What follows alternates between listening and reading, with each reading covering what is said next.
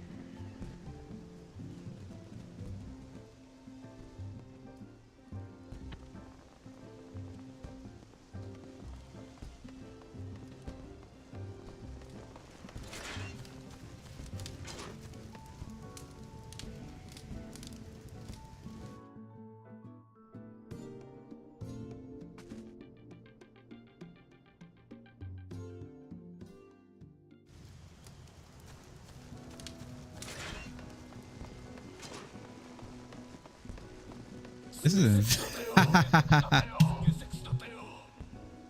This isn't our world. Oh yeah, I forgot to update. I'm actually gonna swap the Power World in a little bit, but I want to start the stream with 14 because I want to do the event, the summer event, before it goes away and before I forget about it. AFH, how's it going, man? What up, dude?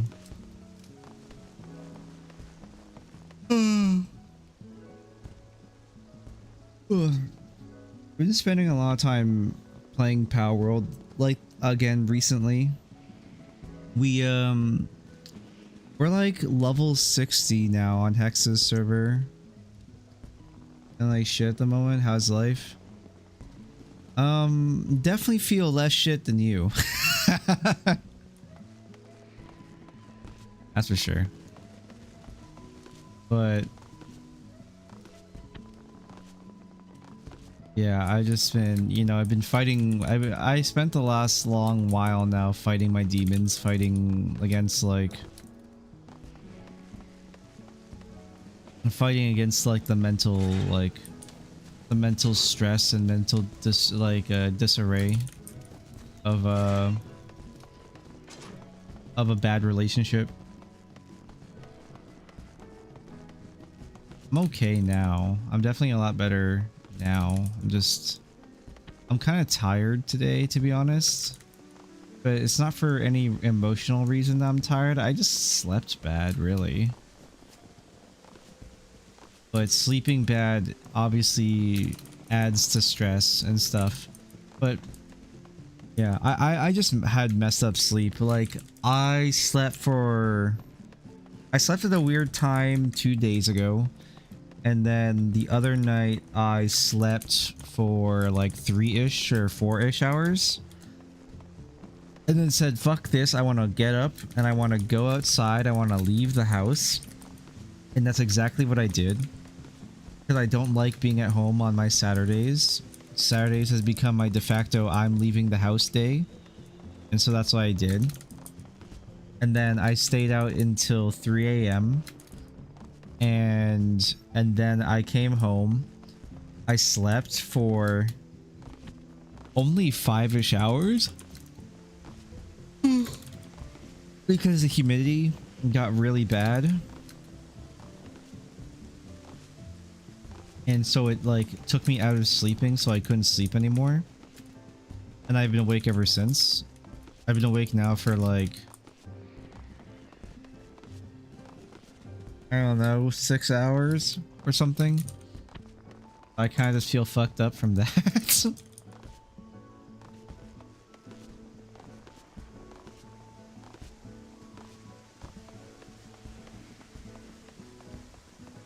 Struggle's real, bro. Is it from chemo or something? What's going on, dude? Are you alright? Cause I don't know what you've done yet. I mean, like, as far as I'm concerned, it's probably chemo, right? Yeah, chemo stuff. Okay.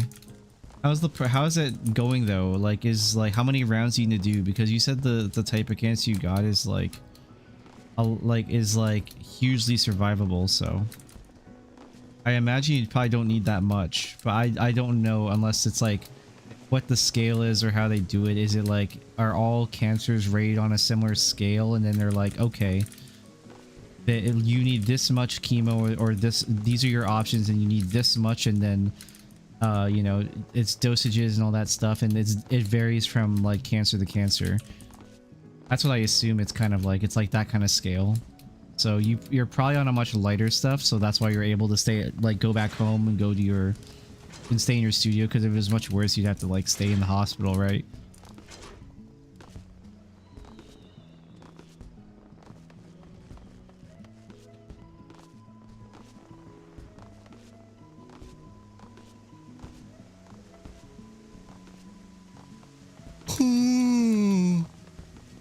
On last round should only be 2 more infusions, but every time I do these last 2 infusions, I get hospitalized with a fever. That's rough, bro. But you're not fucking... Mine's actually more intense than most chemo because it cures it. Well, cures it, curation by eradication, essentially. I don't really understand the whole curation process of cancer. I pray to never get such a thing.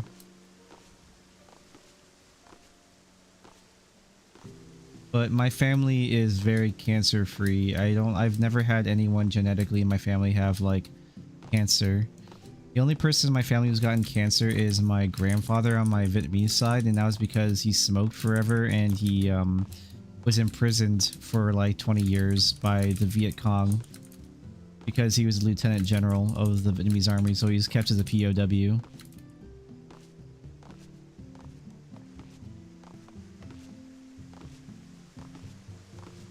I don't know anything about what he did, but obviously if I ever went to Vietnam, they'd probably like scan me real quick and it'd be a real problem. I don't know what the government's like, but I imagine that like someone like luckily I have a Spanish last name, so it wouldn't be that bad, but you know, Monka W type situation. Family member of someone of a high-ranking officer is probably pretty bad news.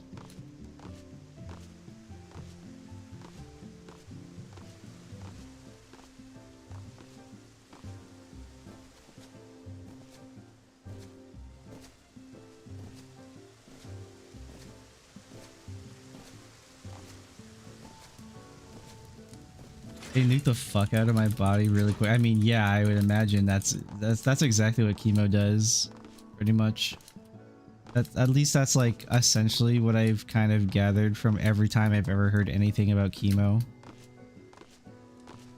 Pretty fucking bad, bro.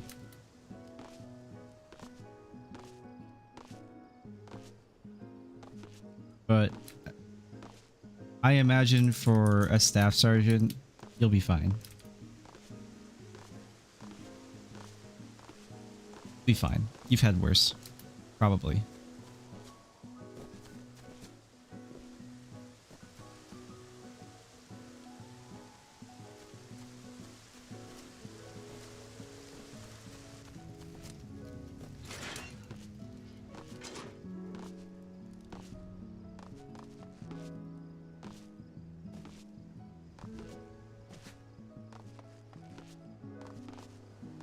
I believe in you, Sart.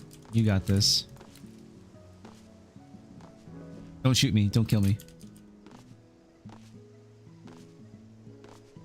Trying to get that VA disability. Apparently it is automatic 100% during treatment, and is also for 6 months after, just for being deployed. Yeah, I heard that it was something like that because Hex, right? My friend Hexy, he's a U.S. Marine.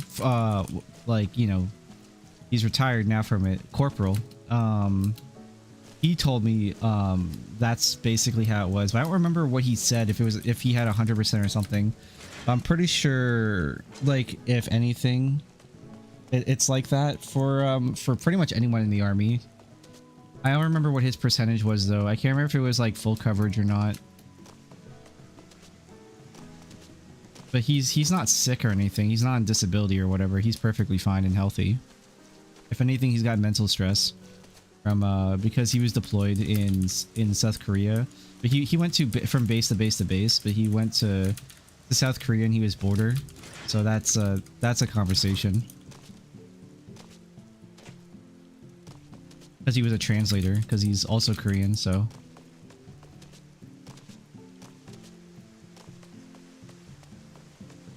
Apparently, the North Koreans are very aggressive.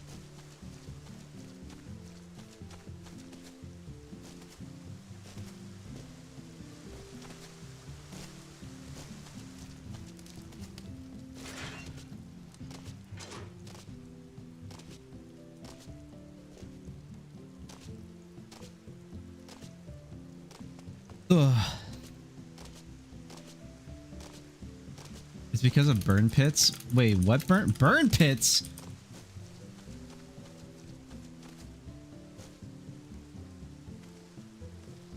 Are we talking about the burn pit I'm thinking you're talking about? Oh, you are. What'd you do? Jump into the jet fuel? I don't understand.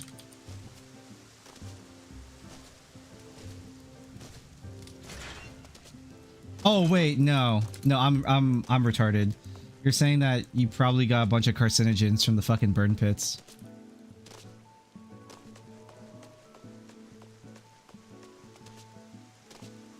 The Pact Act makes certain conditions automatically service related. Yeah, that makes sense. Yeah. Yeah, that's specifically Air Force, isn't it? I don't think the Pact Act is everything though.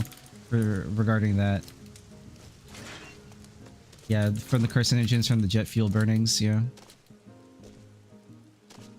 it's every branch. Oh, okay. I mean, it's a pact, but I don't know if the pact that is if there's a like, you know, amendments in it. So I'm not U.S. military, obviously, so that's not a thing I read. It's not a charter I read. I try to live my life very scot-free of a lot of that stuff nowadays. I don't want to think about it. I don't want to know about it. I don't want anything to do with it. Lest I be held at gunpoint randomly for some bullshit. Somehow.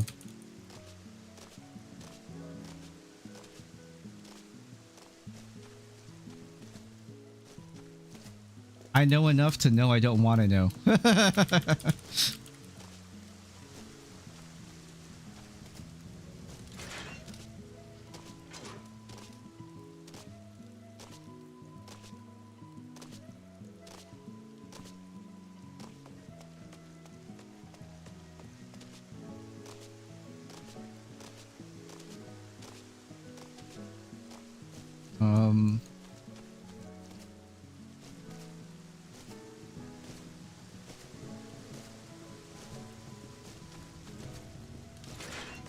It's so weird too, like as a kid and even like as a young adult and stuff, like I always find like a lot of things in the military industrial complex extremely fascinating. It's just like not a topic I want to really actually think about.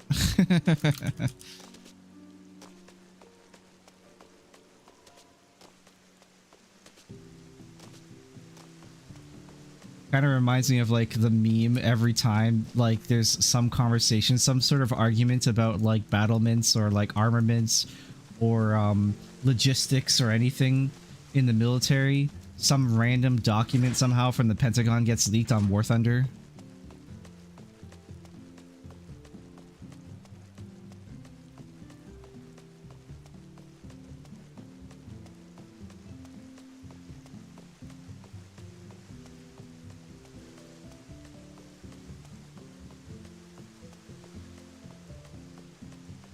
Only like 13 conditions that are presumpted. Well, they must have been pretty fucking bad, dog. That's what I'm saying. It's gotta be pretty fucking bad for it to be chartered like that. It's just.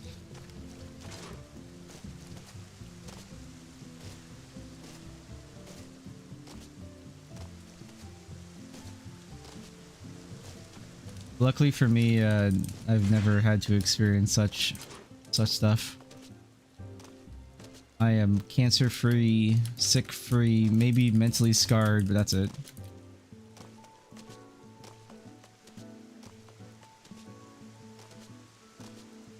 You know, like you know, mental scarring is kind of like it's kind of like whipped cream on your ice cream. It tastes okay.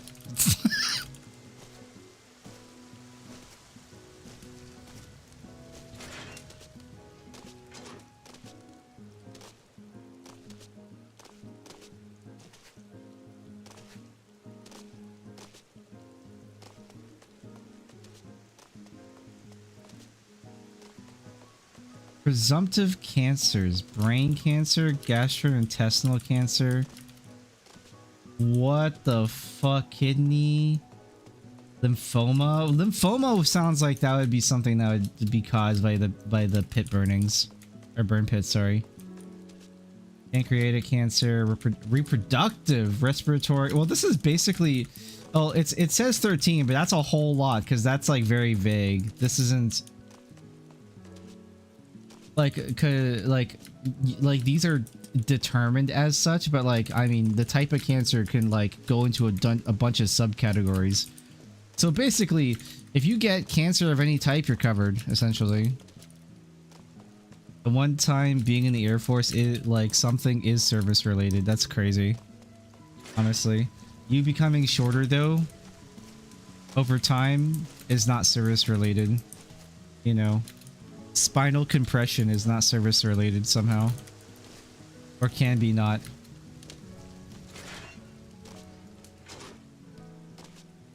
Hey Candy, we're yapping about cancer.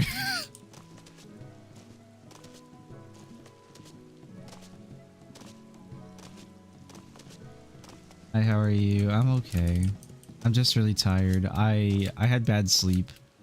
No nightmares or anything, just bad sleep.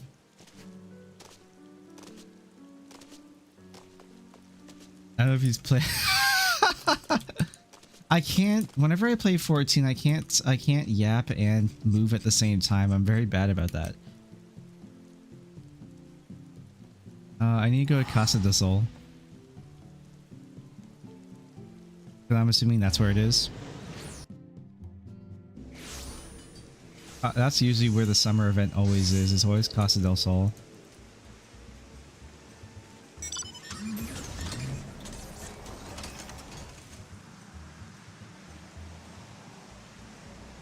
What is that? Oh wow, they went ham, huh?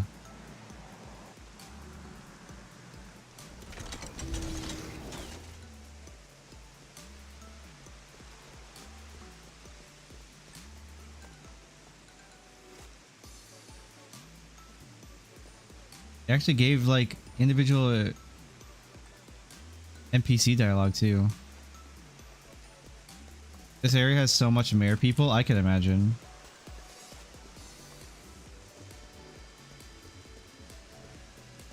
Wait, there's a whole nother section over there too.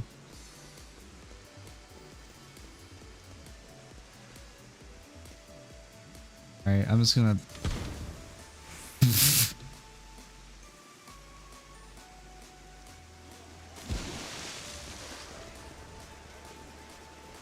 I can already see, like, look at all the furries everywhere, dude. It's literally like there's like majority Rothgar and Fairy. It's all the fucking freaks, dude. Of course, there's a male aura there. With a cat boy. It's literally just gay people, dude. There's like no, there's no normal people here. That's so funny.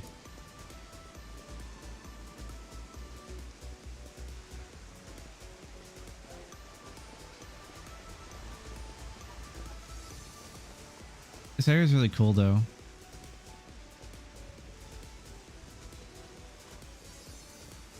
Oh my god, the only two female models that I found. Actually, no, there's one right there. That's so funny though. Interesting that there's no like way back. Like you just have to yeet yourself off.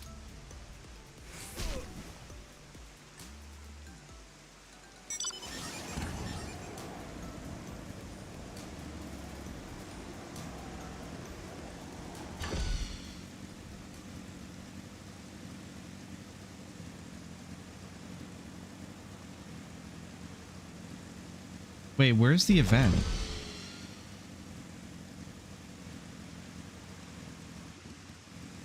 Where is the summer event? If it's not here, because it's usually always right here.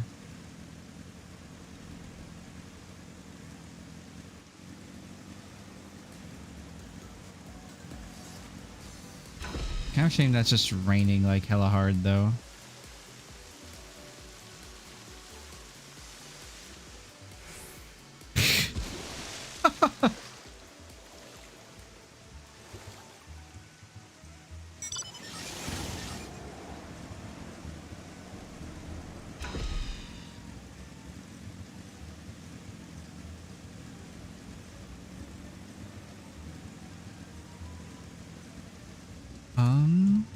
Where is it?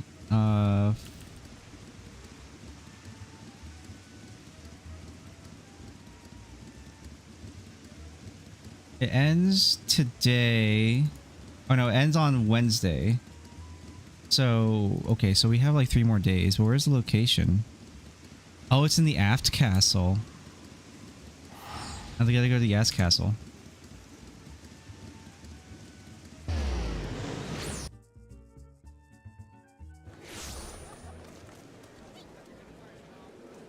Dude, that's crazy that's raining too, because it's been raining here in my city.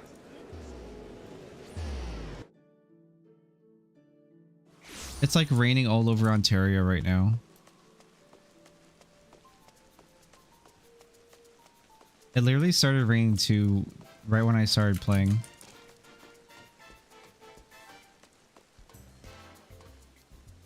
Up, up, up, up.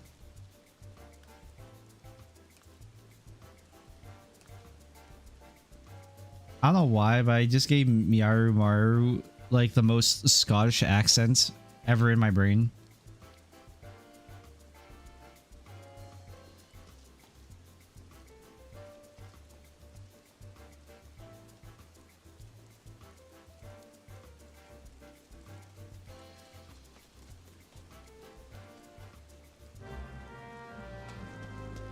Now I go to Costa del Sol.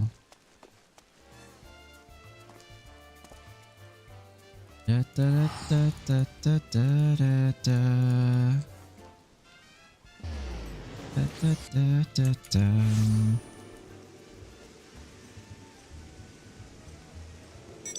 After this, I might do like my roulettes though. After I get this done.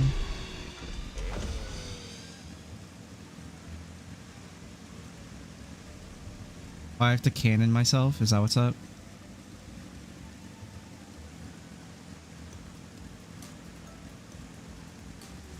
Oh.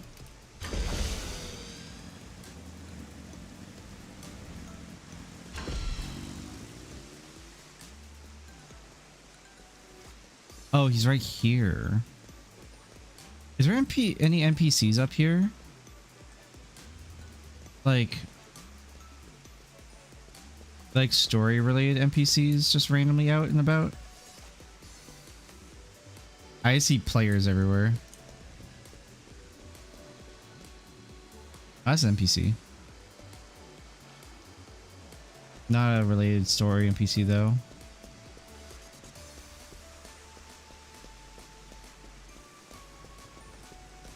Those ones.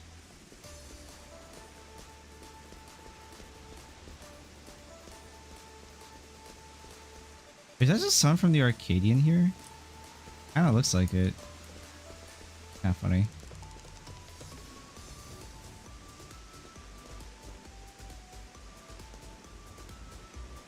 I see Rogan NPCs honestly very often.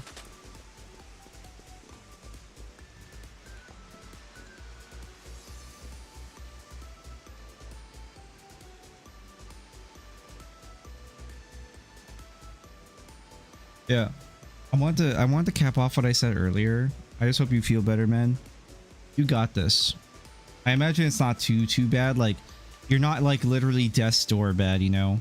I imagine, but you probably feel like garbage.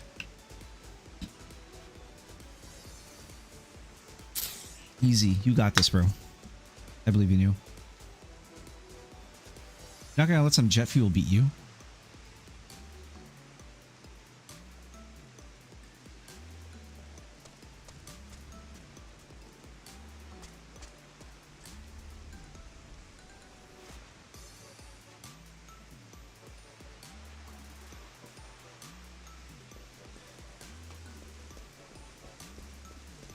I just have to eat myself off the edge again. There's a lot of content I have to go back and do. Maybe I can persuade Coco into playing with me, and we can go and do like some of the other stuff, like the Monster Hunter trial that I never did.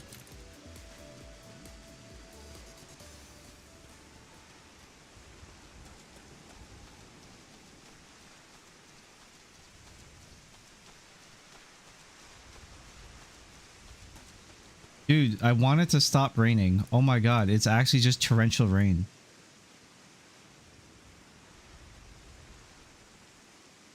This is like massively hard raining. There's gotta be like trophy fish going on.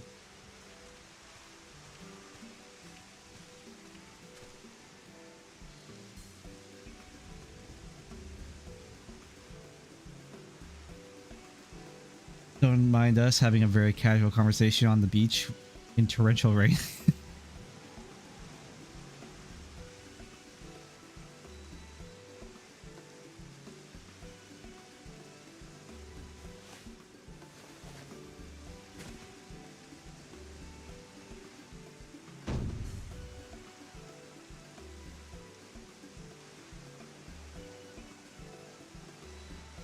My thoughts exactly.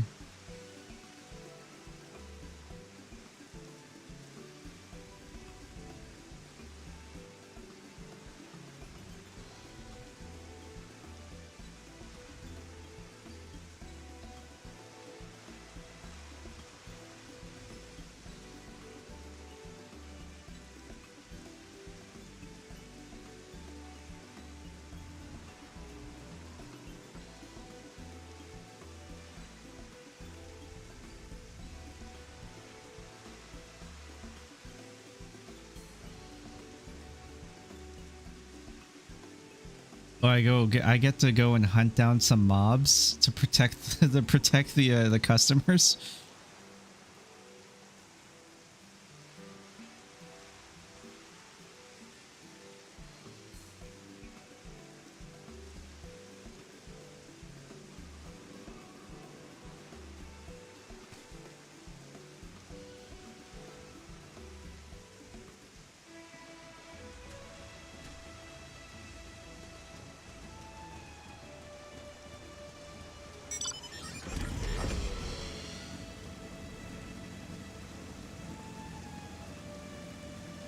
Oh, there's more over here. There's a fake here going on too.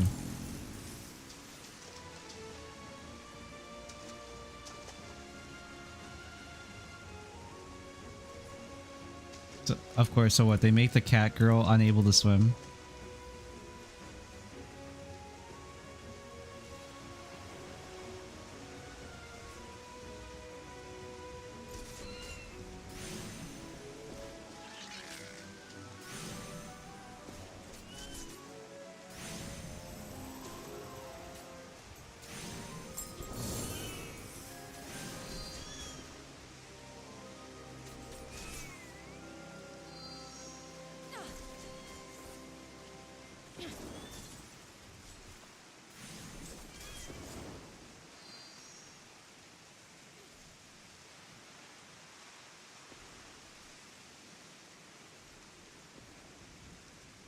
I'll be sure to fix you up, alright?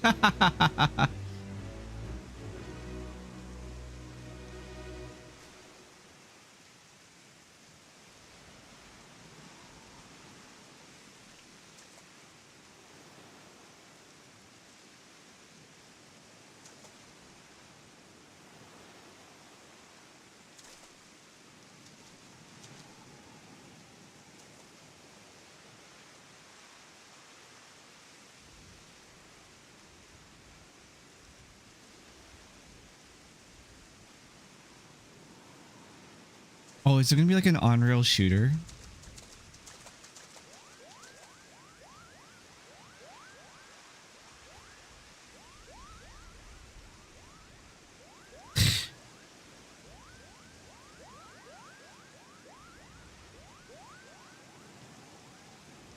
I still find it so funny that it's like torrential raining.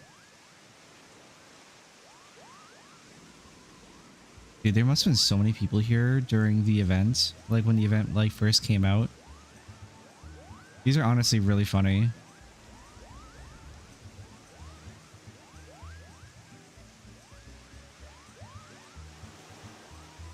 I should have put on beach clothes.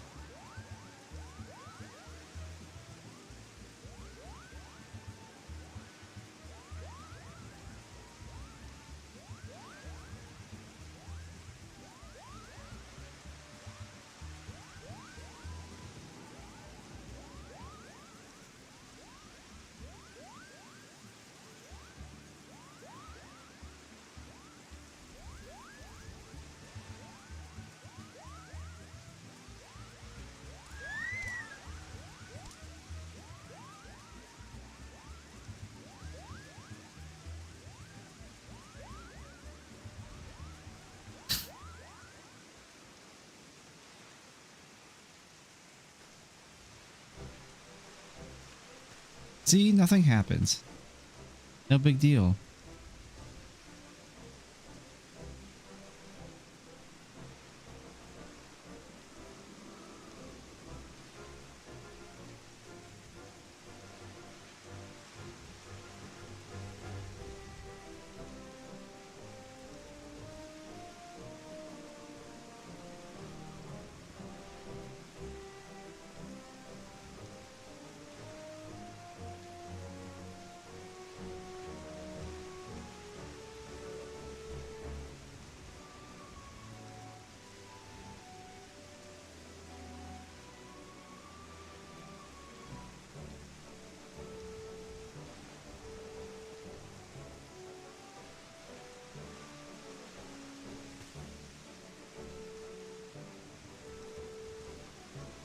Give me any inspiration? A guide giving information about the local area? Some cold treats to snack on? That would be nice. A perilous course lined with bombs. That's gotta be unique dialogue to, like, if you did previous events. Because that's exactly what was it? Was that last year or like 2 years ago? Or maybe even 3 years ago now. Oh my god. I can't remember when that was, but I remember it was one year they had an obstacle course with the bombs. A small handheld water cannon to drench your companions. That'd be fun.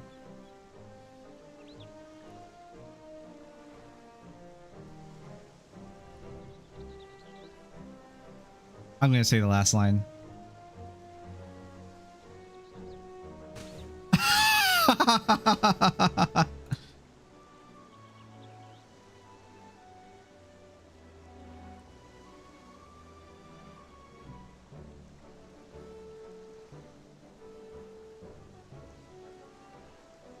Any other ideas? Okay, fine. Boo.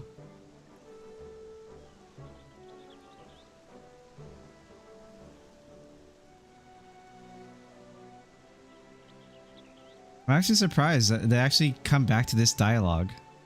I thought they would just like kind of like continue onward.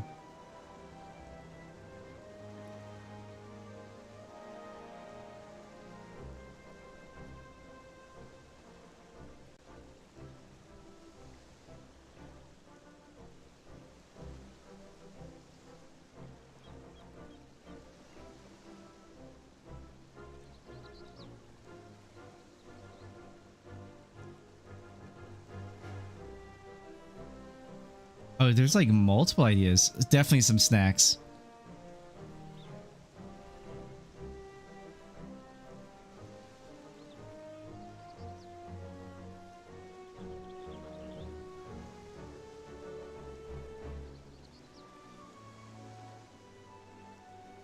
In my opinion, I would just like, I mean, if they're gonna actually do lore reasons, you can't like litter. Because I was like thinking you just get like a little like something soft or like I don't know, like a pretzel or something. But then I don't know, maybe that'd be too much.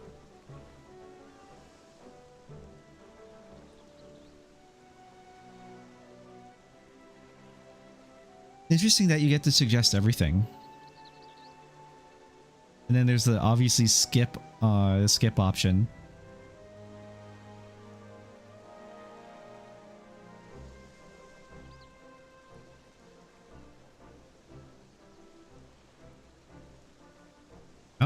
Okay.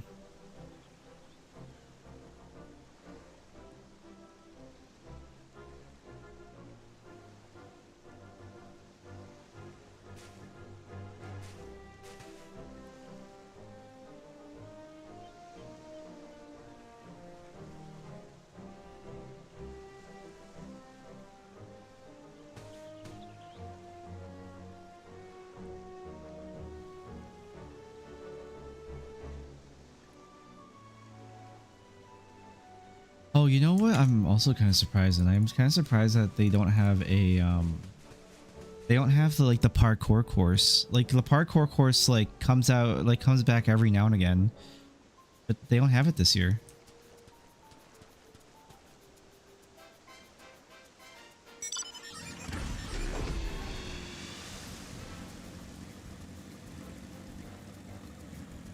Oh, it's up here. Bum bum bum bum bum bum bum bum bum bum bum.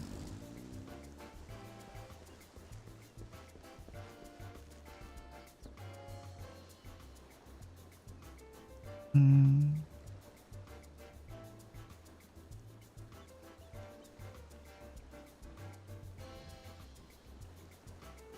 Nice.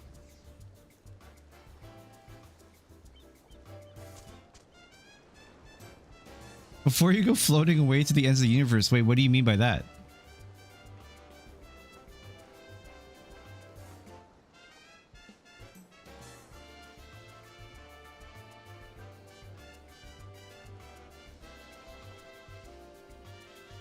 Wait, if I do that again, like that thing again where I help out other people, whoever floats your raft do I get to see other NPCs? Is like there other NPCs who are like conversing? Can I find what's her name from the Science Guild like randomly like stalking Calviare? What's his name? Oh my god, it's been so long. The guy who's actually part of one of the houses in Ishgard, but you know he disappeared and now he's fucking he just lives life as a pirate. Cavallare, I can't remember his name, man.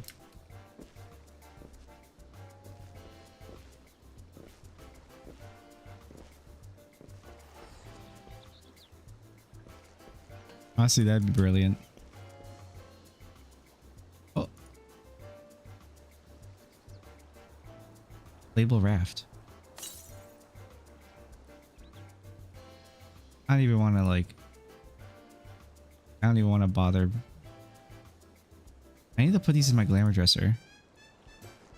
Ba ba ba ba. Ba ba ba da ba da ba ba ba ba ba.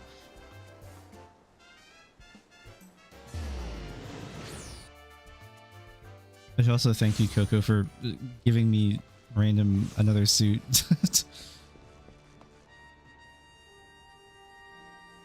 I should do the event on my alt as well. I'm on Kane.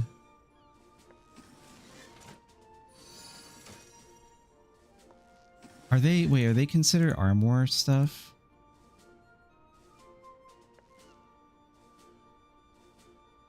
Antique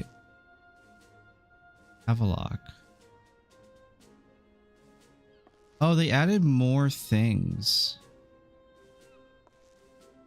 So more pieces are now considered interesting.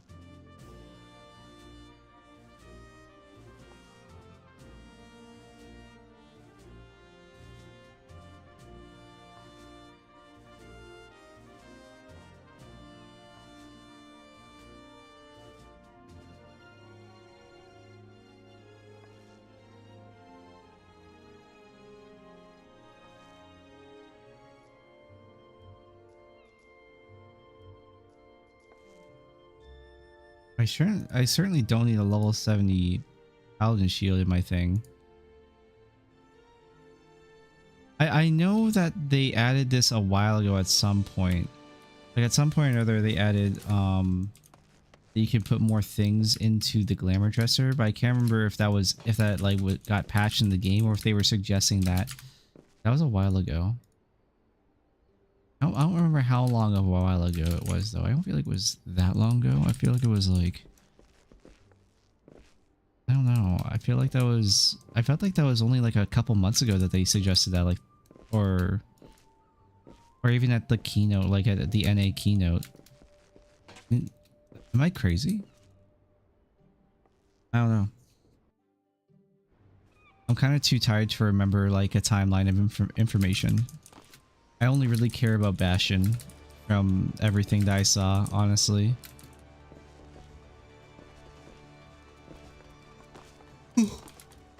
I'm very lukewarm about the Evercold story because you already know a lot of what Evercold is going to be. Like anyone with half a brain kind of like knows what the story is at this point. John, Warrior of Light, goes, saves the world again. I really just hope that they make an interesting like space, like they do a really heavy job of like world building, because that's what made, oh man, that's what made Shadowbringers so fucking good, man. It was the world building. Evercold's gonna live or die by its world building for me.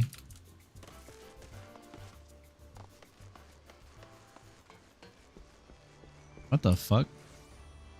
Where's the male aura? I'm not surprised. What weapon is that? Is that the relic weapon? That's what, the PvP set or something? A PvP set? That's a relic weapon. Okay.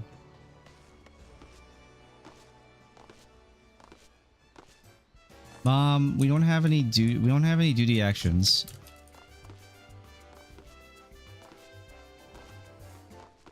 What day is today? Guys, what day is today? Today's Sunday. Today's Sunday, right?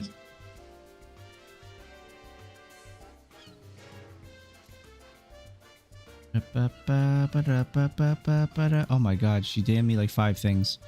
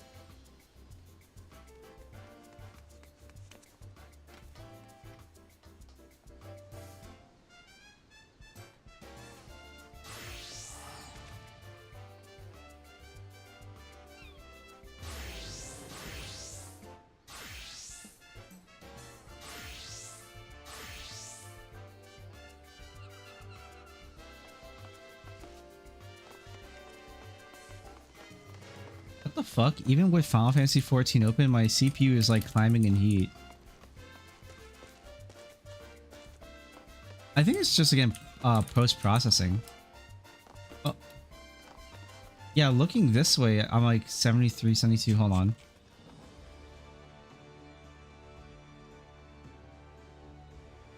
$75.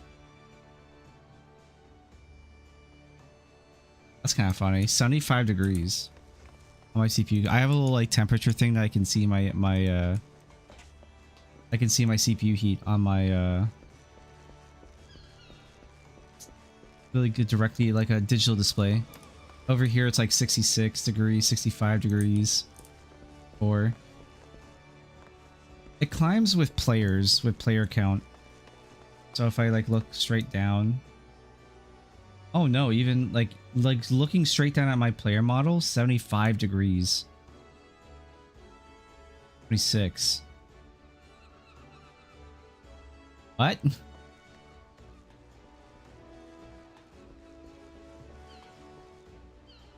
I think it's because I was probably, my camera's facing the direction of like possible players, so it was rendering those players. And like looking over here, 61 degrees. What a massive difference. Literally like a 14-degree difference. 60 degrees. 14 to 15 degrees difference. Jesus Christ. That feels really bad.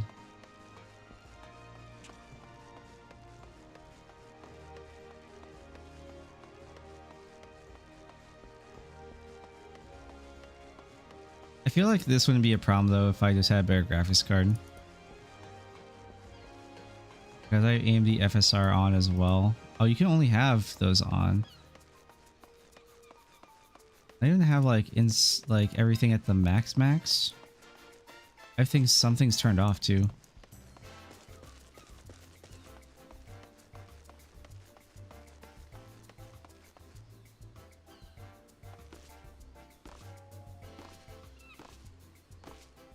It's really just like graphics card issues.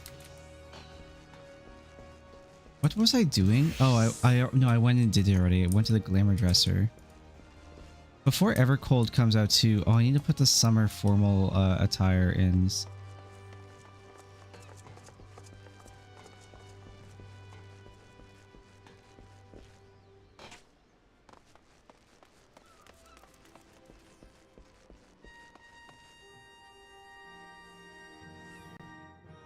Oh, I forgot. Do I have an access to like do like the free company actions?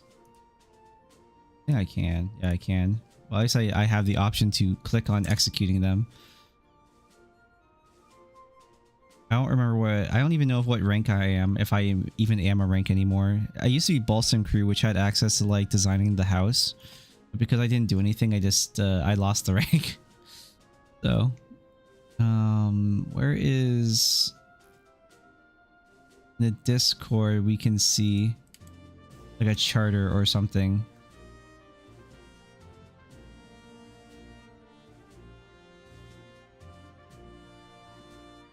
FC stuff, not it.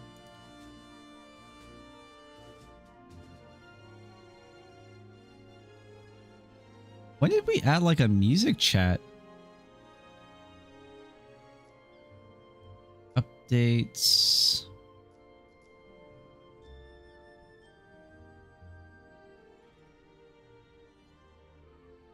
Oh, the Tinkle Times got archived. Unluck.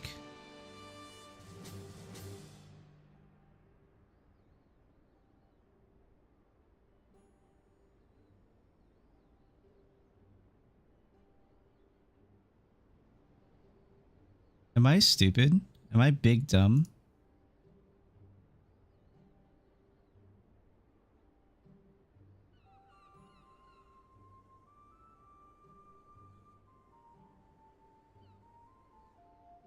Ilya facts. I don't see. Oh, it got moved to here. That's why. Wait, but this is the charter, but I don't see dude. Oh, I see. I found them. Okay, I understand. I am stupid. I'm giant stupid, but like this is not where it used to be. The whole Discord got reorganized a while ago, so I didn't know where they were put now. So I found them. I found it. Say it's Sunday, T to Battle 3, and okay. Hey, it's Sunday, right? Yeah. Good lord. T to Battle 3. Use rates. Okay.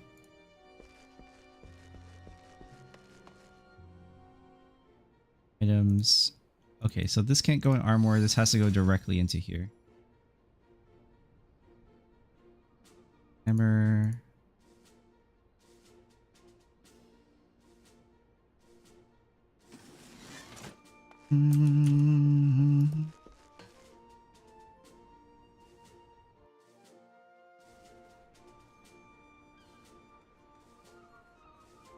Okay, we're okay. I'm just a giant big idiot.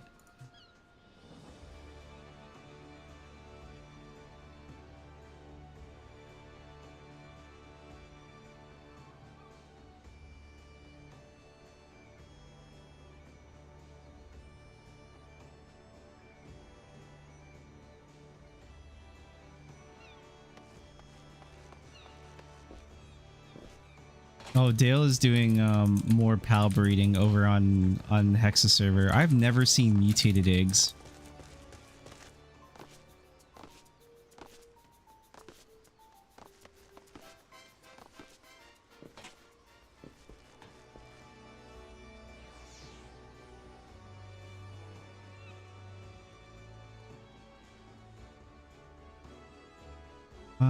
Ba-da-da.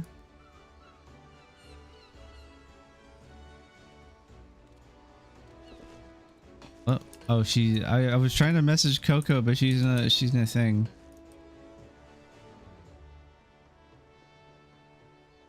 Where's Coco? She's in the Clutium. You doing her roulettes too or something? I'll just DM her.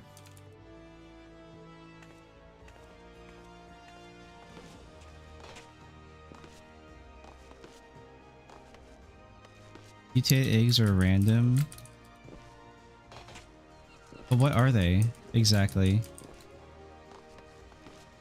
They contain legendary passes that can be massive, like remarkable craftsmanship. Oh, okay, so they're the blue ones. Okay.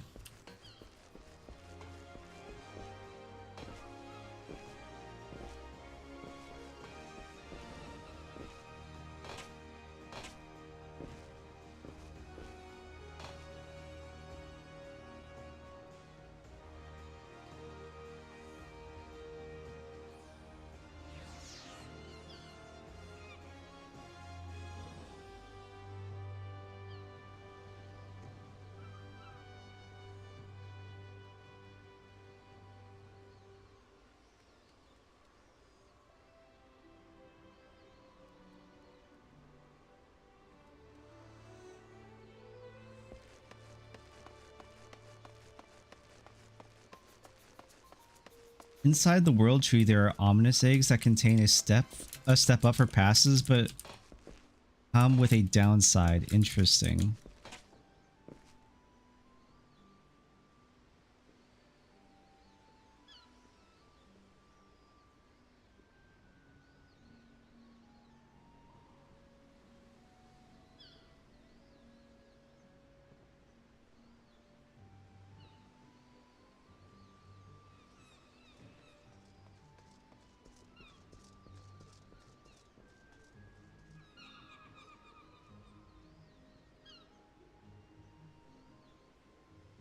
Oh, she has to do top raid.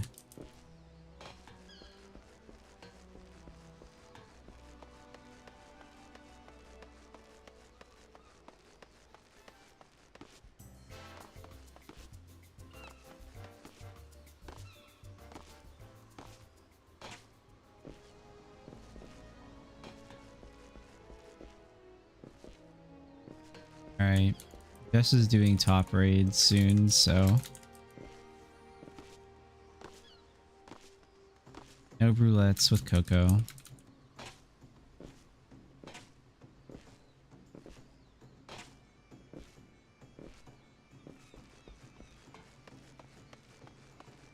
There's a passive called Demon's Hand that gives 90% work speed but drains sanity 15% faster.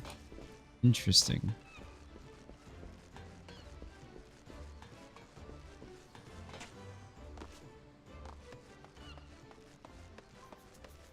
Is there such thing as too much work speed though, is the question.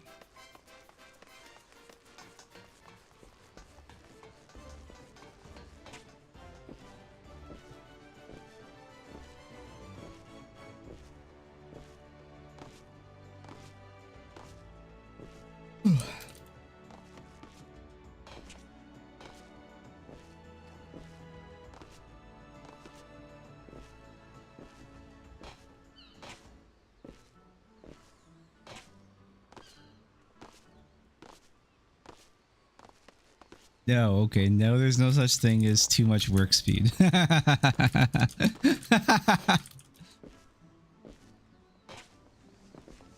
makes sense. Dude, we're gonna be here forever. I'm literally number 45 waiting because I decided to level Bard. It's so cringe. Yes, be my healer. So I can have healer pass.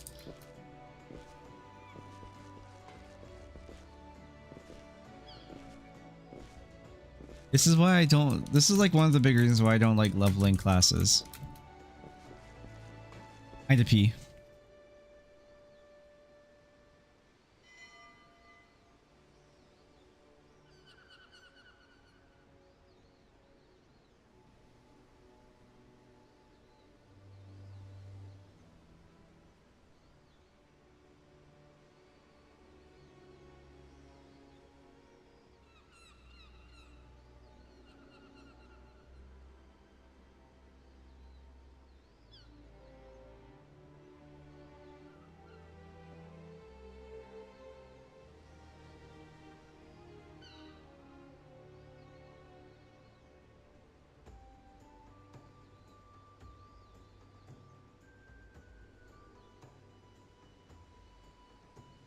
Ugh. Dude, we barely move. We're 33 in Q. I hate this.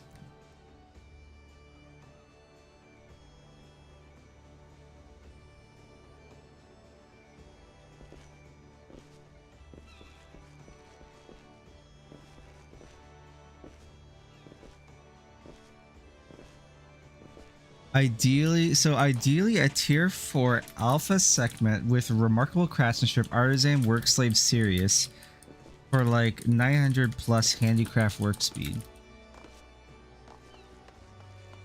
That sounds so fucking insane.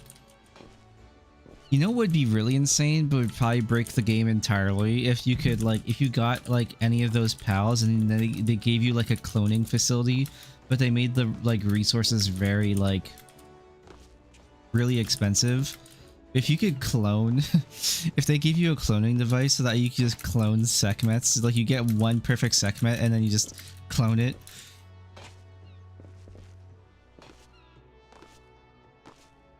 And then you just have an army of like alpha segments with perfect stats for as your workforce.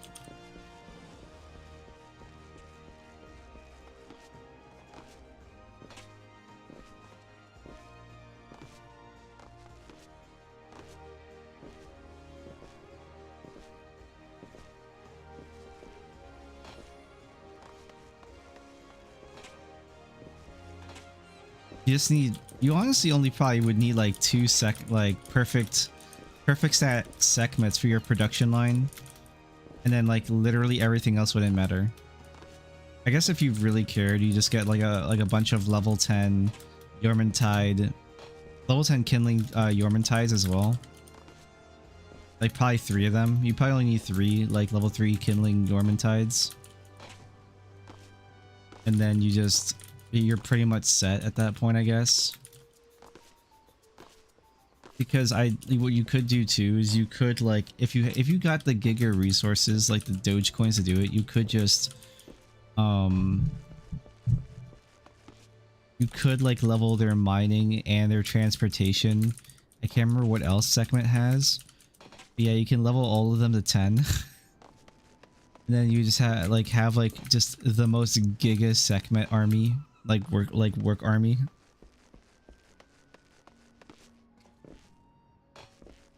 Like, I don't really care about like watering or planting or gathering. Like those stats can basically be like whatever they are and they would be fine.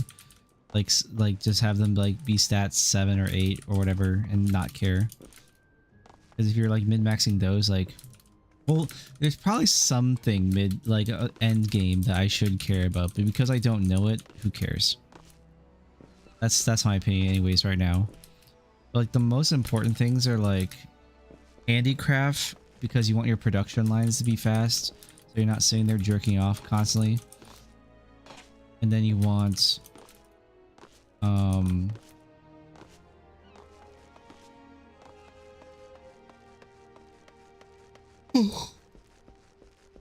then you want God, my brain's sorry. Oh, Holminster switch.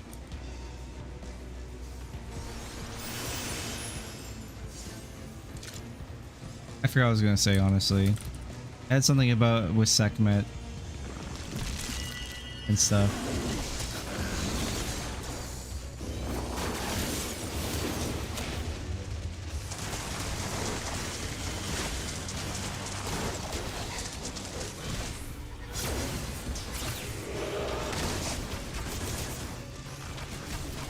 I don't even care about using my 2 minutes here on ads. Is it really even that much faster? Probably not. Oops.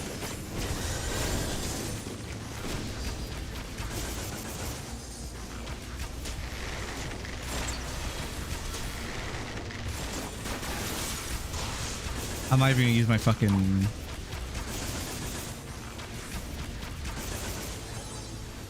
Oops. I keep pressing the wrong fucking key, dude.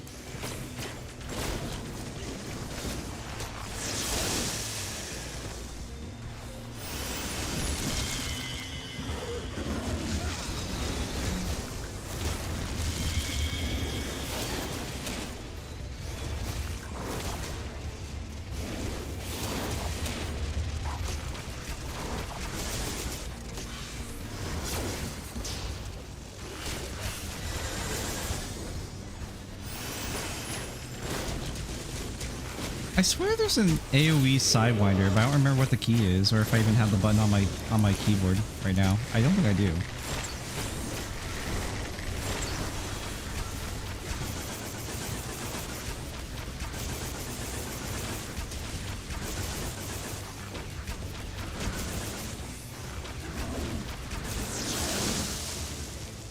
I feel like I should Troubadour for my tank just so he has more like resistances.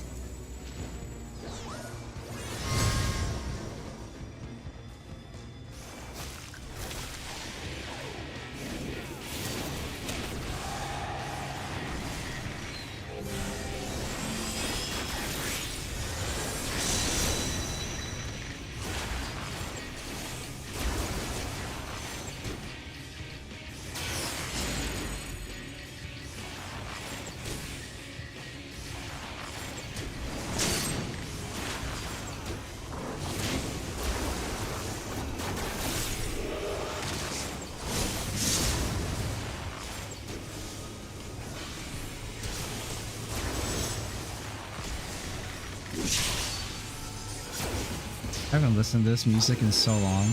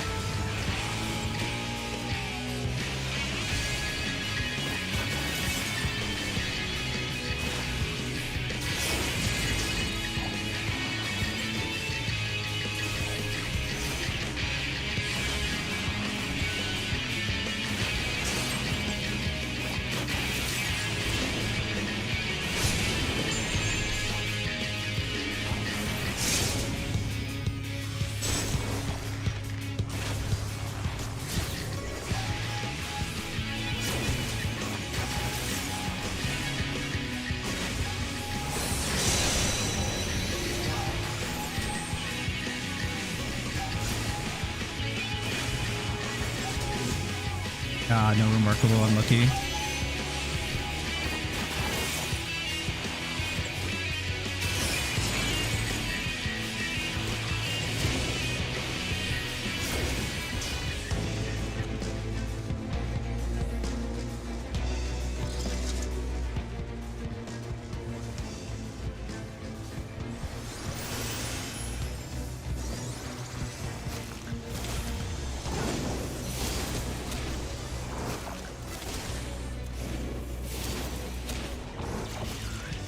Is it even faster for me to 2 minutes, like, during this at all?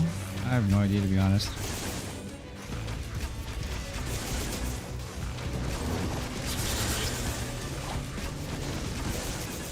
I don't feel like it is, but I could be wrong.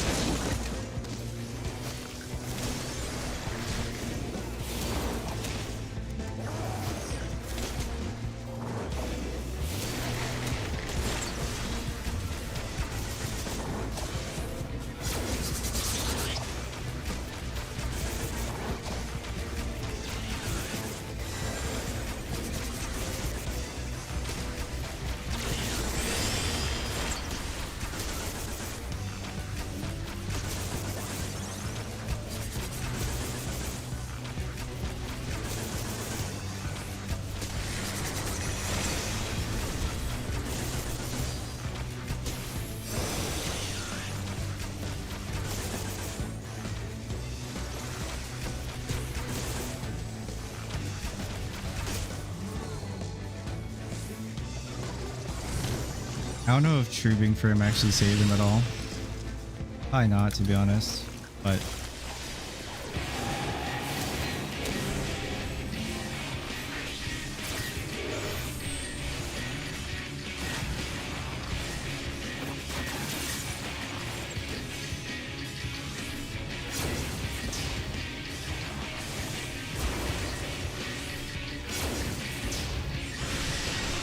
oh, you know what I should use is Nature's Men.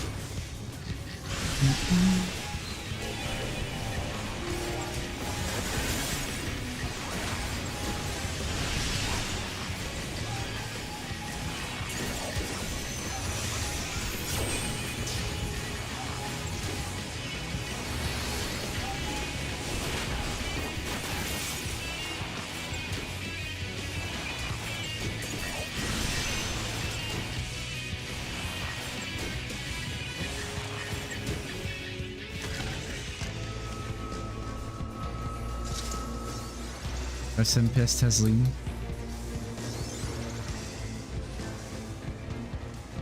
Honestly, kind of tragic that she literally, like, her resolution, like Tesleen's resolution is like dying as a second boss in a dungeon.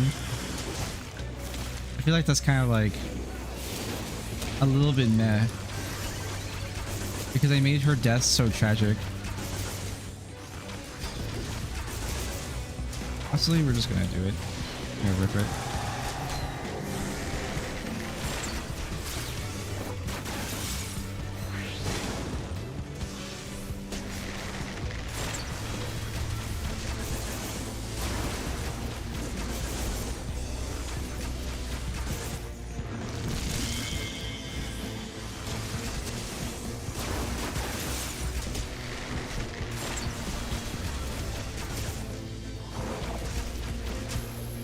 Help, I'm being bullied.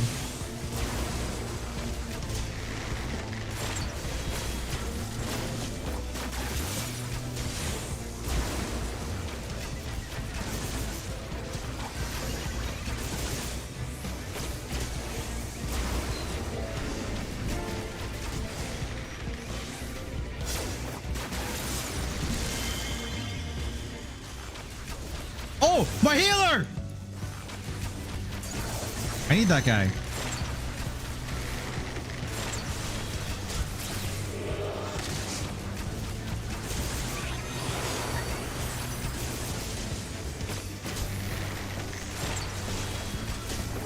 feel like he hologrounded a little too early.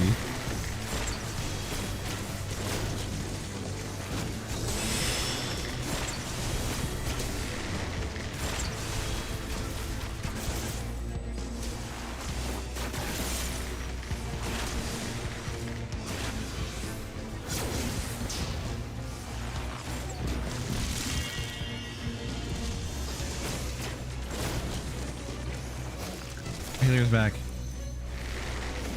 What even happened to my healer there, dude? He just exploded.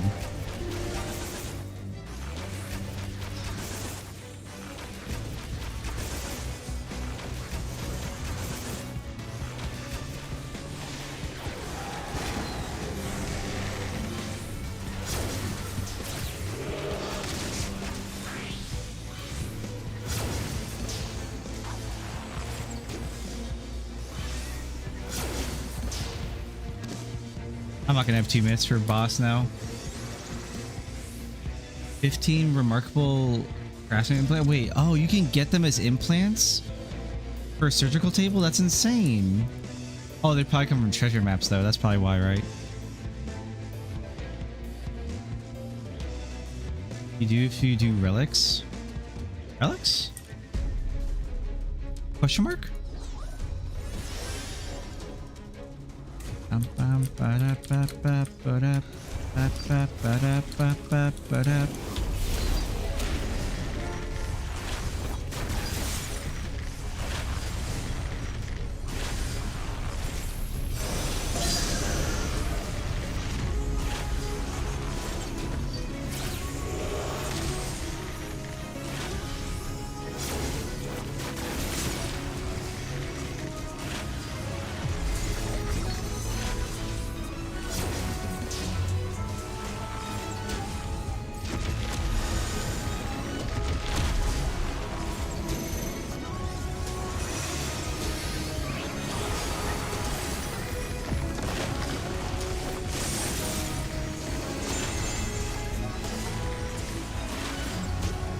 I don't have pay on.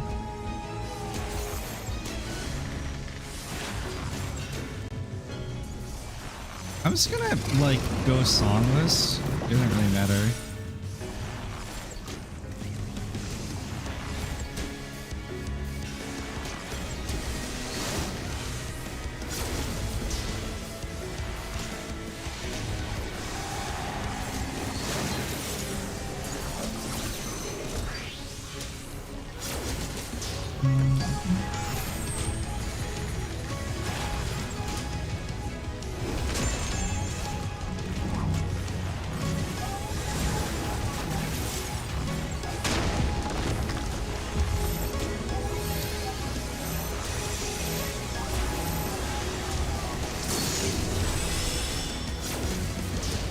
Why does my tank have 3 balls? I mean, it doesn't matter. It's a dungeon, but it's still funny.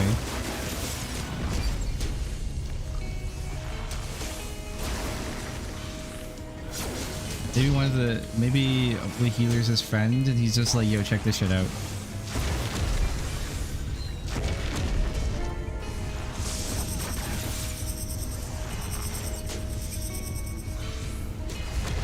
Oh, I'm gonna lose my fucking shit. I know we're good.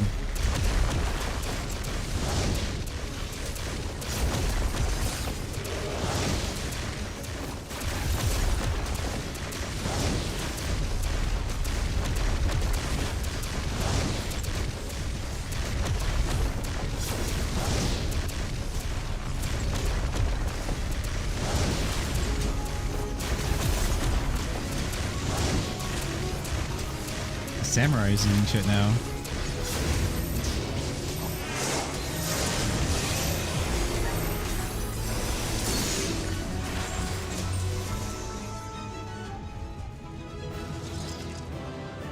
But there's no guy in there.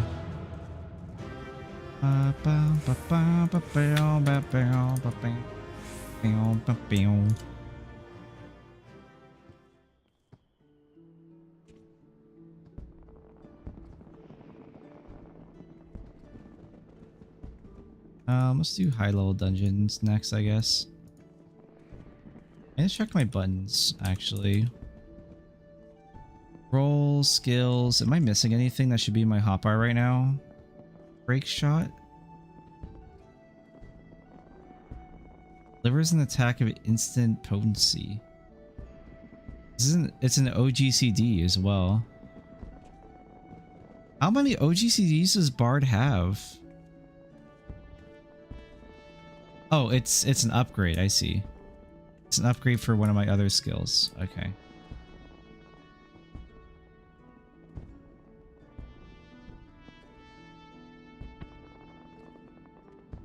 I wish it would tell you, like, when things are upgrades of other things.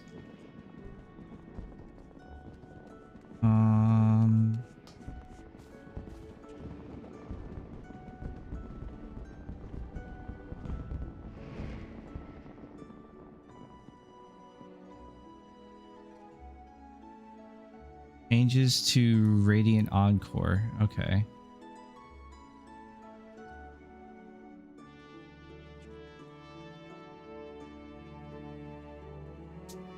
From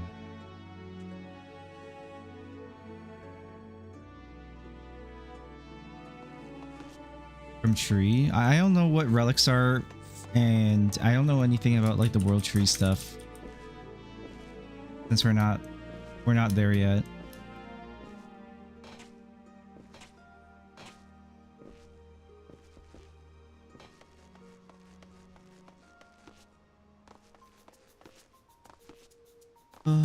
Dude, I'm dying. I feel so tired but awake. It sucks.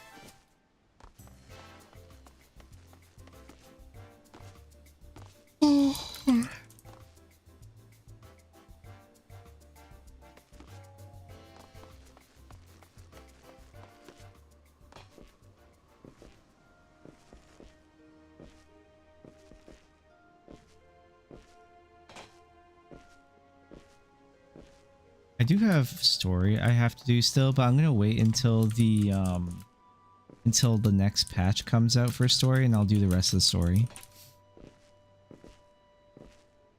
I don't even remember the last thing I did in story was, to be honest.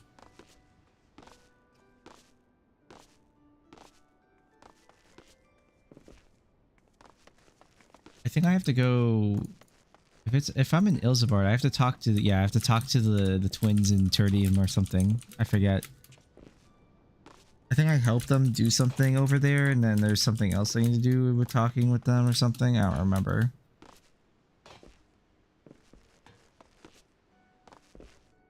Yeah, because I think there was like something I did. I went there already to like talk to the twins about something, so I don't remember what it was, to be honest.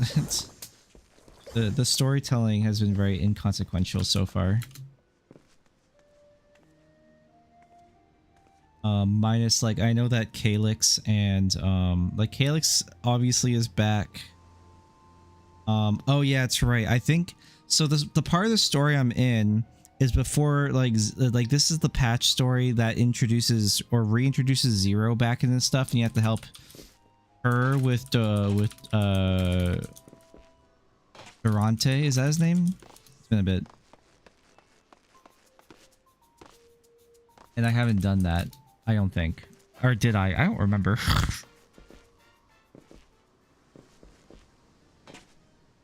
Durante who's cosplaying as Golbez.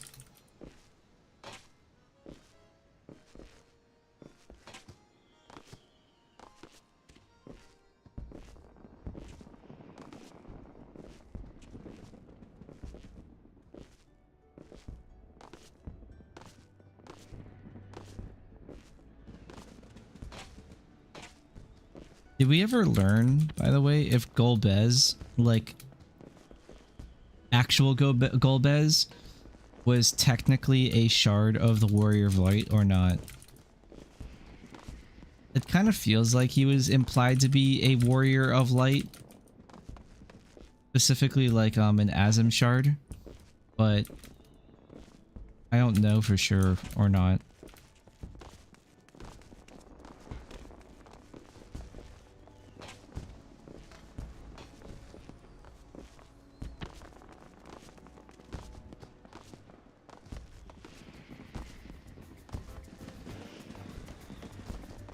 Bum bum bum bum bum bum bum bum bum.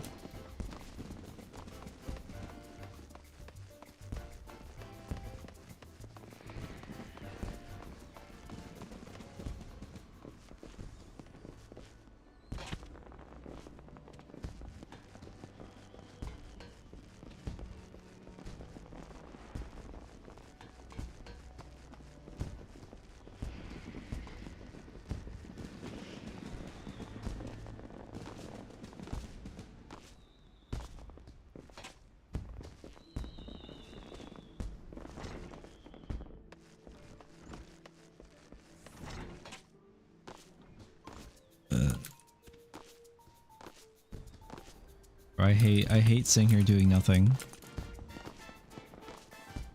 It actually makes me so anxious.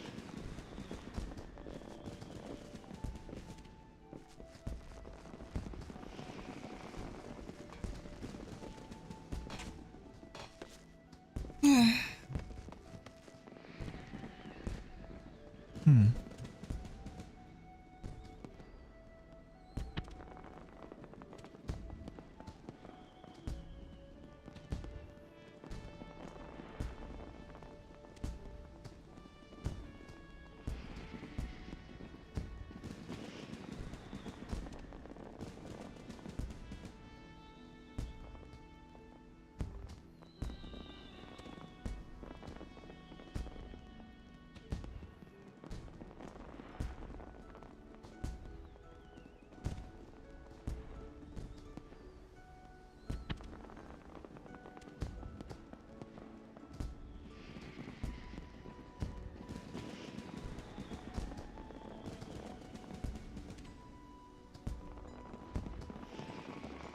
Kind of wish I could do what Hex does and just have like 2 games open.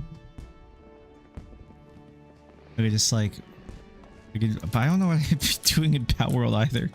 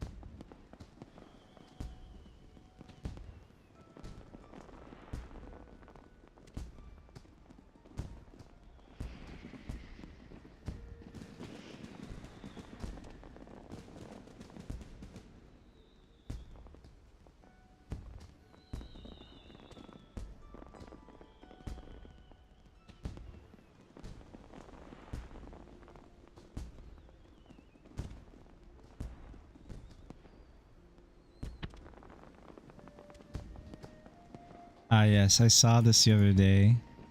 I was looking on Twitter. Apparently, there's a game where you have like the whole objective is you finding a needle in a haystack, and it's like a giga like pile of hay, and you just have to pluck it each piece of hay out one by one. It's so ridiculous.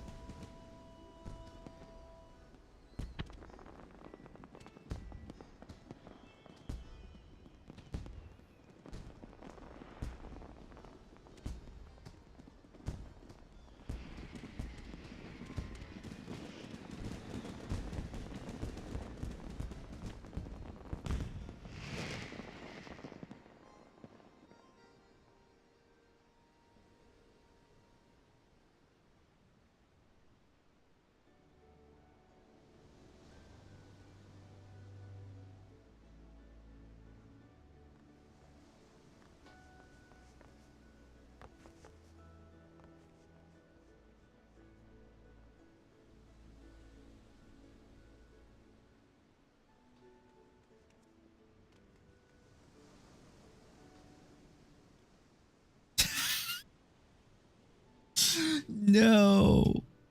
Oh no.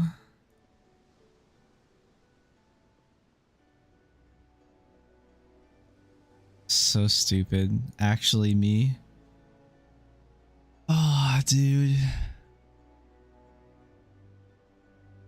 Uh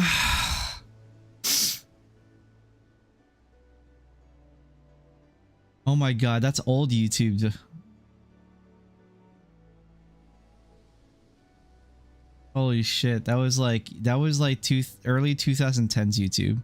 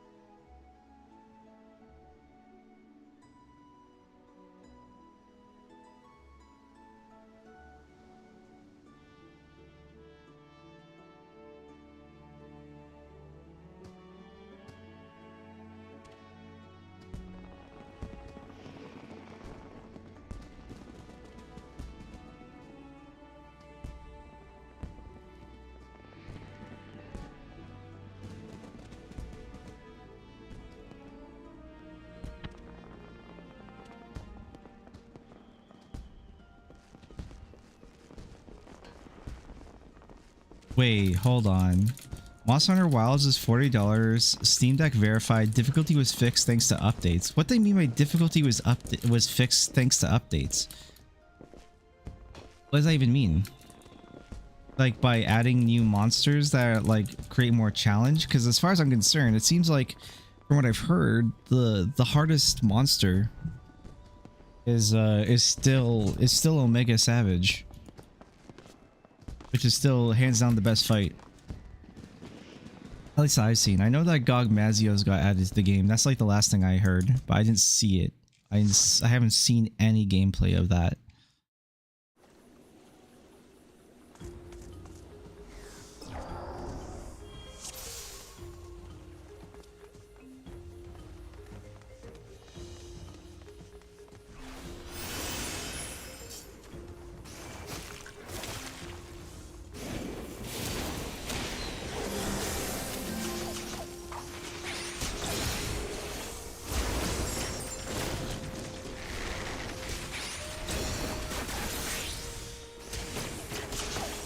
Too many buttons, bro.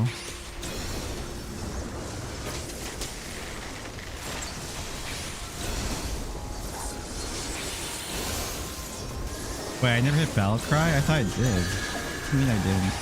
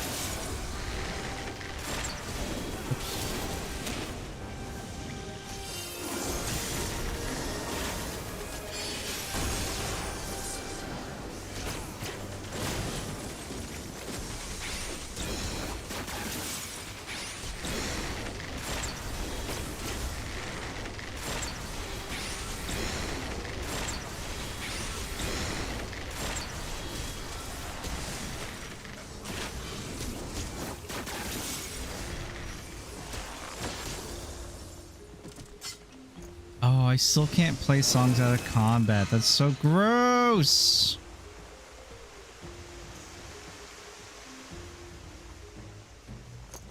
Designed this shit.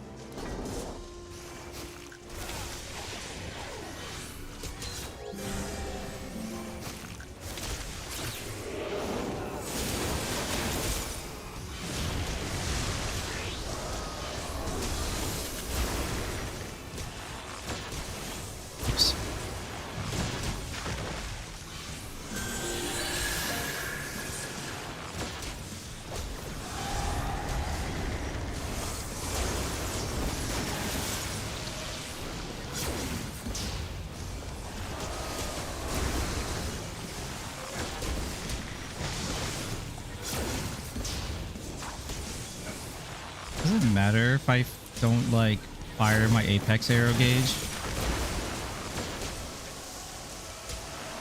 until like after 2 minutes, or do I want to do it in 2 minutes? I actually don't know. Oh, I'm dead as fuck.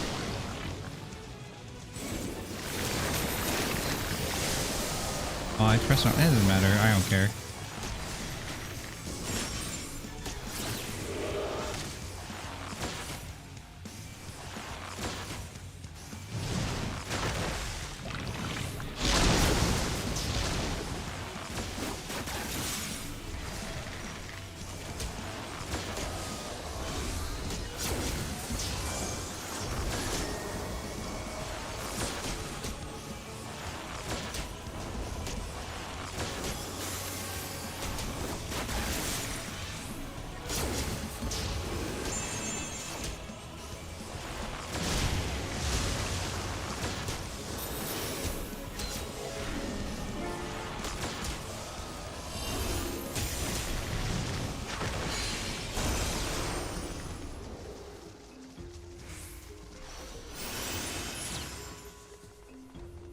My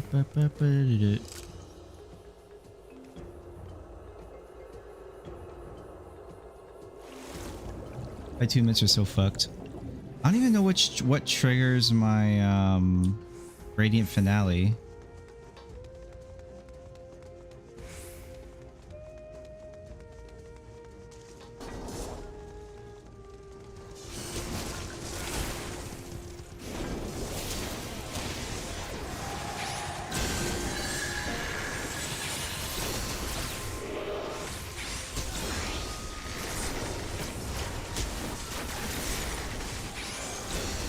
Whoops, I thought I pressed the button.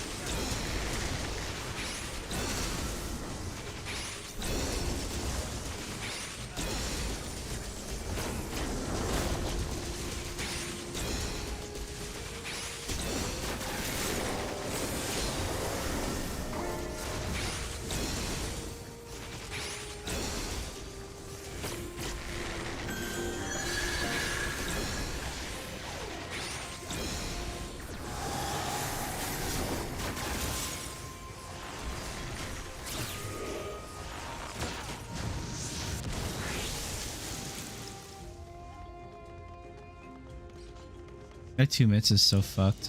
I hate 2 minutes. I hate 2 minutes. I hate 2 minutes. I hate 2 minutes. I hate these. I hate 2 minute like setups. They're so stupid.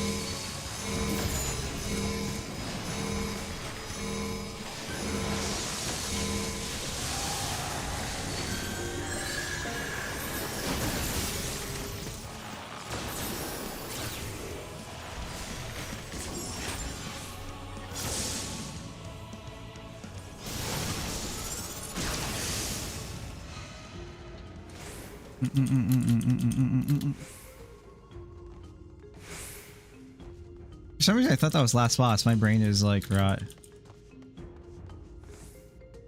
Huh?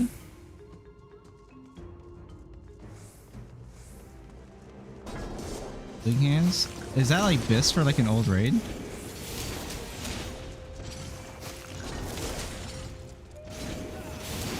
Or probably wants it.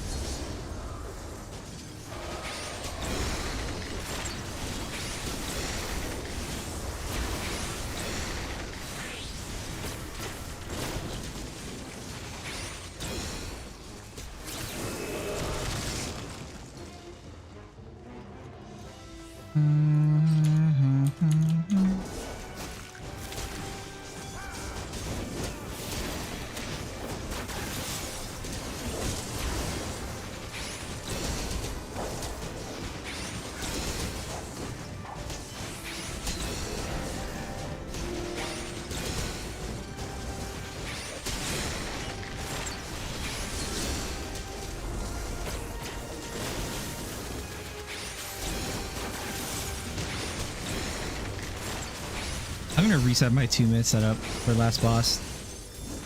This shit goofy.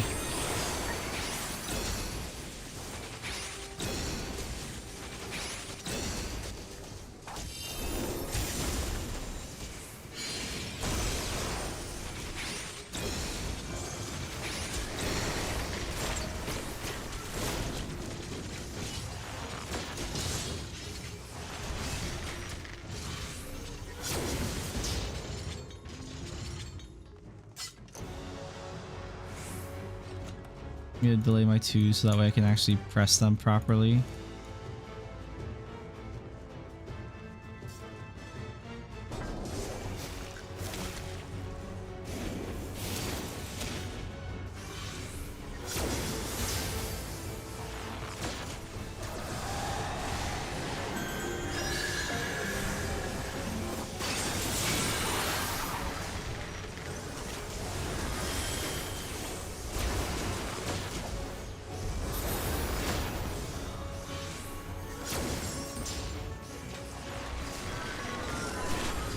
My 2s. Ma.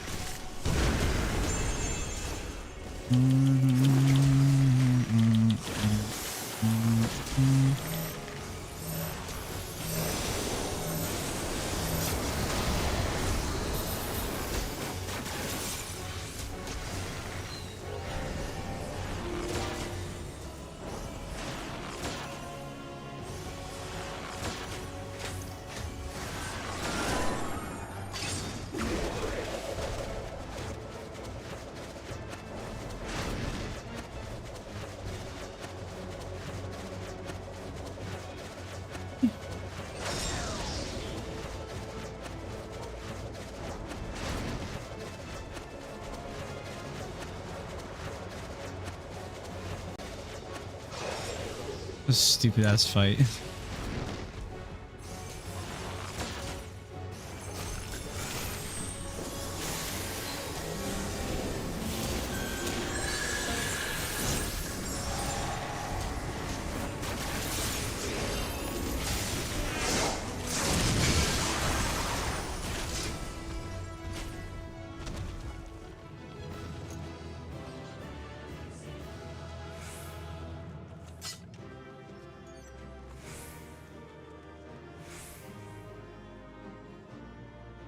Oof. I actually feel so bad as a bard. Anything that breaks my 2 minutes or breaks me from doing my songs or my dots, that's actually so aggravating. I instantly understand why Stull got so pissed off as a bard player.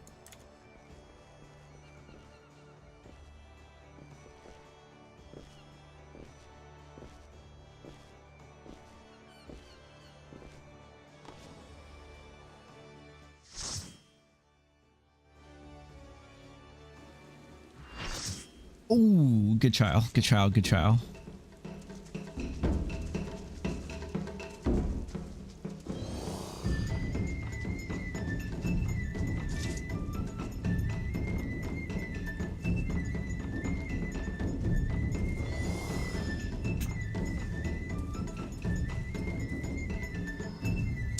So, like, this story of Stormblood sucks, but like, man, the music, the fights.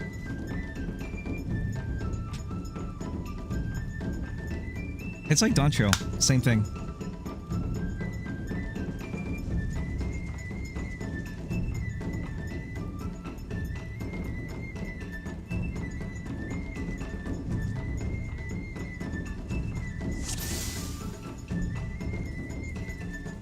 Let the rebels begin!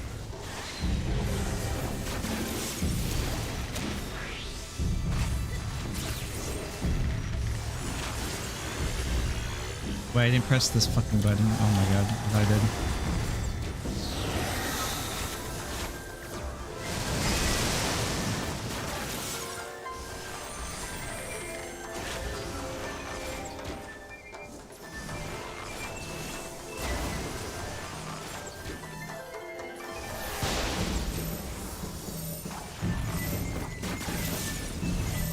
Where are you going?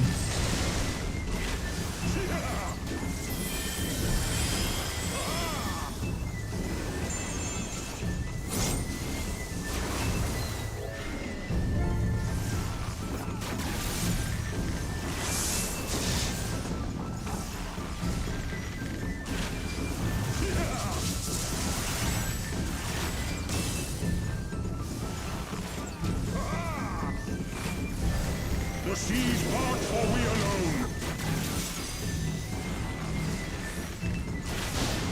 Oh, you can't knockback a beam that. Okay.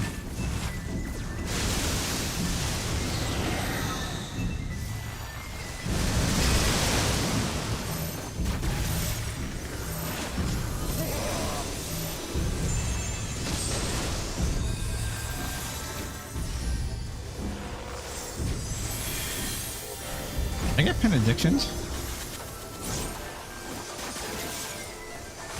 Oh no, I think one of our healers died. I actually know it was whoever died. I don't think it was one of our healers.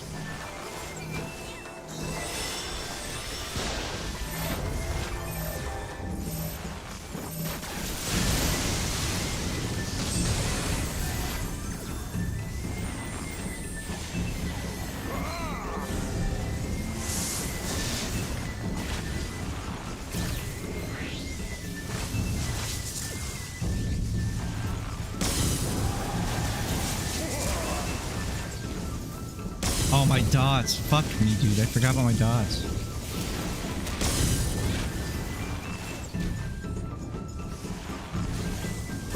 I'm so bad at this class. So many things to think about. The seas part, for we alone!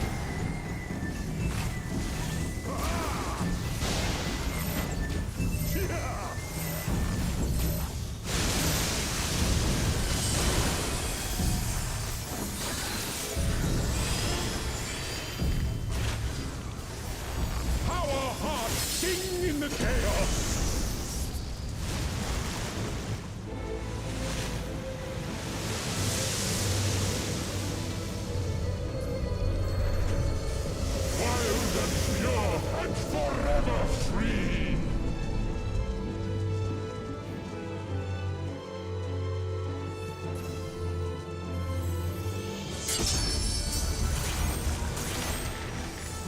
so fucking cool, dude. It's so stupid.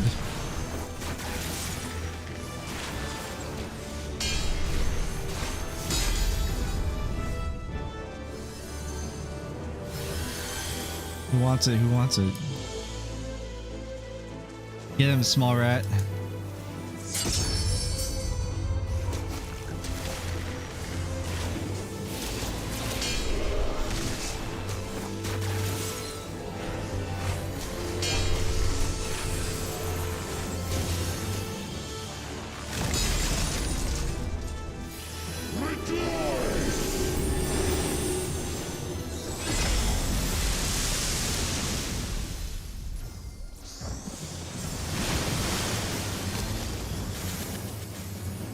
Resilient souls, I salute you!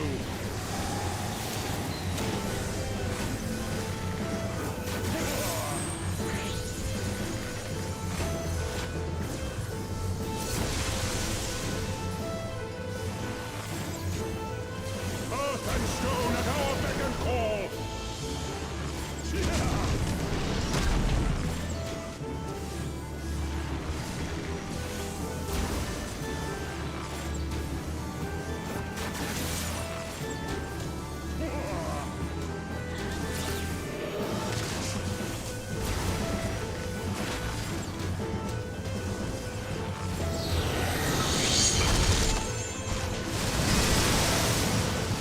Oh, that guy is fucking dead.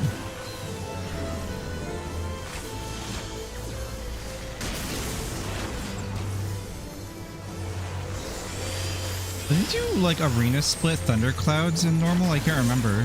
Or is that only Savage?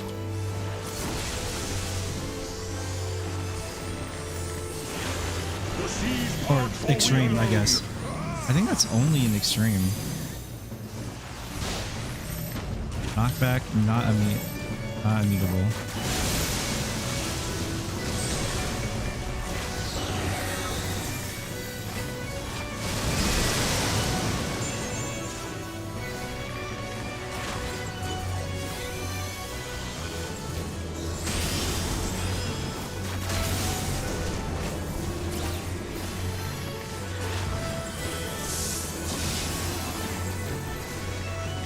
Oh, Cloud baits.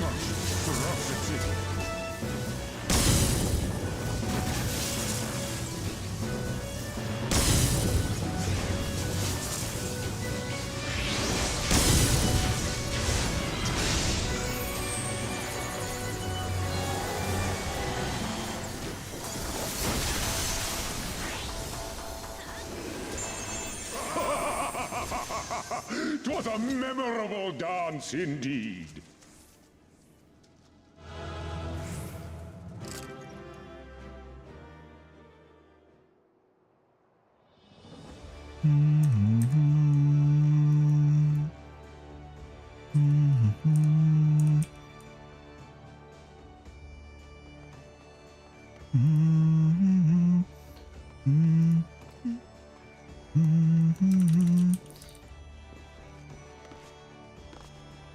Please don't give me like Crystal Tower, dude, or I'm gonna fucking lose my mind.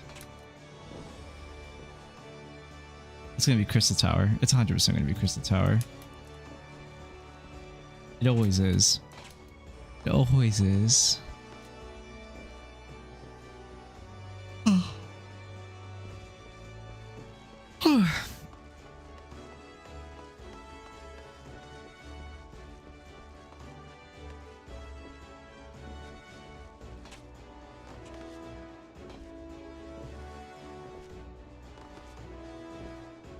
Apparently they showcased a new character for the new Fable game, or of like they have featured a better looking female character for the new Fable game. She doesn't look anywhere as hideous, that's for sure.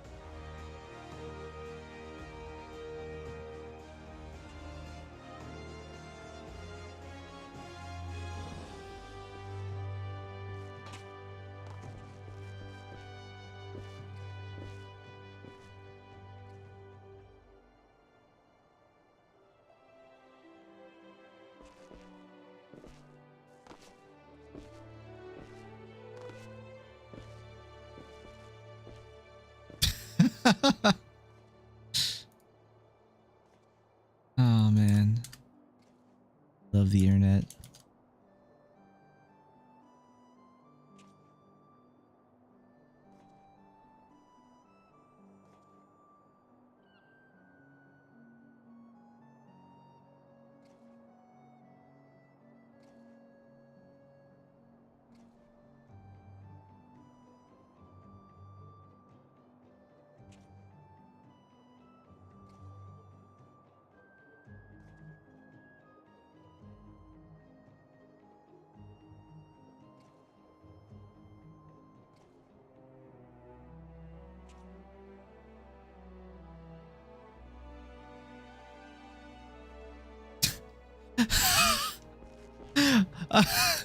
Breaking. Rockstar Games has reportedly been hit by another hacker group known as the 808 Mafia. Okay.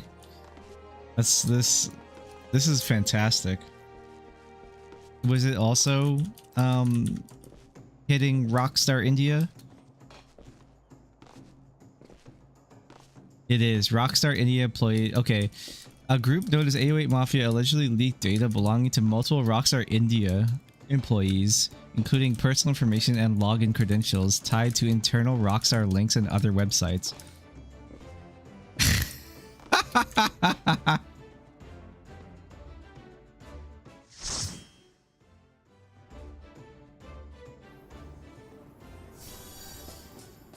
Apparently this is just allegedly, but this would be very funny.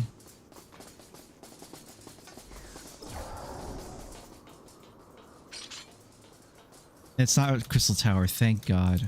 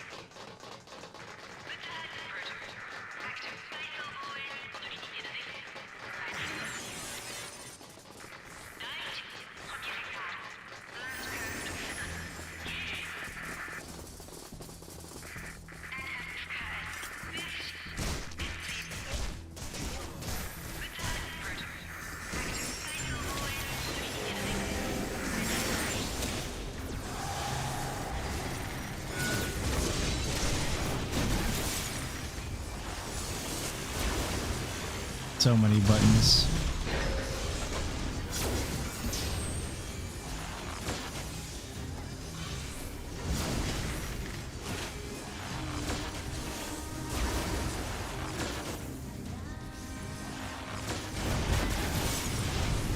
Oh, I actually got hit already. Oh my God, I'm so bad. It's the fizz range curse, dude.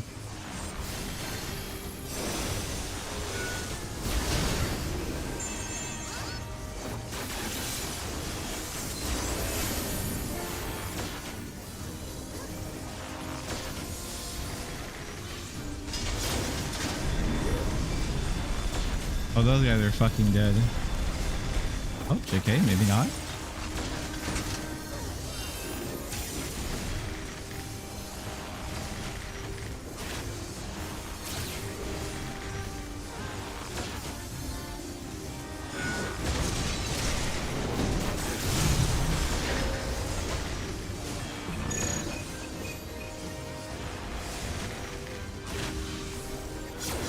I would appreciate not being griefed.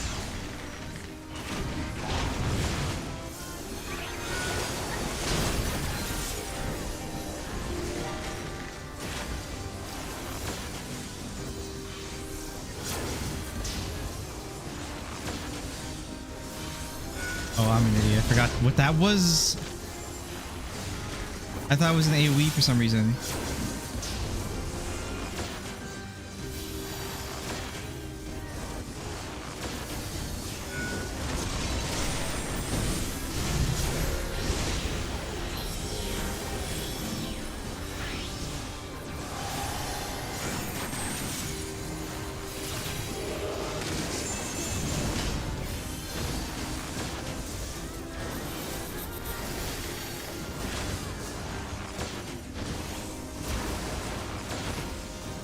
Oh my god, so much of my team is dead! Help, my friends are dead.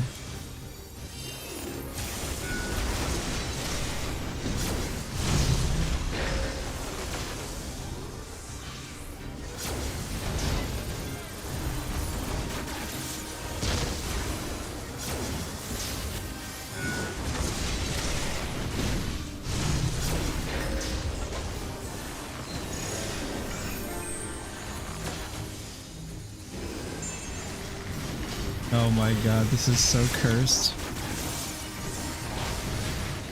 Okay, not too many people are dead.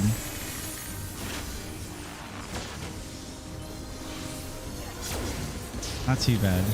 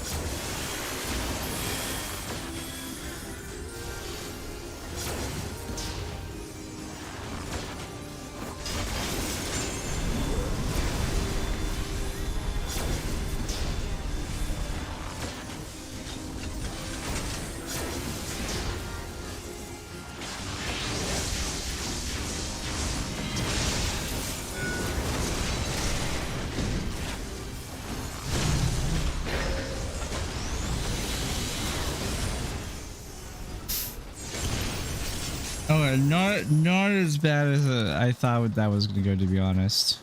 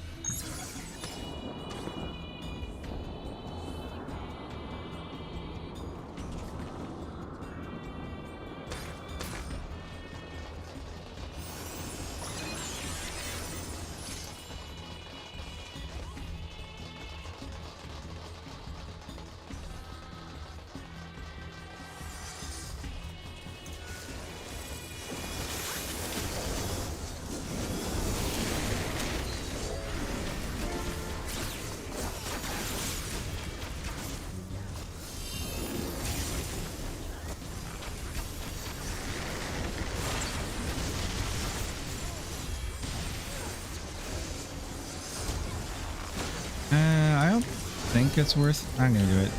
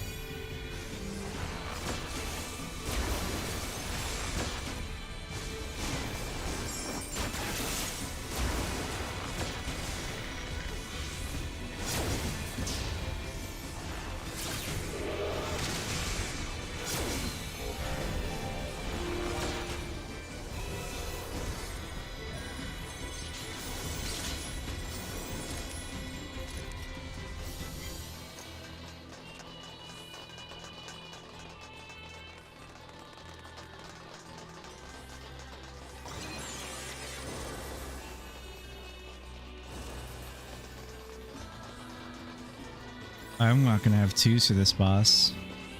Sorry guys, no twos. No battle cry.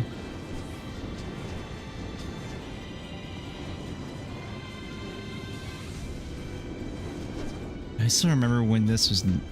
I still remember when this is new, man. Fuck.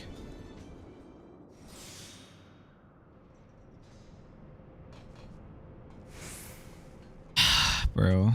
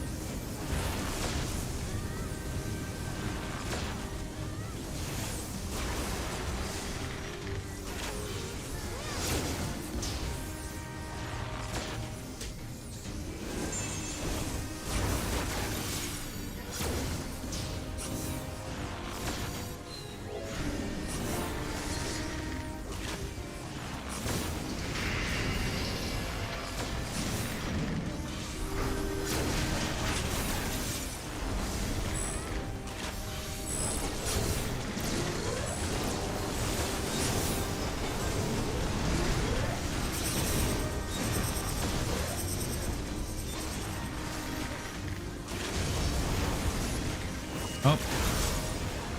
Need that guy.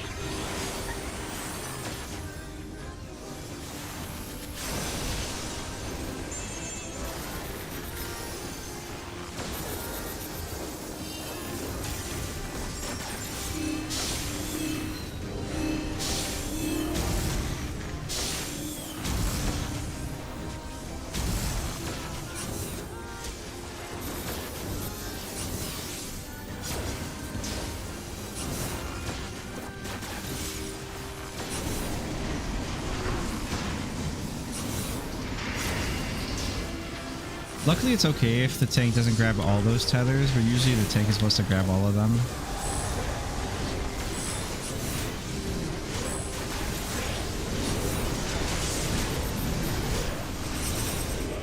I forgot. I'm stupid.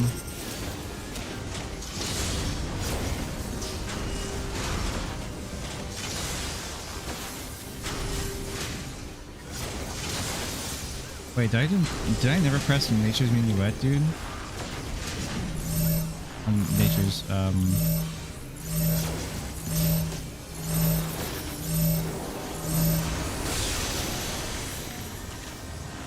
be pretty cringe if I didn't, but... I must have, because, I mean, everything's fucked now.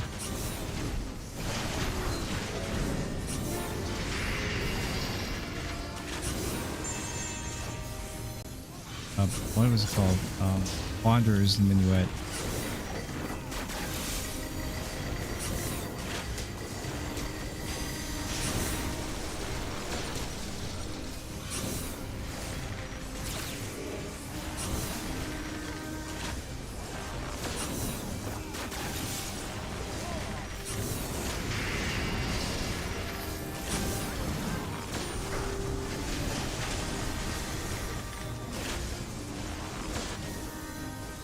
My 2 minutes are a whole minute behind where they should be, I think.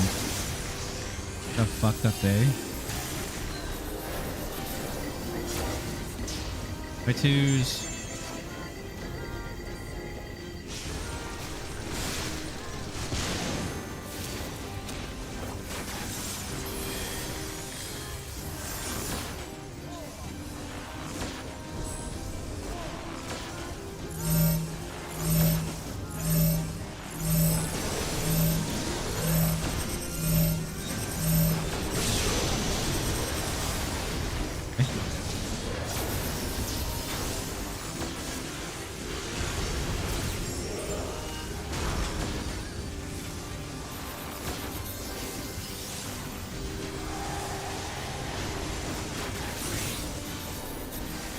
Our Viper's sacrificial lamb. What a legend, honestly.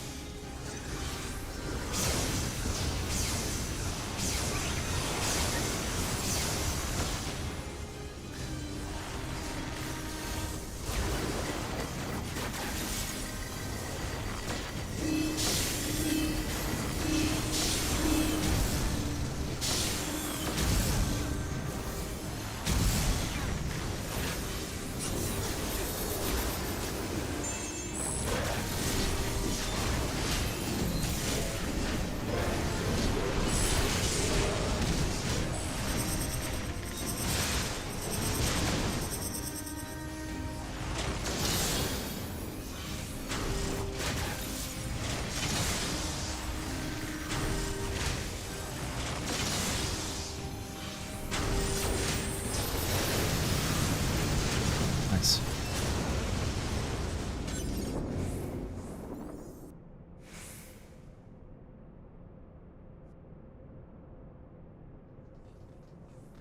And playing DPS in the next expansion is going to feel so much better with like the button bloat being reduced super heavily.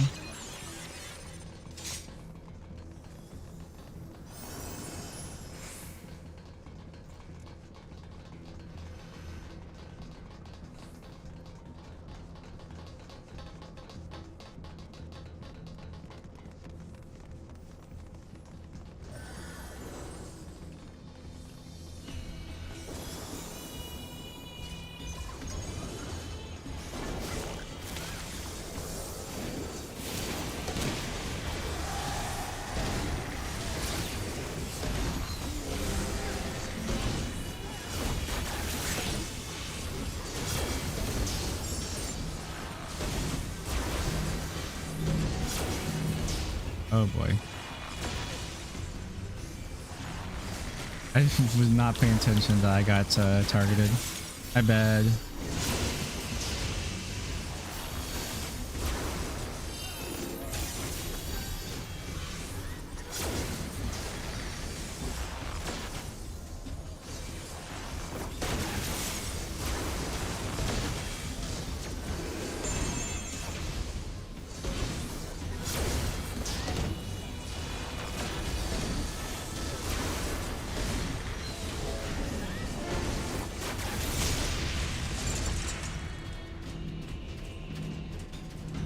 I bait it like infinitely.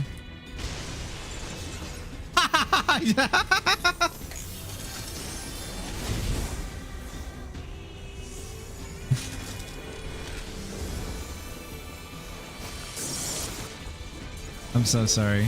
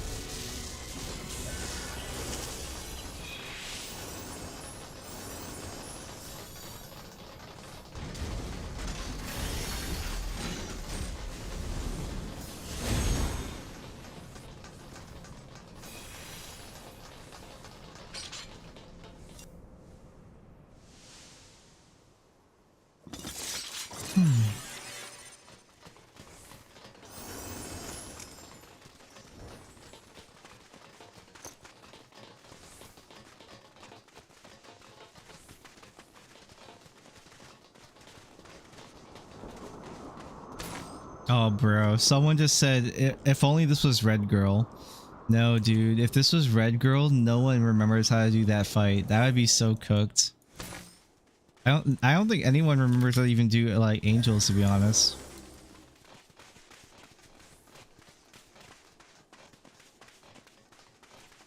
Well, actually, no. Angels is just dodge. Red Girl is like is also kind of just dodge, but there's like I can't remember. It's like something about phasing, like phasing yourself. I'm just gonna wait for my my stuff to come back up.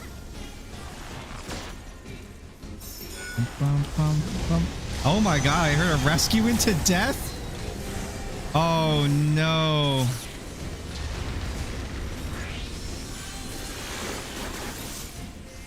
My healers just murdered each other for memes. That's so funny. I heard the rescue and I knew exactly what was about to happen. What a fucked up day.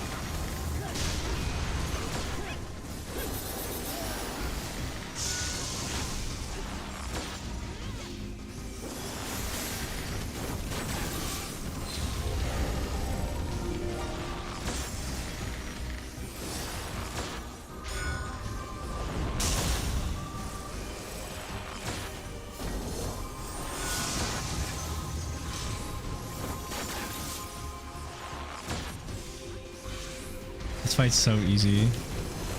Thank God. Wait, do we have to get on top of Angels after? There's one more fight after, isn't there?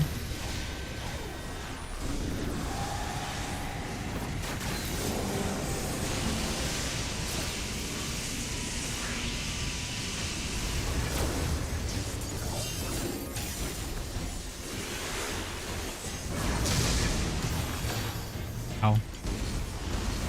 Not the tower damage, dude.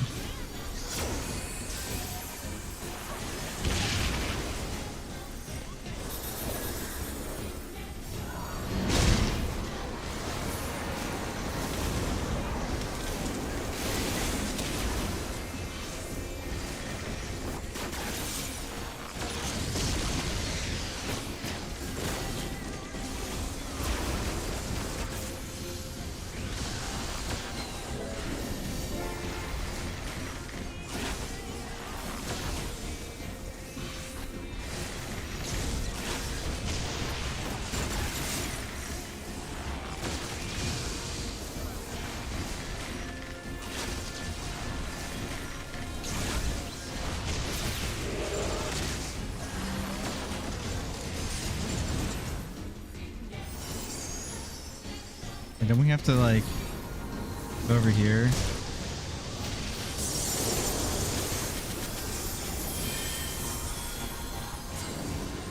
Don't we have to go over here soon? I forget.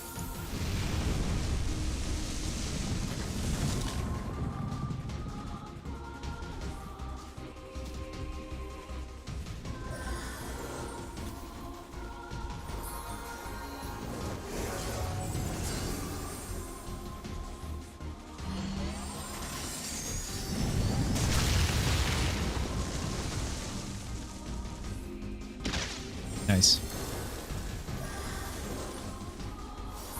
Wait, the summoner died from Alliance B or C. That's tragic.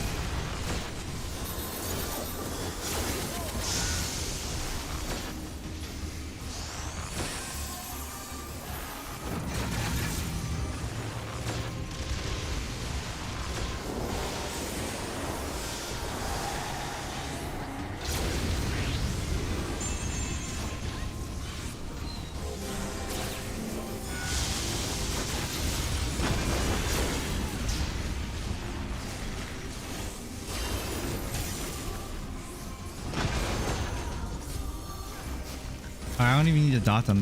They break so fast. Let me hit boss. Let me hit boss. Let me hit boss.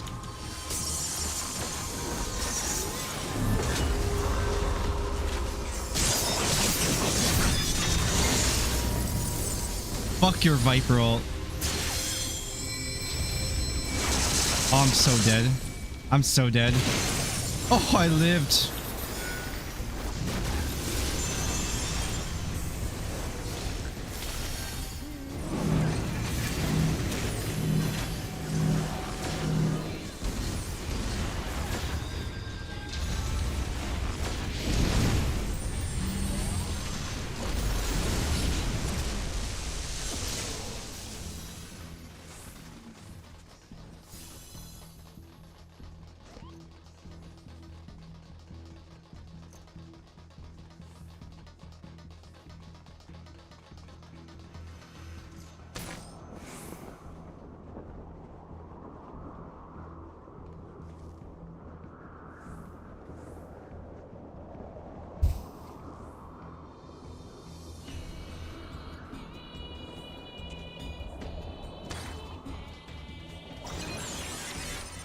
And now this is final boss.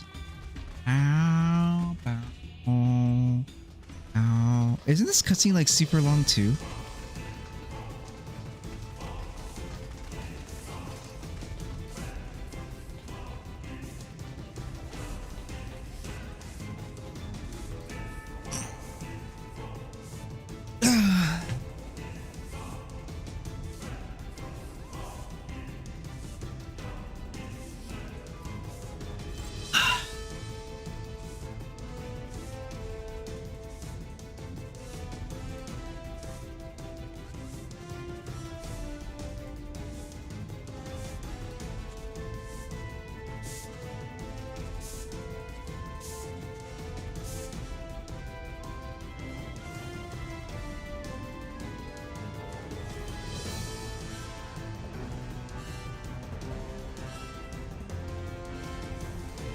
Meow, meow, meow, meow, meow, meow, meow.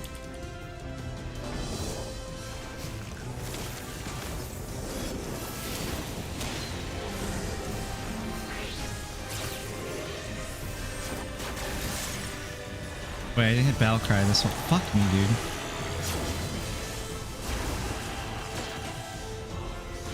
I have a lot of extra wasted damage. Dude, I'm stupid.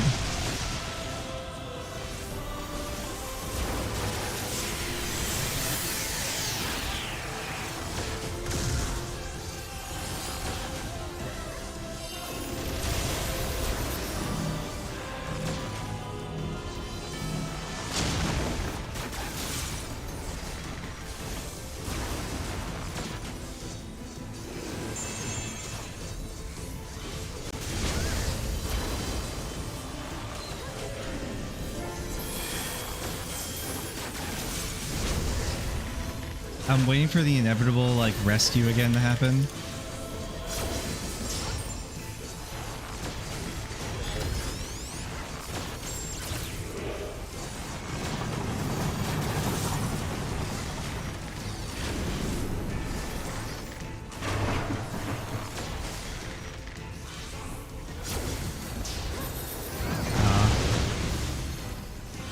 Well, at least I didn't get hit.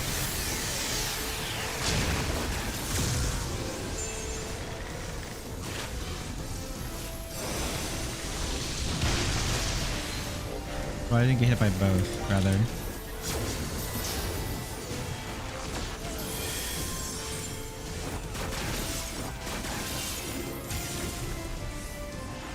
Oh no, he's on docking.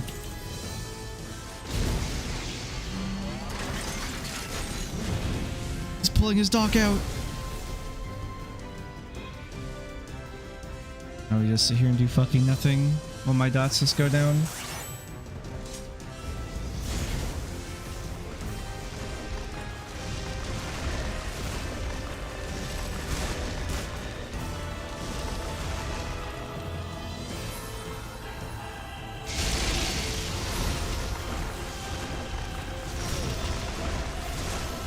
Really? I got...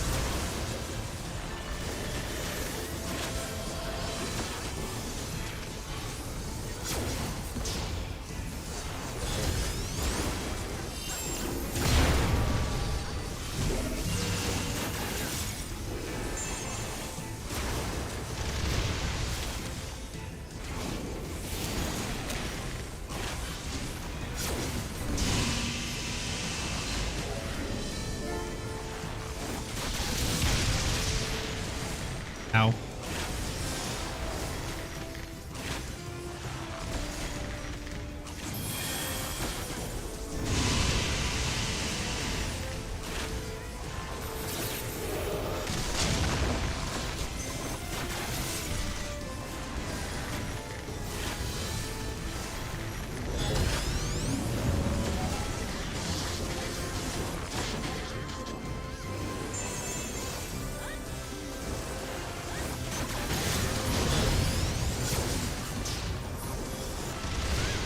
That guy's dead.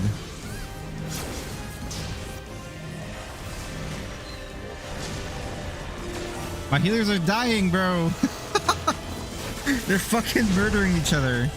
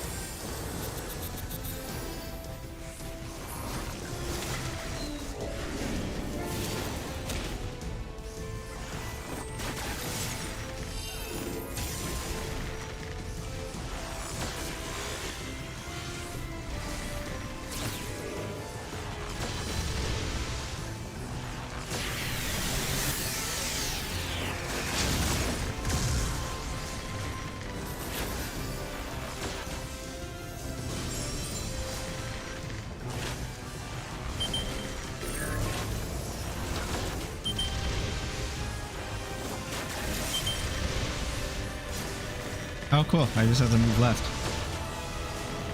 Fun.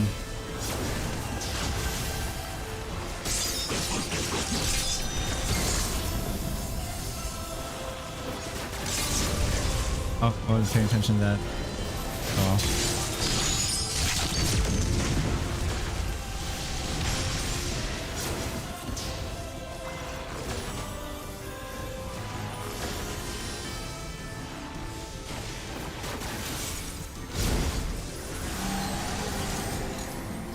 Oh my god, no, we didn't beat the second wave. By twos!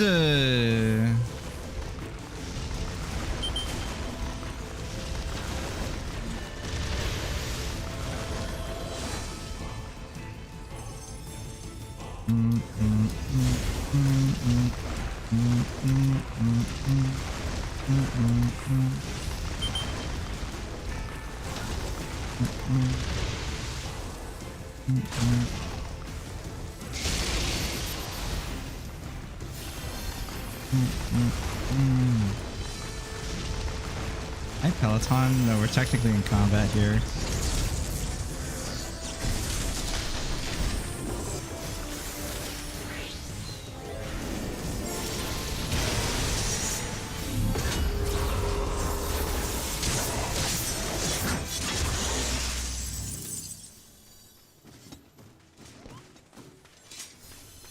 Oh my god, this fucking... everything makes sense after I see the adventure plate. Understandable. Have a nice day.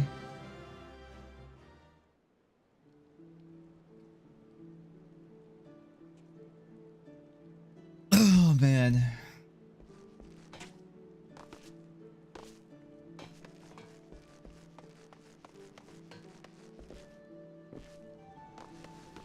It's raining again. Oh my god.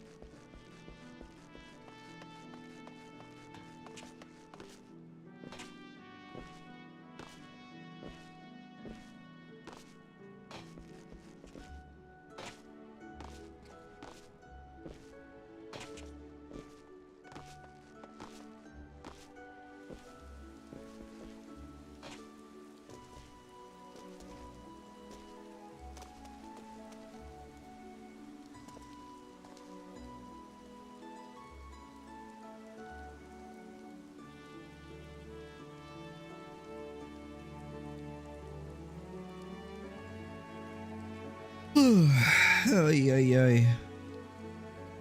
So tired. Can't stop yawning, man.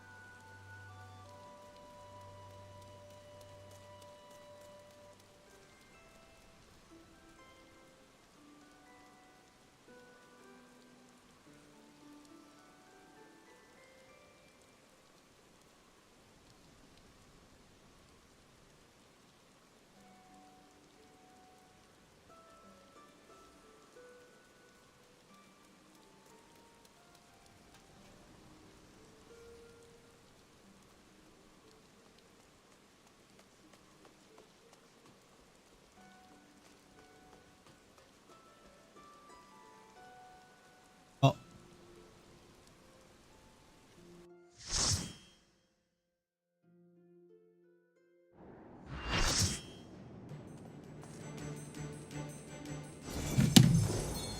Oh, Cloud of Darkness. This is the fight I actually learned Bard on in the first place, way back in Shadowbringers.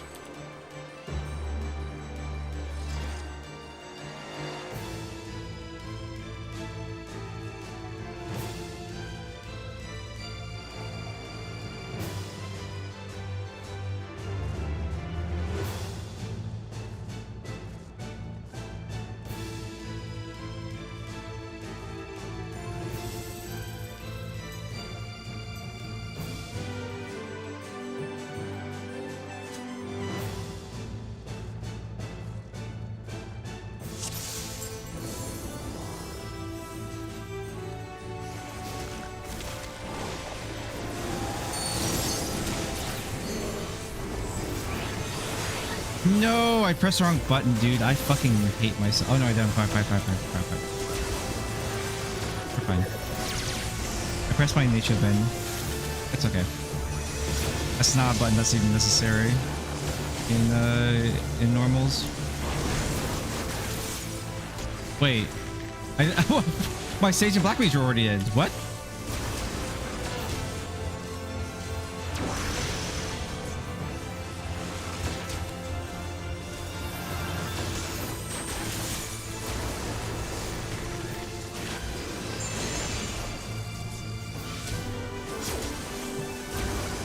Wait, my tank is dead.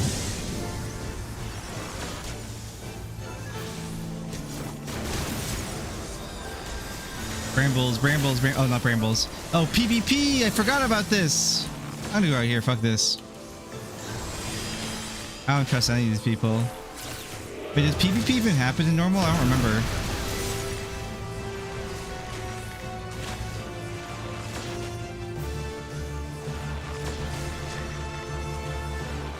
Dude.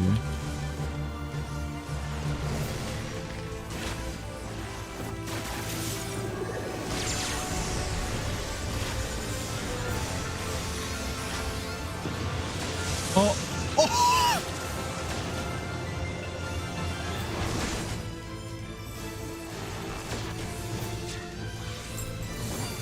That guy's fucking dead.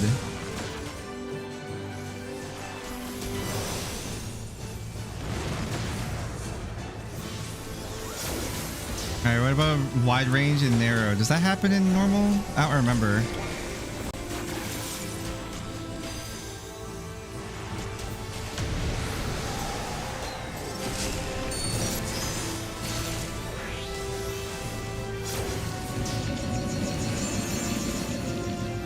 What are we supposed to do for these? I forget. Just stretch them out.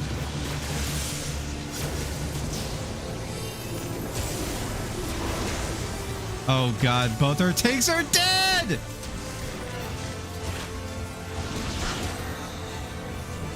Oh, it's wide angle. Okay, so we gotta go right here. Steve. Yeah, pretty much.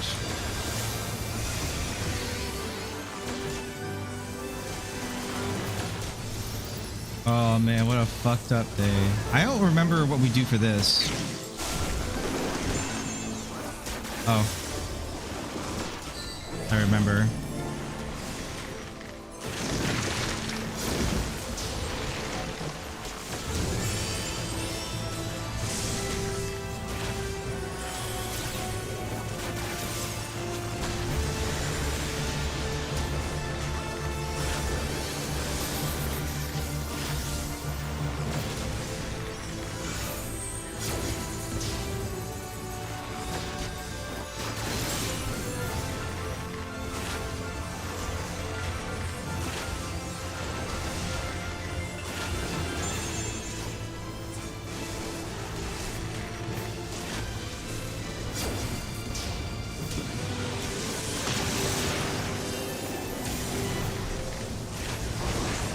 Ow.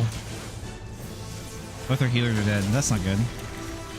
Kinda need those guys. Okay. Ah! Oh my god. What do you mean you tunnel visions?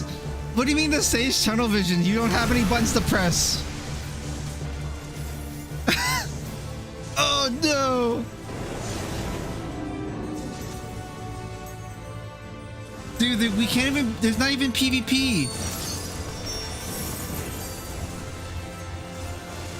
Oh, we have to kill the clouds. I forgot.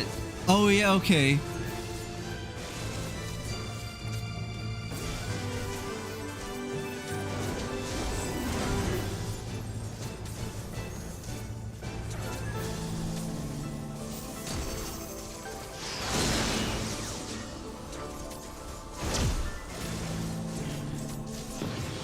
Seeing all the mechanics in normals reminded me of all the mechanics that happened in Savage. Sadly, I don't have any VODs from when I did this way back in the day because Twitch deleted all my old VODs. And man, what a fucking time. Have you done the chaotic? I have. I've done Cloud of Darkness chaotic. That was the last like big piece of content I did before I retired from 14. Well, actually, that's not true. We did week 1. But yeah. I did Cloud of Darkness with another friend group.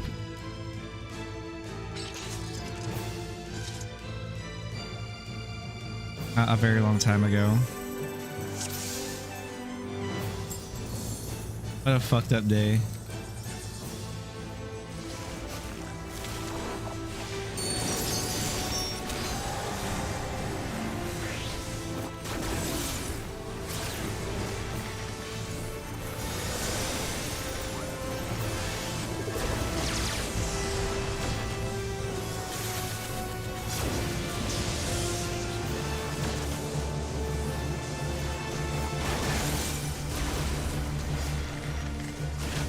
I swear that's a much larger pizza slice as well. That swipe. Has it always been like a half arena? I think it has, right? Yeah, because so it like during the transition she does towers, and then transitioning just before she goes into no she does Obscure Woods first, and then after Obscure Woods, which is Brambles, then she goes back to normal, which is going to be the pizza slice clones, I think, and then it goes into PvP or the PvP. I can't remember. God, it's been so long, but I'm starting to remember everything from back in the day. I'm starting to remember everyone making fun of Mr. Happy for Happy Brambles as well, because it was like unoptimized, but it wasn't even him who made them, but everyone was calling them Happy Brambles anyways. So like Mr. Happy was just taking like, what's the word? He was taking just like, he was taking crossfire that wasn't even his fault. But he was taking, or no, he was eating strays. That's it. That's the phrase. Oh my god. Any PvPers?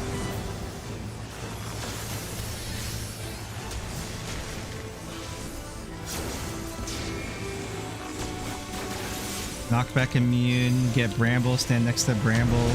I'm remembering the bullshit, dude. I can't remember if they are proximity based though, like which Bramble you go to or what. Oh, they are proximity based. Yeah, and everyone stands either it's like northwest and southeast or something. Wait, where's my dots? I just realized. Wide angle, and then it's wide angle with like tank busters or something like that as well, and the tanks have to stay on the outside of the group or some bullshit.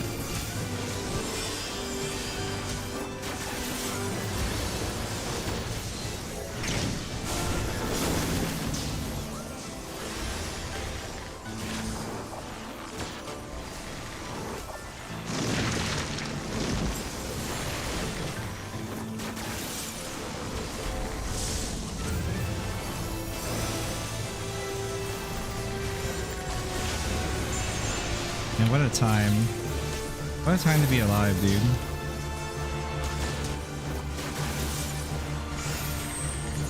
I was 27 when this was new.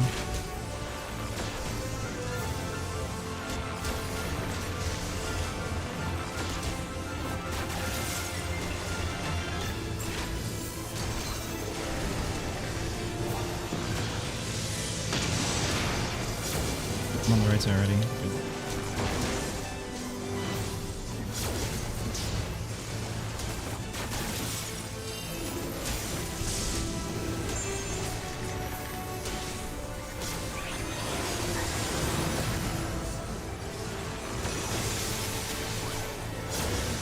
Alright, boys. New mechanics. Kinda.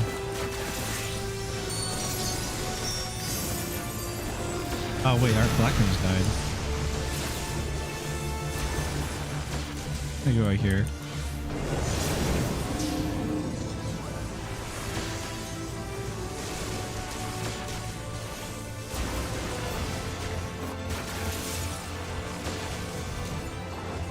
I remember everyone had their own cloud they had to like face and like break or something as well.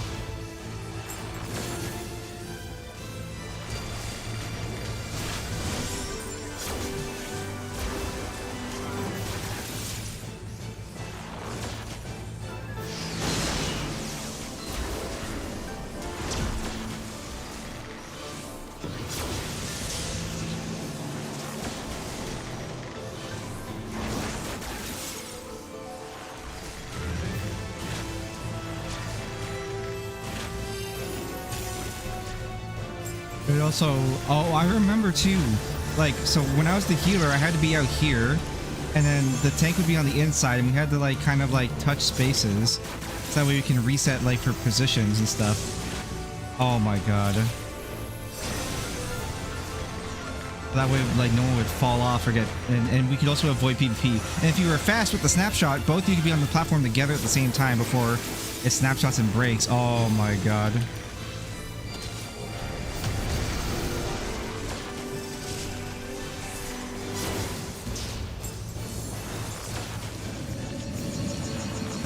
Wait for it to spawn. I'm stupid.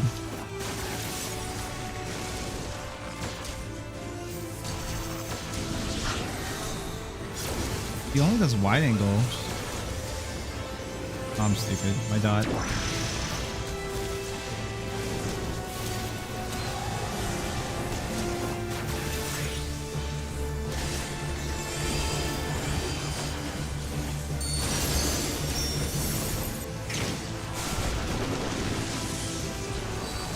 Oh my god, yes. And then only like a small slice is safe from dodging. I forgot about that. What a fucked up day.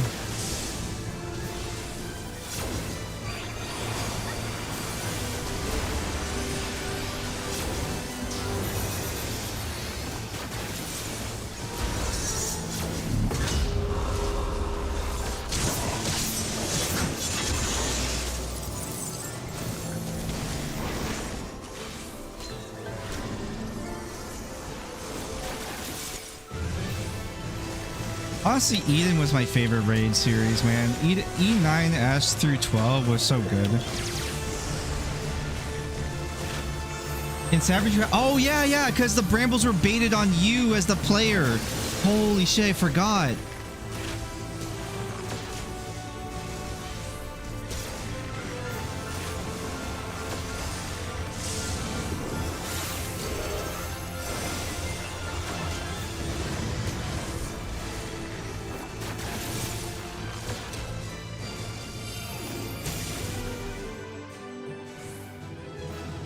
Holy moly.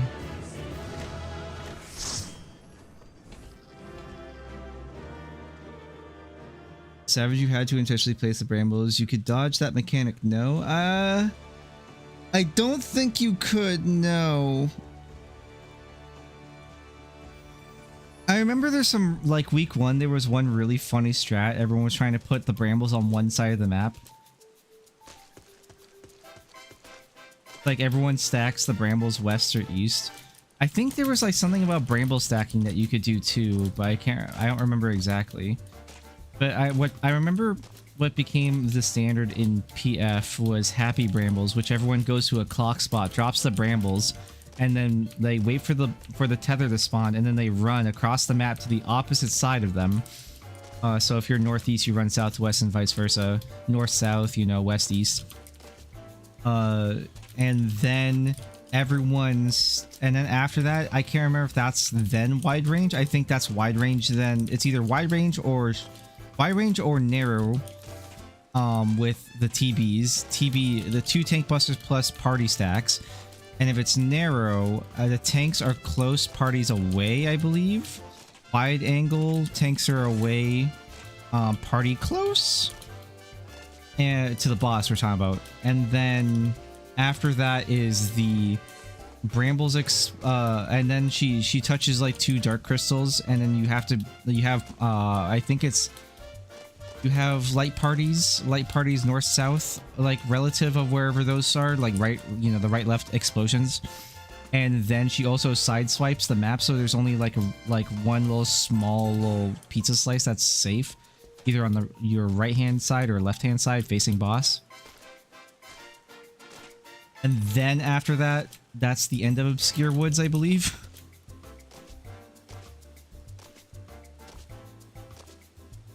And that's like all like in the first like 20% of the fight, I think.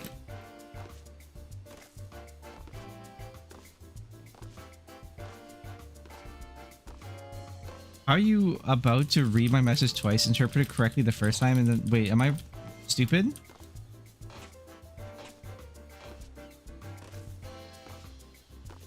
Well, I read the first half, but I didn't read the second half, like the dodging, right? Like, I don't remember if you could dodge it. I was like yapping.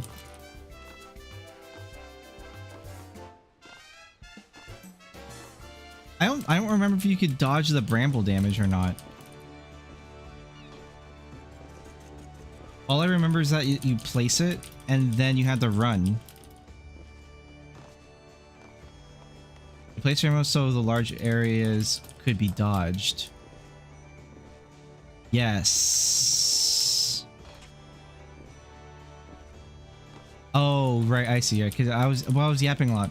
Yeah, I don't remember. Yeah, I don't remember. I don't super remember the order of operations. I remember the thing that fucked everyone up with Obscure Woods was either you had to pay attention to if it was wide range or narrow.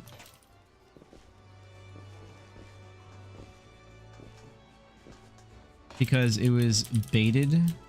It was baited relative proximity like damage, and like it was a three-man light party stacks, and then 2 tank busters that happened at the same time. That's like the one thing I remember like causing everyone to stress out, because I think that was like the first. No, I think it happened earlier in the year. I can't remember for sure though, but like for sure I remember it was like Eden 9 through 12 was like the first time where people actually thought, wait, I need to pay attention to the cast bar and what it says to know what I need to do. I have to read?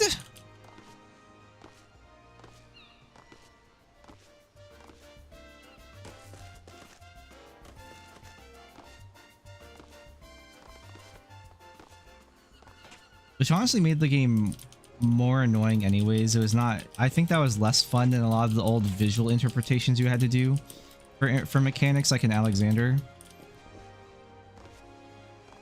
and Bahamut for that matter. I think those raids were more fun because it was a lot more visual information and a lot less, okay, I'm gonna read the cast bar to know what I'm doing. But even then, like, actually that's not true, because in Bahamut you had to, it's like either Akmorn or Akafav.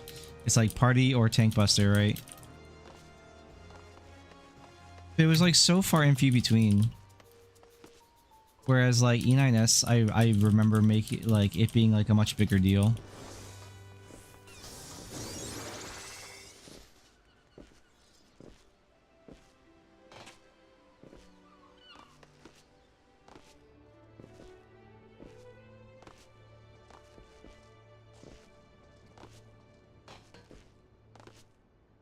Yeah. That's a time. That was a holy shit. I kind of just had a brain blast there. Fucking all the old bullshit in Final Fantasy XIV. But even then, like, again, I think it's more interesting and more fun that old system was more fun. Like being able to look at stuff visually and like kind of like figure that stuff out rather than being like, okay, let's just read Caspar. Aha.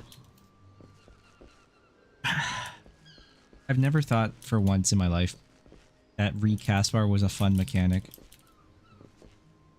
And playing as a DPS is just like way more annoying.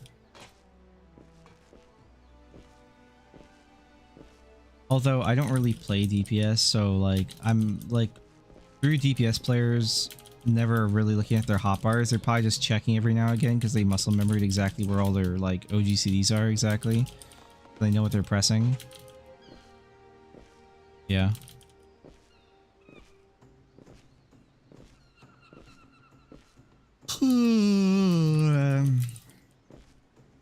I don't actually know what like the opener for Bard is.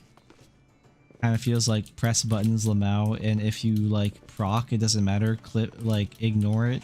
Ignore proc. Press OGCD, because pressing your OGCDs are still more important than proc. Even if it's extra damage, it's still a lot. Like, you still have to eat the loss, because if you press your OGCDs, or if you don't press your OGCDs in favor of just, like, you know, creating another double weave window for yourself for the proc, you just delay everything anyways, and it's not worth it. It's just stupid.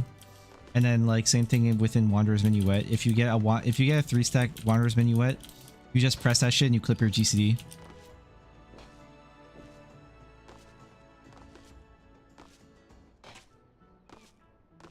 It's super cringe. It's really lame. And if you know there's going to be a moment where the boss is going to jump away, you press your fucking, like, you press your army's pay on early, and you cut and then you cut your mage's ballad early.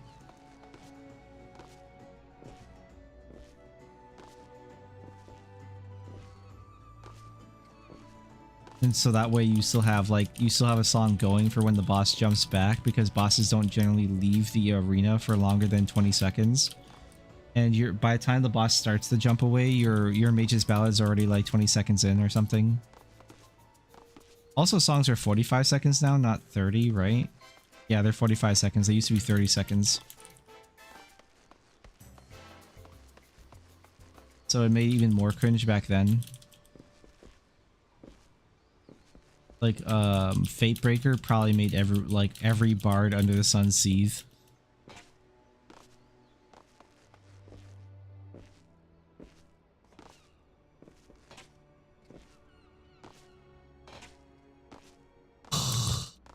I'm trying to think of other bosses that left the map. Well, I mean, you didn't have Wanderer's Minuet in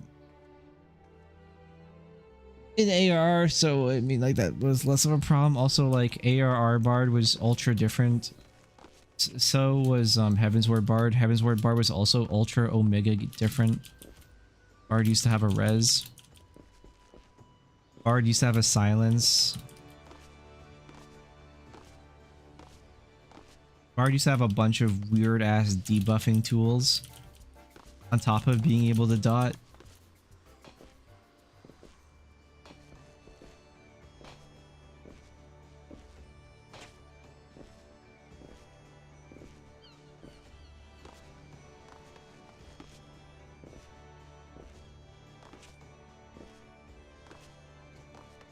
Yeah. Old Final Fantasy 14 was weird, man. It was super fucking weird. I just hope that in Evercold the game is more interesting and fun for DPS players in particular, because like just waiting for your 2 minutes to like blow your shit is really stupid and anti-fun game design.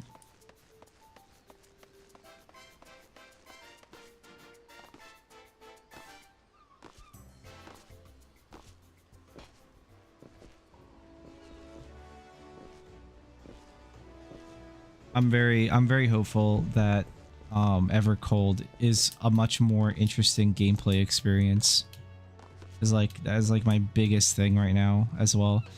If the gameplay doesn't change dramatically in Evercold, I think Evercold might be the last expansion that 14 actually gets in terms of like people spending money.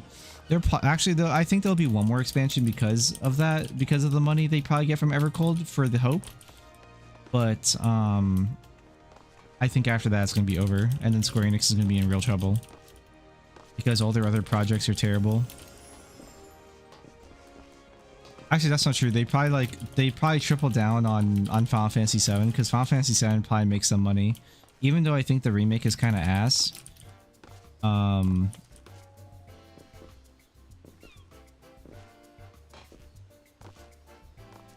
think it's probably making them a lot of money. I don't know what it looks like because I don't have access to the investors' reports. I imagine it's a net gain. That's probably their only project that's net gaining. I think every other project's failing. Or, well, it's failing / being shut down. Like Final Fantasy XIV Online is the mobile, the 14 Final Fantasy 14 mobile, which is only a Realm Reborn, but it has a bunch of like quality of life features, but it's also like filled with microtransactions and it's super cringe. And it's only available in China. It's shutting down this year. I think it's shutting down in like October or December, and so it lasted like barely a year, and it's shutting down. There's also the Final Fantasy VII. What was the other Final Fantasy VII game? There's Final Fantasy Exuvius as well, which was like a gacha turn-based game. There was, which was also done in the old Final Fantasy style of turn-based combat, with like a party, like the party combat. And then it was Exuvius shut down a couple years ago now. Final Fantasy what is it? First Soldier, the mobile only battle royale, lasted like a year and a half or something, or 2 years. But it was like 1 year of like actual content, a year of maintenance, and then it shut down. And not only that, but it was like the content creators that were like a part of it, that were like super like into it, like several of them who got like placards and stuff, got other content creators placards, so people were getting each other's wrong names. That's like that was embarrassing.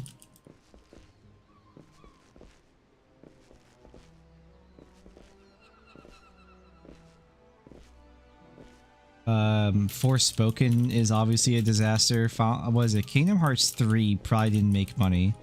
Kingdom Hearts 3 was a fucking disaster because Nomura is more obsessed with, you know, writing that character what's his name? That translates to Night Sky in English. Like that was the name of the character that was supposed to be for Final Fantasy 15, but then, you know, Final Fantasy 15 had to be like rushed and like everything, and Final Fantasy 15 had a massive like project shift and everything like that, and whatever else. Giant disaster there. And then he brought back the character in Final Fantasy, or in Kingdom Hearts 3, and that character had more of a story than Sora did throughout the entire experience of Kingdom Hearts 3.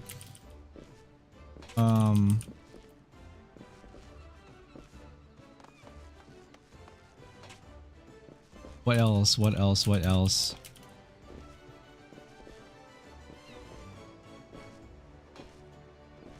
I'm trying to remember, man. Well, I don't know all of Square Enix's like projects. Oh yeah, the Symbiogenesis NFT game that never happened. That one has been like quietly shut down a few years ago now, I'm pretty sure. That was like a really big deal back in like 2022 or 2021.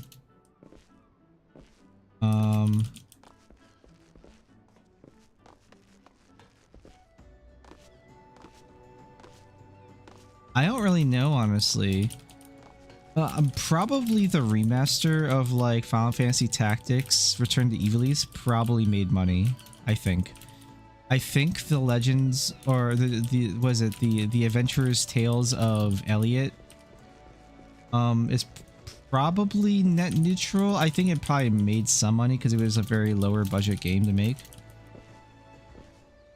And people seem to be pretty positive about it. I've seen it. It's not my cup of tea, but like, I'm glad people like it. But like, to me, it's like the story is super fucking boring. It's a very boring game to me, like from a story perspective. Forspoken literally shut down a game studio. Final Fantasy 15 was definitely a disaster. I don't know if it actually made money. Kingdom Hearts isn't making them money, I don't think. I'm pretty sure Final Fantasy 14 is the only one that's making them money because it's the only game that they're capable of monetizing. That has a very like, has very lucrative for their consumer base, like Fantasia's obviously, or character skill boosters. Like no one talks about mounts or anything, like mounts whatever, but the Final Fantasy VII like motorcycle mount, yeah, for sure makes some money because it's faster than everything else on ground without needing to get riding maps.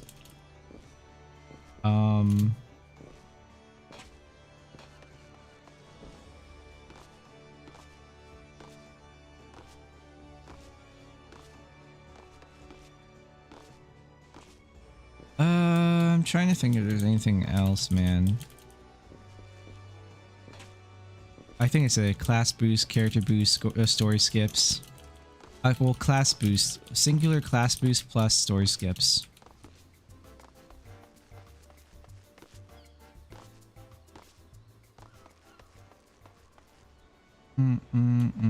Is that a female Elzen?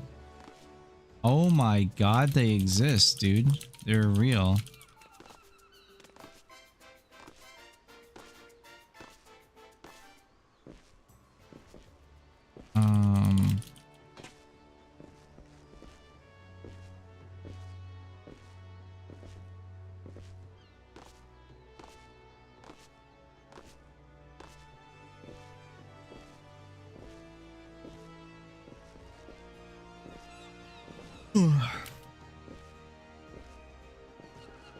I'm trying to think if there's like any other like projects I like forgot about. Oh, they did like stop making Tomb Raider games like forever ago. I swear the Tomb Raider games were making them money, but they just shut it down because I guess they shut it down because it was expensive, and return on investment is always a dangerous prospect with single player games, I imagine. It's like it's way easier to recover a multiplayer game, but at the same time it's also dangerous because the longer you leave it running and it's not making money, the more money you're actually losing because you're paying in server upkeep.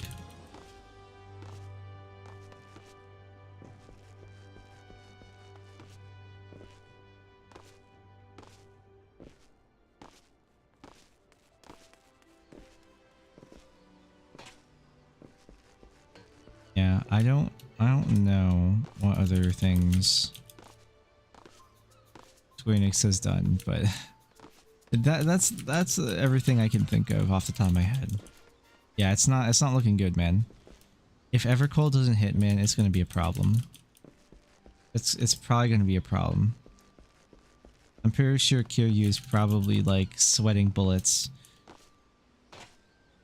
But actually, you know, speaking of that, like someone said, I saw this on Twitter, is that like Final Fantasy XIV feels more like a stockholders stockholders meeting nowadays than, or sorry, did I say that right? Final Fantasy XIV Fan Fest feels more like a stockholders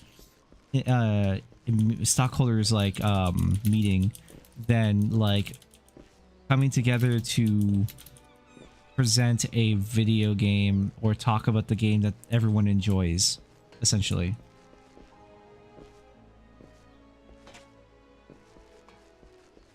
And I thought that was really funny. And they specifically talked about, or they showed a picture to like emphasize this by showing Kiryu coming on stage and kind of looking like a hello my fellow kids kind of like person or whatever. You know, like, hello, my fellow gamers, because, like, Kiryu probably doesn't play any fucking video games, dude. He like, when he came on stage on FanFest, he just looks confused. He looks dazed and confused.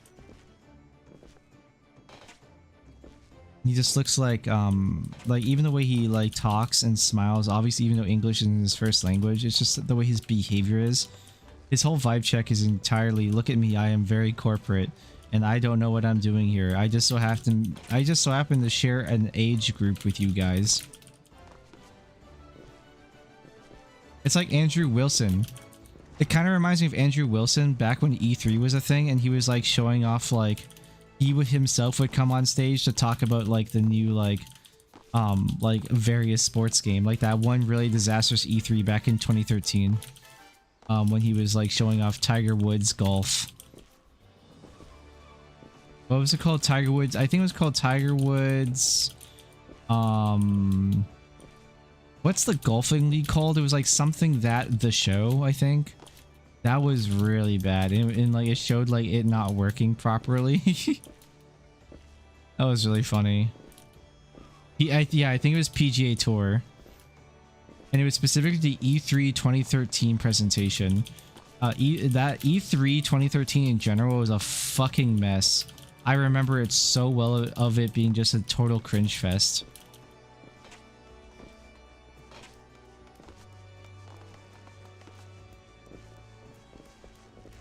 But yeah, Like that was that particular E3 is the one I remember best of, like, and that's the biggest parody of how I feel about how Kiryu is, like, showing up on stage at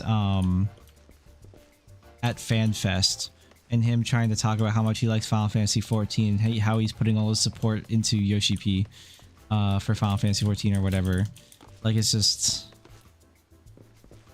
it feels so, it feels condescending and pedantic is what it is. It feels, if those words I think are the correct words to use. But I think to most people, they don't actually see that and they're like, oh my god, look, he's one of us, he's so awesome. Because I feel like the vast majority of Final Fantasy 14 community is very brainwashed. Like, as an example, like, look at everyone defending Wuklamat like 2 years ago. And even some people today, like, just blindly not understanding how stupid that character is. And everyone just jumping on the bandwagon of oh, if you don't like Wuklamat, you must be like some sort of ism or something because the voice actor, specifically in English, is a trans person, which, like, has nothing to do with the conversation. But yeah, her voice acting is garbage in English.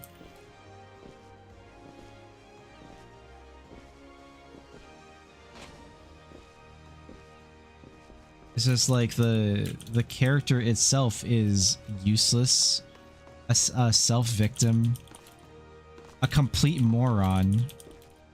Like, it doesn't make any sense how someone can be so stupid and oblivious of their own country and their culture when very specifically their adopted parent is the leader of that country and parading the kid around to go around and see all these different cultures and everything. Even if you have like very little interest and you're being like a dumb kid or a teenager and being like, I don't care, Dad. I just want to sit at home and listen to my orchestrion.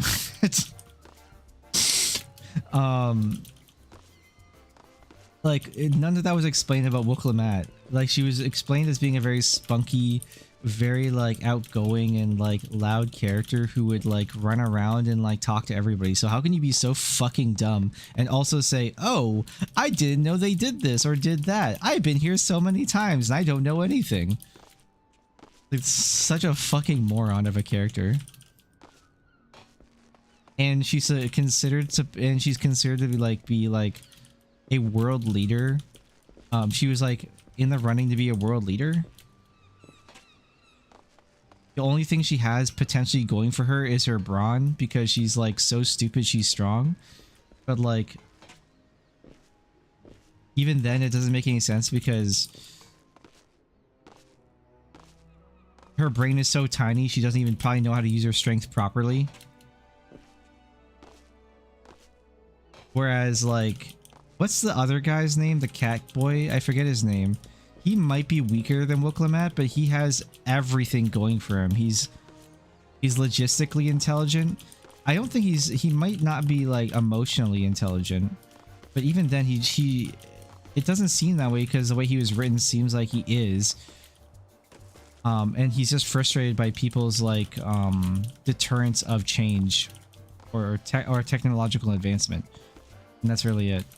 Which doesn't really ever get explained or looked into deeply outside of like certain like tribes that like, for example, that like are like animal herders.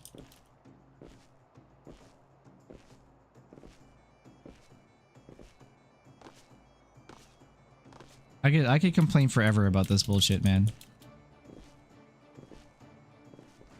It's so insane. But I digress. To say the least, I'm concerned about Final Fantasy 14 players just becoming extreme bootlickers. They've been becoming bootlickers since like Shadowbringers. Like Shadowbringers was really fucking good and deserved the praise it got. It was super content light though. It was a very content light expansion. It was just that Shadowbringers story was so fucking good that everyone forgave it. Dawn Trail is the most content heavy expansion I think we had, but the story is so ass that people don't care. It's like the opposite problem, which is so funny.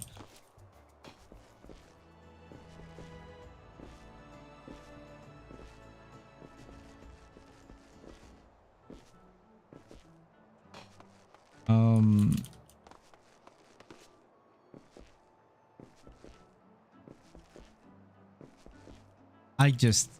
I'm kind of curious. I'm kind of curious if Evercold will be a expansion where yeah, I kind of wonder if Dawn Trail, or sorry, not Dawn Trail, if Evercold will be an expansion where the story is really good and we go back to being content light because they put all their effort into making a good story.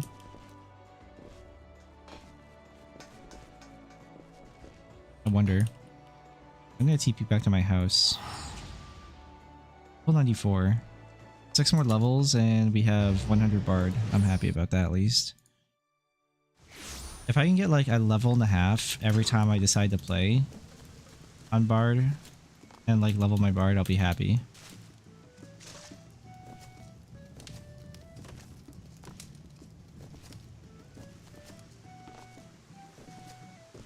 And because I don't play too often, I'll probably get Bard like level 100 probably like by, I don't know, October.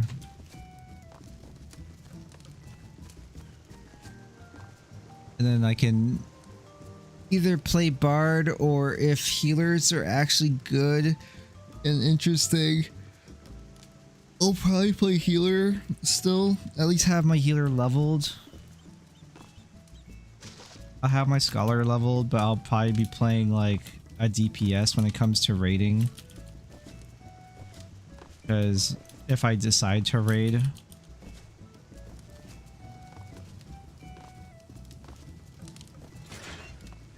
I guess my only thought is like what type of Final Fantasy raids are they gonna do? Final Fantasy VII raids are they gonna do? And are they gonna base it kind of more based on Final Fantasy VII Remake, or I think they will, right? Because it, like the people and the directors that they showed on stage at Berlin were the people who were in charge of the remake. So we're probably gonna get FF7 remake kind of stuff more than FF7 like original.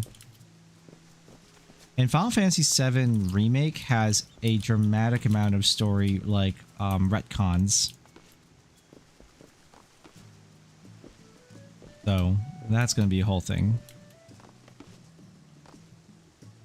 So honestly, with that being said, Final Fantasy VII Remake raids could either be the best thing ever or the worst thing ever, depending on who you are.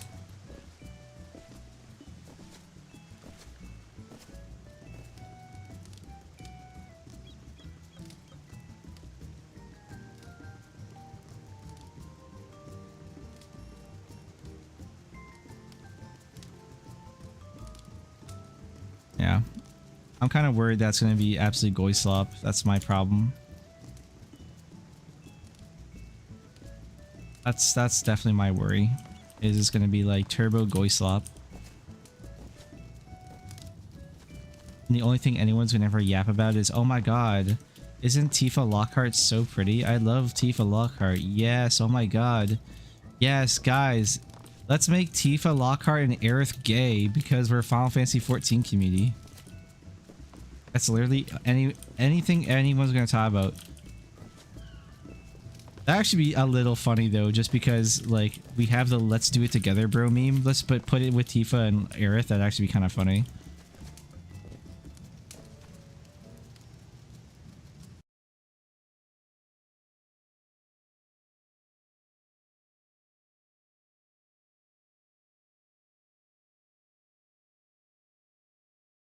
All right, as promised, I did what I wanted to do. I'm gonna go and play Power World now.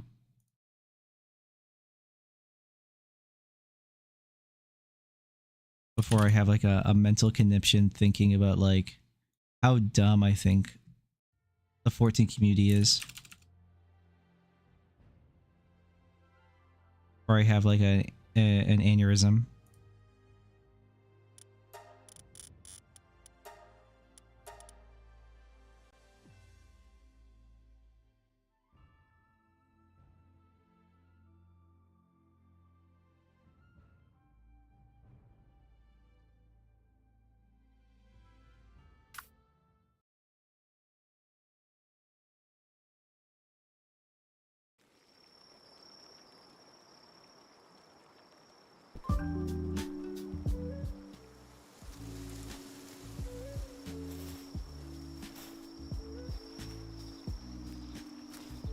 Oh yeah.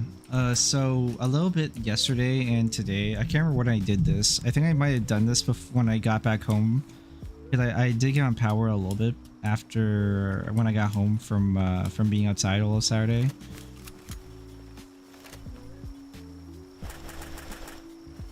I should check texts. Fine.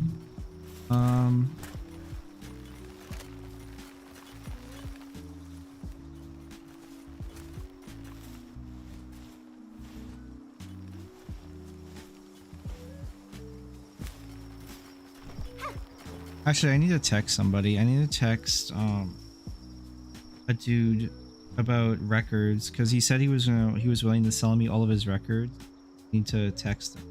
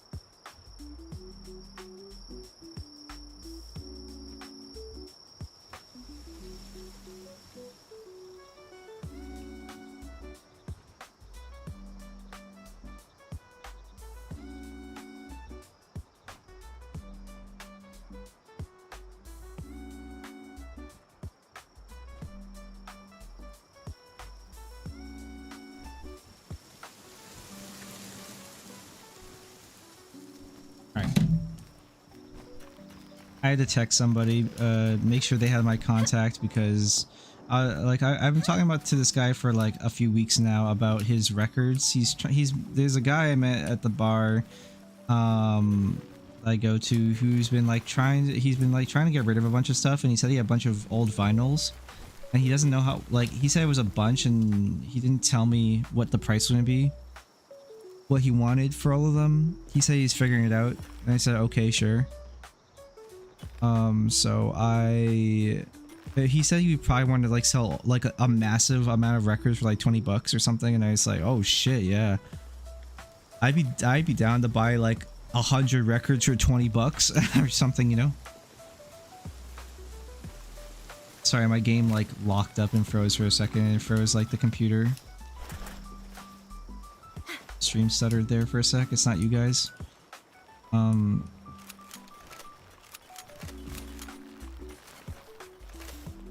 But he said again yeah, just give me a fair price and whatever, and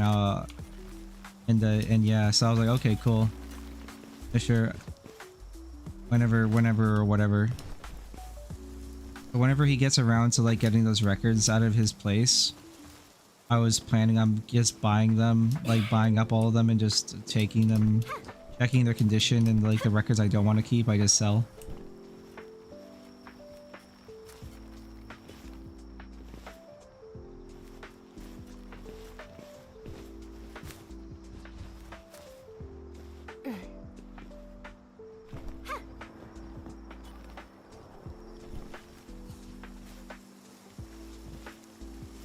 But there was also a situation today that could have happened but didn't happen.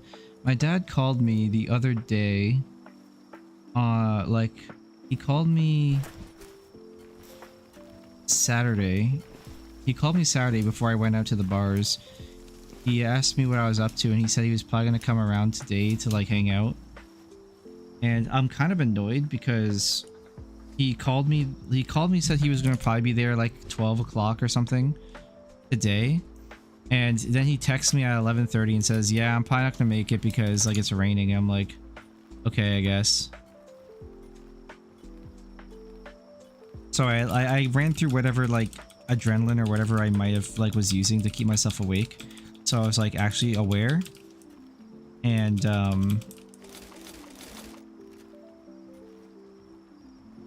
he didn't show up. So, and what kind of annoys me now is I'm looking outside and it's been like this for the last at least 3 hours of us hanging out and just streaming. It's nice and sunny out, so I don't know, man. Whatever, bro, you know. Let's see. It says it's gonna rain Monday too. Like he said, he was like he didn't want to show up because it's like gonna rain Monday as well. So like, all right.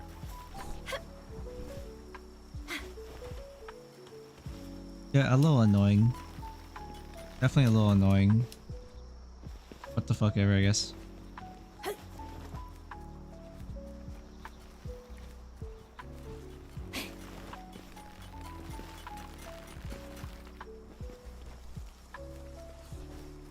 So there, it was potential I wasn't going to stream today if he showed up. I was gonna go out to some record places and something. If he was gonna stay late, like we could go to like the bars here, and there's apparently a guy that on Sundays plays at one of the bars who's really good. He's there every Sunday, and I wanted to check him out to see what he sounded like with my dad, but like he didn't show up, so.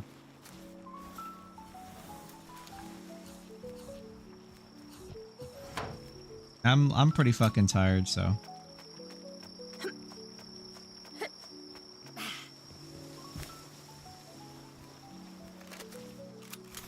I can hang out and just yap, right? I can hang out and yap on stream. That's no biggie. Question is now what I want to do. I don't really know.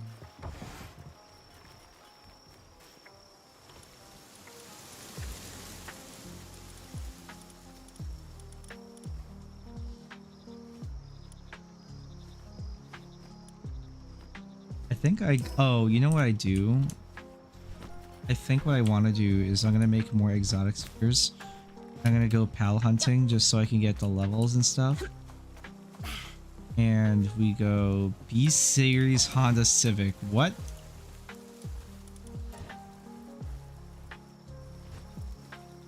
I need more hardwood as well. Okay, so we're gonna go hardwood mining, I guess, too.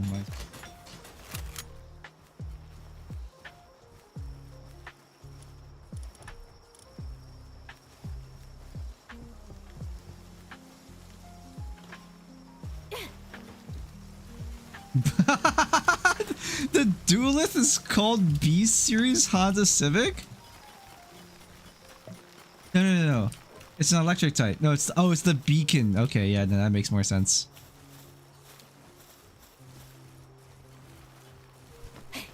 Okay.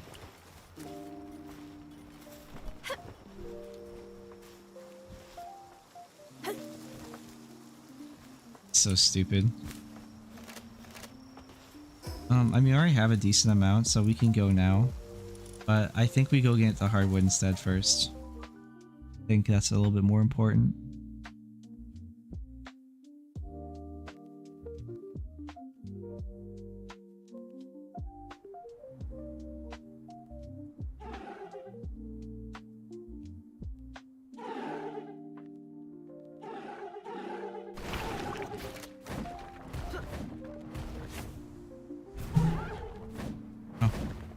NPC's getting jumped again.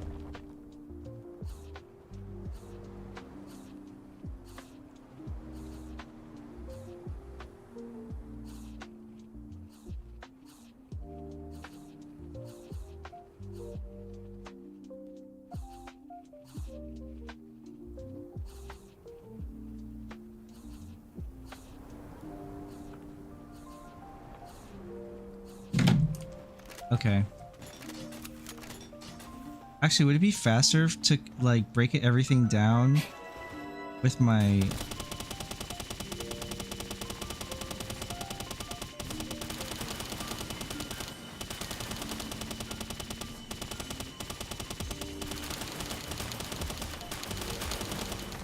I mean, this is technically faster. I think it might be overall more, like, probably overall faster, but this is more fun.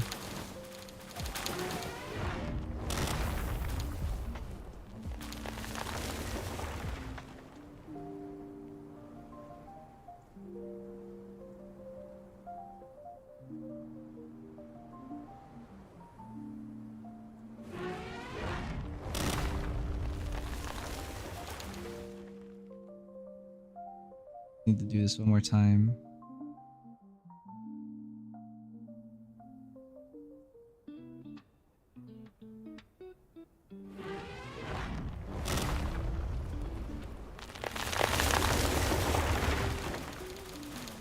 So funny, the really delayed like trees suddenly falling apart because the server has to like calculate all the trees breaking, I guess.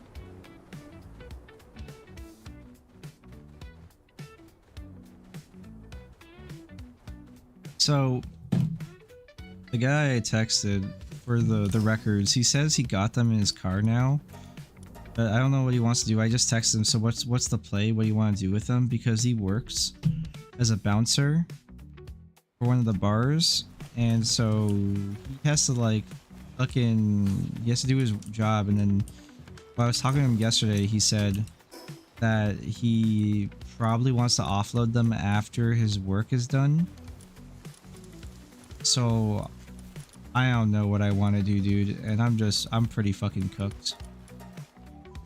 I know that, but I don't know what he wants to do now. Like his mind might change or something today, because yeah, other shit he has to do, right? But until we get like an actual plan, I don't want to move my ass anywhere. I hate half measures. Either you want to sell them or you don't, you know?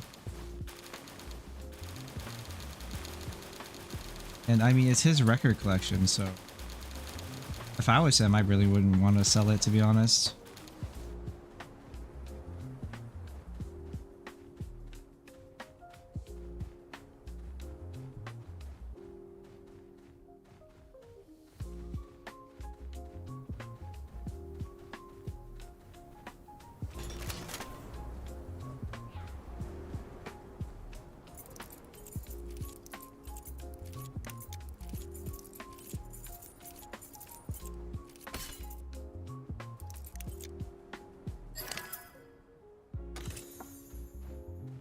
Hey, purple revolver.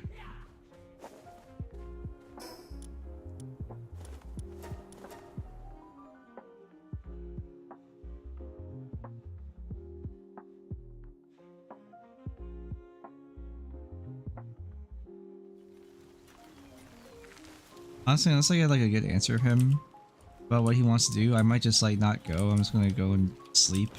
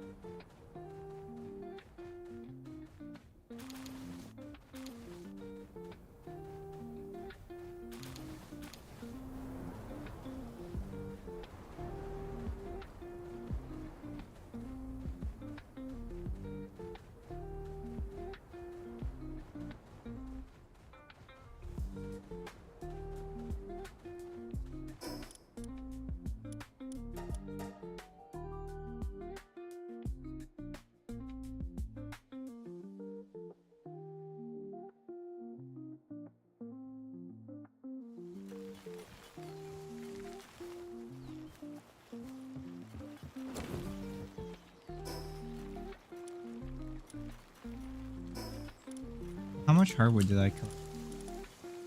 1,600? A lot more. Got any rare records? I don't think any of my vinyl records that I own currently are rare.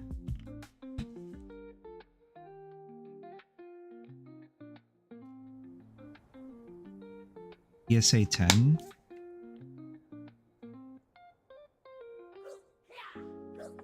Oh.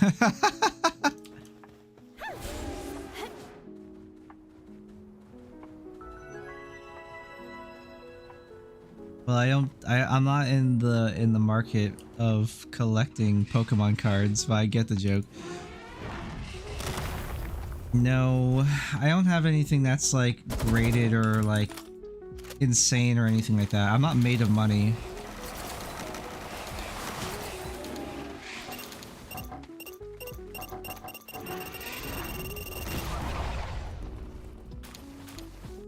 If I had fuck you money, I wouldn't be buying cards or not cards, records. Like I wouldn't be buying. I buy records to listen to and records that mean something to me. I'm not like I'm not really somebody who goes out of their way to buy and collect records just because it's rare or something. Like I want to find like a copy of Dark Side of the Moon vinyl, obviously from Pink Floyd.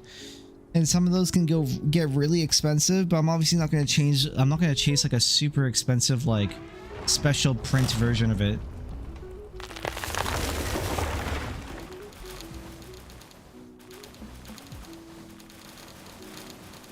I think the rarest vinyl record set I want to get that I don't own obviously right now is the Final Fantasy XIV vinyl collector set. Which is the well, it's not really a collector set, but it might as well be because it was a limited print, right? I want Final Fantasy XIV's Eorzean collection pieces, Volume 1 and Volume 2, which would be like $200 something for like 6 vinyls.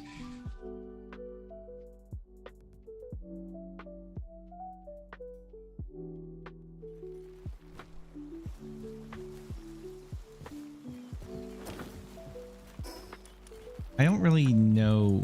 I'm not like huge in the collector game for vinyls. I don't know what the most expensive vinyl would even be, or like what those even range for. But I could imagine there's probably vinyls that out there that go for like $1,000. I know that The Weeknd, one of the weirdest records that people talk about is that The Weeknd made a vinyl record that is made of actual like durable steel or something.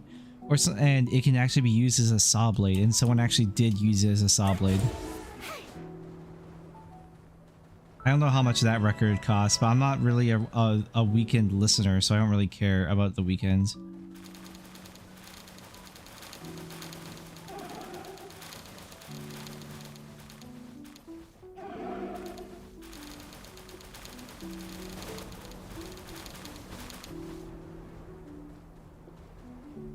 To me, The Weeknd is kind of like it's like men's The Weeknd to me feels kind of like a white men's Taylor Swift.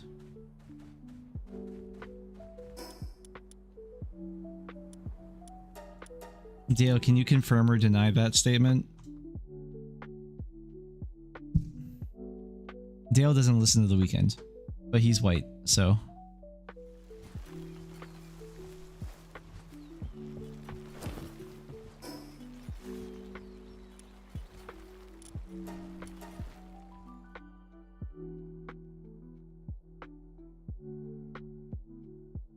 I don't even know if bro has the stream unmuted.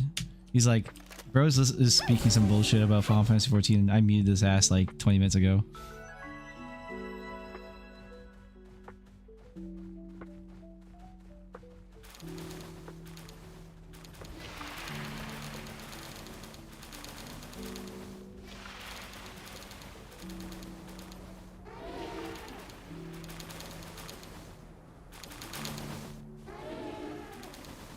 Let's ask Google. Is The Weeknd, kind of like white men's Taylor Swift.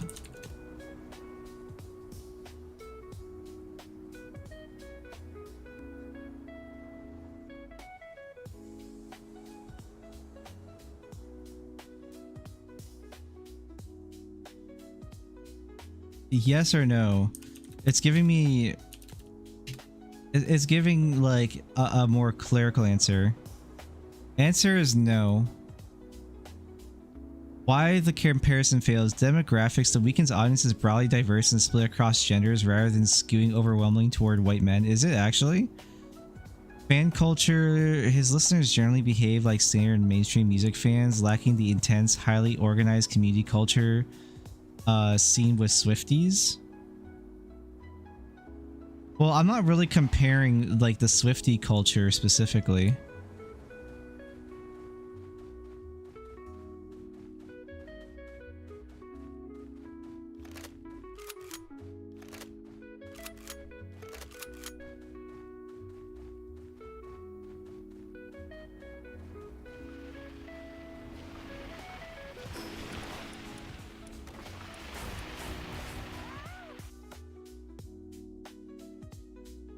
Okay, Google Shemazai basically said no.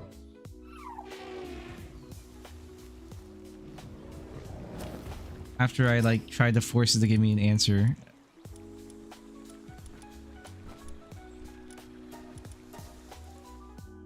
To me, it's more like girl songs. What? The Weeknd? The Weeknd is basically like the equivalent of girl songs for men. That's kind of the vibe I get with as well. At least like the stuff I've listened to of the Weeknd inadvertently.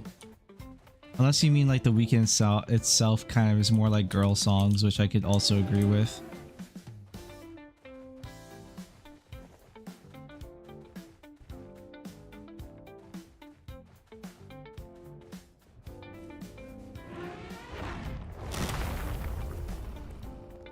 I genuinely don't really know what men listen to.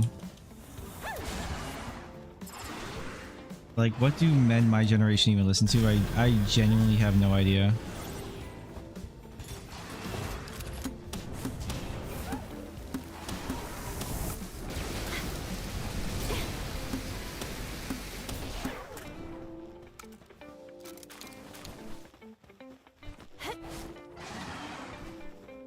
Good sex songs?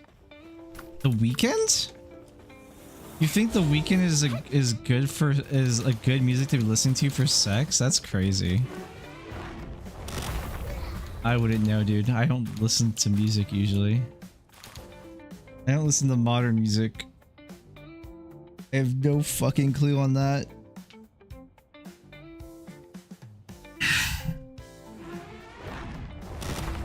Nor have I been in a relationship with anyone with any sort of like actual taste in music.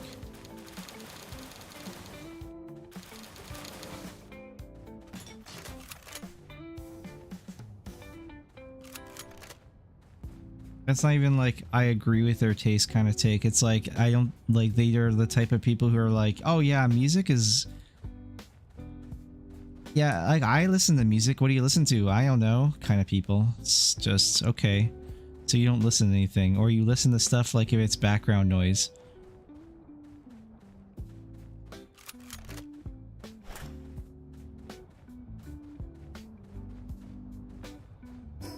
Ads are over. I just want... I don't know, man. I don't know what people listen to. Like, honestly, every time anyone has ever sent me anything for music, it's always some auto-tune bullshit.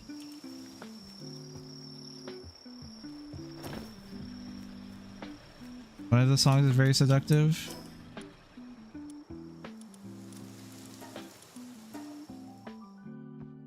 You'll have to send it to me because I don't know what you're talking about because I don't listen to The Weeknd.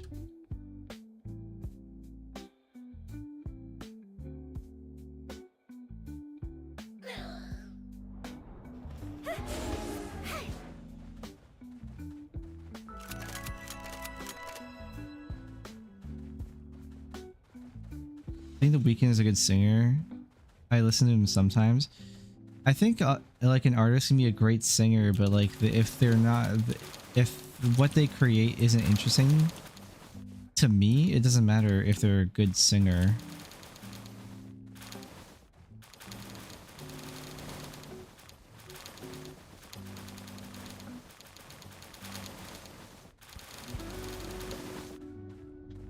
Like one of my favorite songs, and again, like I am old, but I'm not that old, but I might as well be 80 years old. Like one of my favorite songs is Hotel California by the Eagles.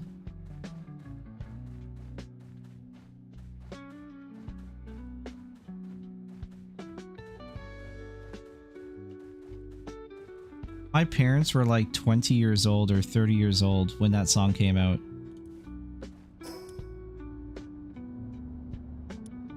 Oh wait, no. No, that would have been their grandparents. Yeah. Yeah. Like my grandparents, their parents.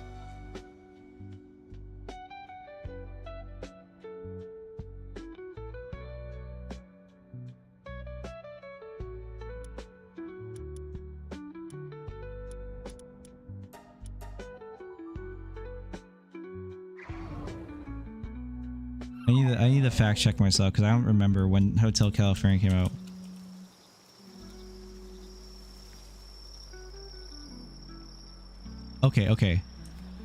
Okay, no. It would have been when my dad would have been 20 something years old when Hotel California came out.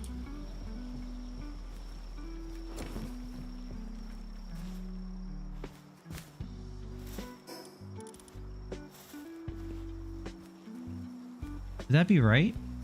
No, that wouldn't be right. Yeah, no, that wouldn't be right.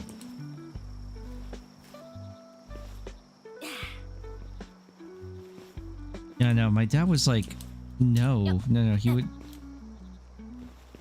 My granddad would have been, like, either side would have been about...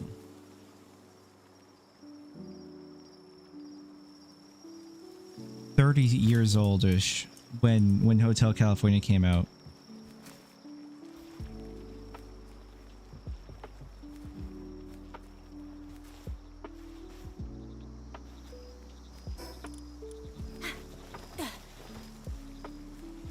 California has the best music. I don't know about that.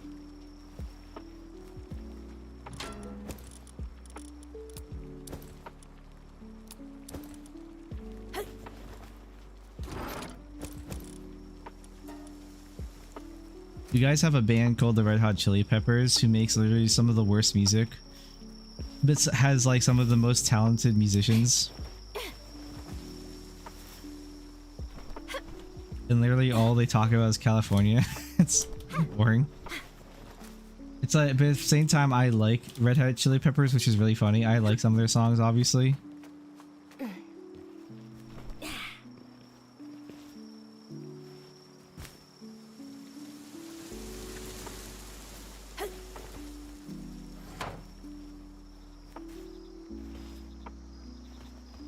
California just slaps.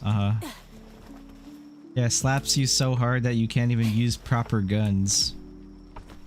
Says the Canadian who can't use guns basically at all. Not allowed to own.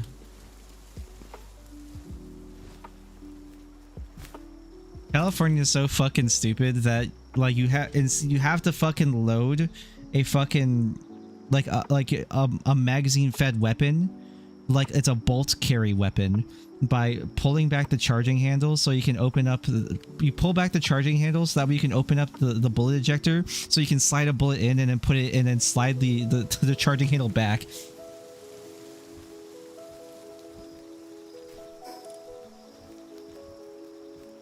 And all your magazines have to be 5 rounds and they're fucking locked into the magwell. It's super fucking stupid.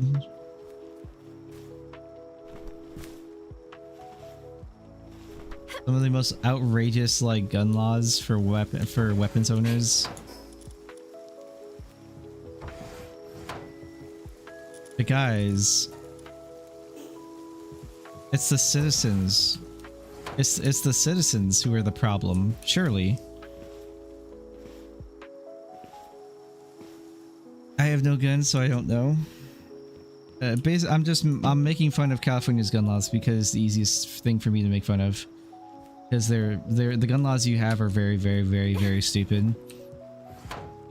It's about the equivalent as the UK blaming the like. It's about the equivalent of the UK banning quote unquote ninja swords, which they actually did, and then they show a katana and call it a ninja sword. The UK is so like their politicians are so inept that they can't even culturally like describe a weapon correctly.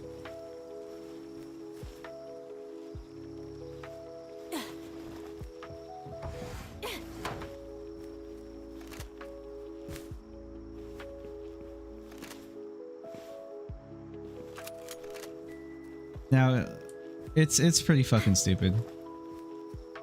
No more weaves of the katanas.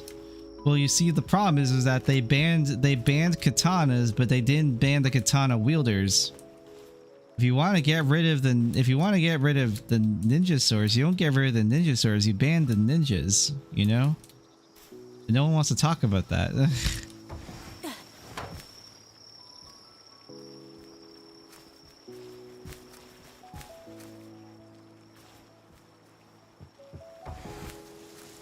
Release me. Why am I stuck to the ground?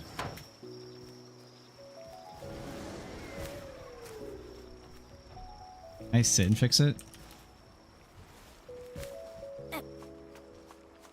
Yep.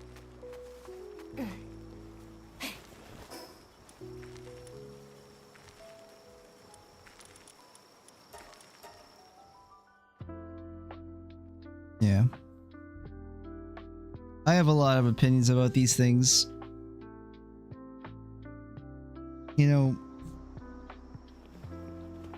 you can ban, let's just say you actually banned guns, but there's still people being killed by guns. Wow, that's crazy. It's almost like you didn't really solve the problem, did you? Did you lower it? Probably. The problem is that, like, you can never make a problem net zero, and it's usually like your law-abiding citizens who aren't the problem. It's usually people who are breaking the law that's the problem. But assuming that, like, with the argument that people constantly have, which, for example, in the case of guns is, well, guns kill people. No, people kill people.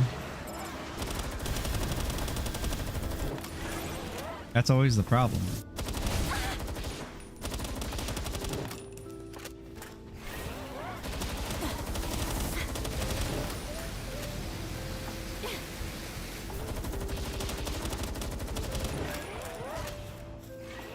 Good if we were like North Korea, but ban guns. I'm confused. No one wants to be North Korea.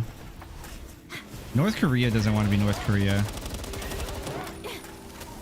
Ban guns and search houses. You can already do that.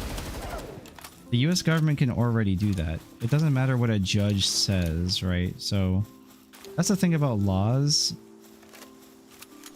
A lot about laws in general, and the concept of law and democracy in the West is already not really a strong actual foundational concept. Like the idea of everyone being able to vote is actually a good thing. Because like somebody with an IQ of 85 has the same right of voting power as someone with an IQ of 110, for example. I'm someone who is much more on the side of managed democracy, of the idea of managed democracy, where not everyone should be able to vote, for example.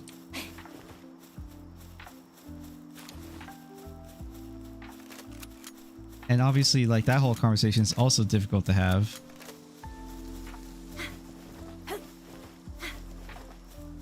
But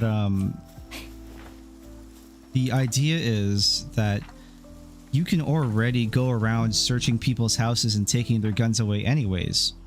That's already happened multiple times. That's killed families because it's government overreach. In the US, I can't remember when this happened. I think it was the 90s. A family was killed. Like a family, like their daughter, like a kid, the mother, and a dog was all killed over a shotgun being 1 inch too long. The barrel was too long by the FBI. And it was owned by the father, and the kids had no idea. And the whole reason why it all went down like that is because the kid took the shotgun because he didn't understand what was going on. It was an 8-year-old kid, took the shotgun to try to defend the house and got killed by the FBI. And then the whole family was killed. I can't remember when that was. I think that was the 90s.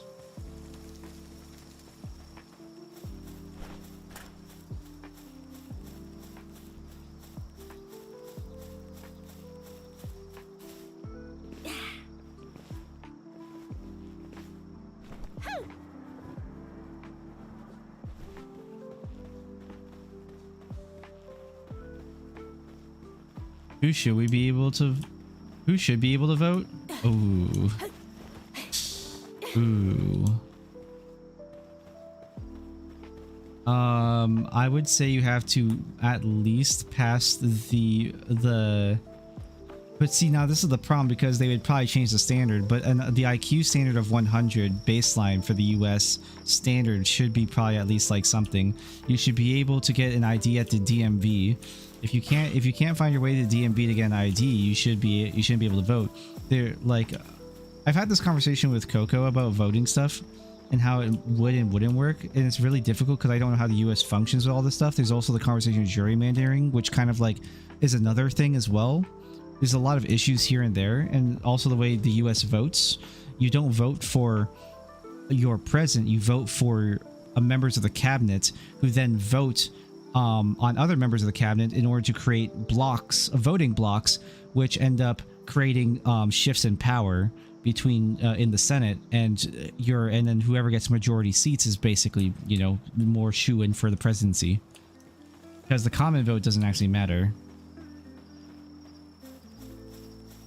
So what people should be voting based on is they should be voting based on state issues and not federal government or federal country issues.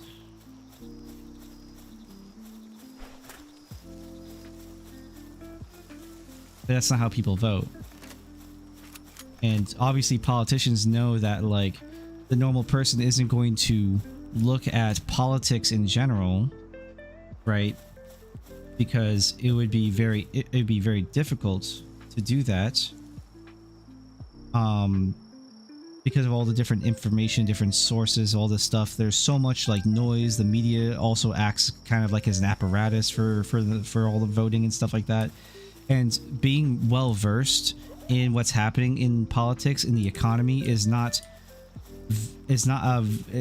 worth that effort because you are a single vote, and your vote again is worth as much as someone with 85 IQ. And who might not even have a license, or might even not even be legal in your country.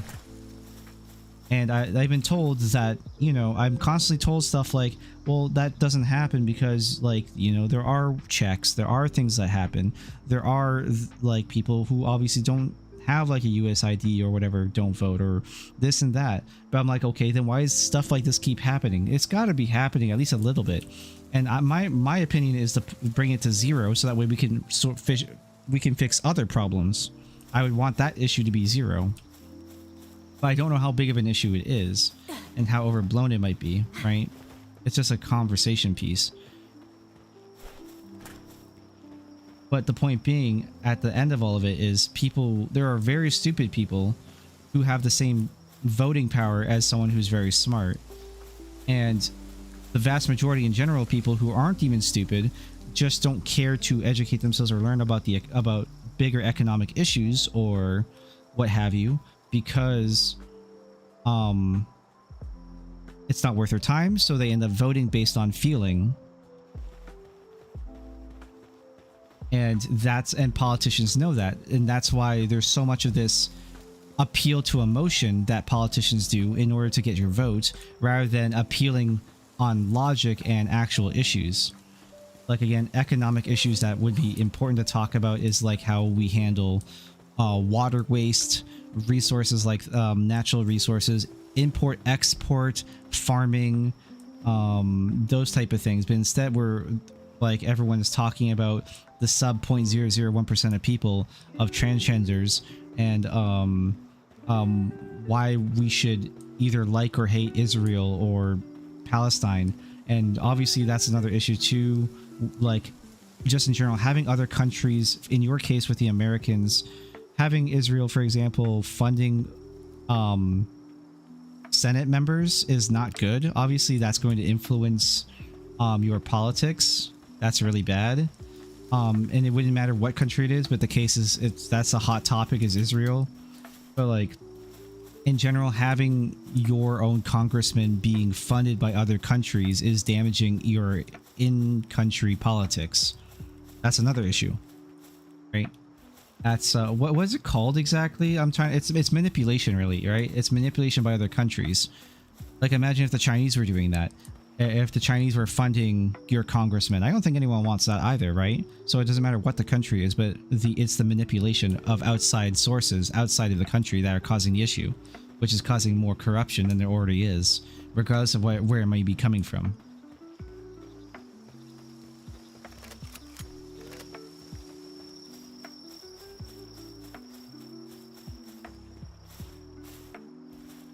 That's my like kind of smaller and bigger thought on it, because I don't like, I thought about it. I remember I thought about it like a year ago a lot more about this stuff, but I'm just kind of exhausted because everyone wants to be right, but no one wants to have a deeper conversation about it.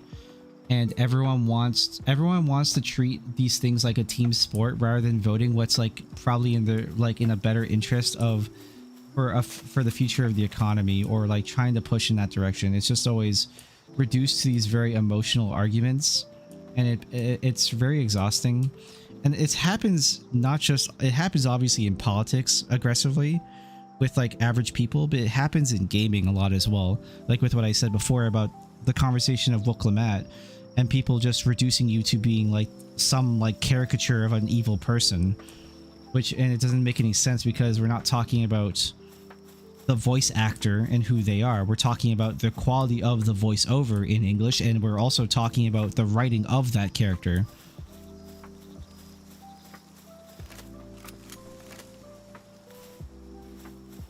And I'm using Final Fantasy XIV as an example because I think that's the most readily quick example I could give, considering the audience. It keeps happening every time, anywhere I see it, and it's really mentally exhausting, and that's why I just don't care. And trying to have these type of very mature conversations is impossible with people on the internet.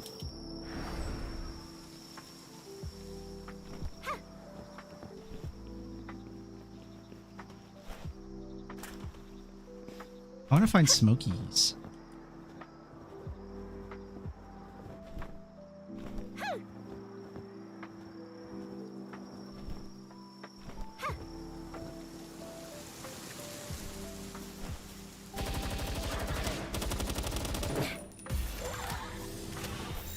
I don't remember. Well, I can look on the habitats. I'll look after I get this guy. Go away, Hellzephyr. I think, though, going back to the original question, the people that should be allowed to vote should be people who have a proper ID, have citizenship in said country, whether they be natural born or they've been working there for a long time, and it should be like and they should like pass a basic IQ test that's like presented to somebody at the office. And if your IQ tests and they don't give you the results, for example, that's what I think, they should just not give you the results. If you don't score 100 IQ on the thing, for example, you can still vote, but your vote gets thrown in the trash essentially.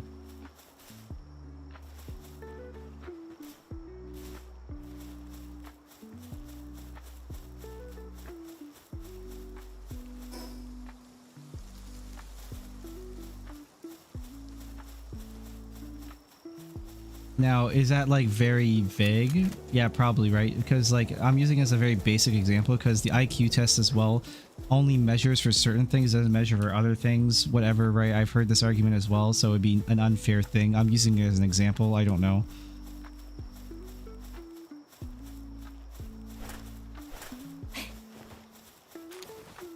Pokemon Helldiver. That's crazy. What's up, White Pops? How you doing, man? We're just yapping about random things and how I dislike most communities on the internet and how it's difficult to have most things. I was making fun of California's gun laws.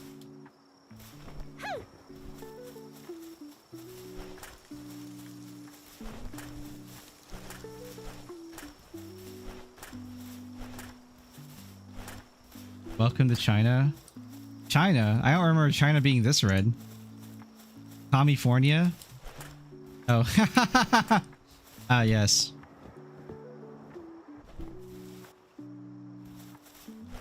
I'm kind of curious how corrupt California is.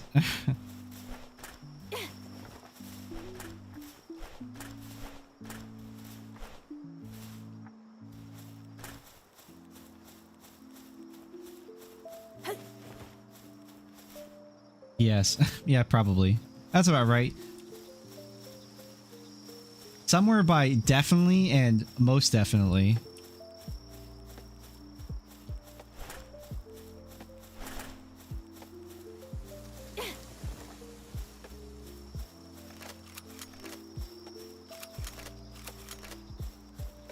More like, is that a question? It's by nature. I kind of feel like just in general with every, like, regardless of what country it is, there's always a degree, like, to varying degrees of corruption.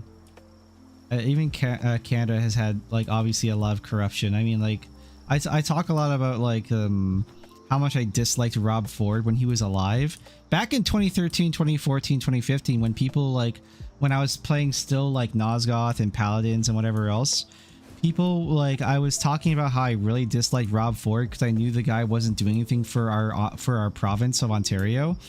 And then at some point, I can't remember when it was. I can't remember if it was before, just before Overwatch or after, like a little bit after Overwatch when I stopped playing or something. It came out that he was taking money from the taxpayers. Long story short, he was like the PM of Ontario. He was taking money from the taxpayers, and he was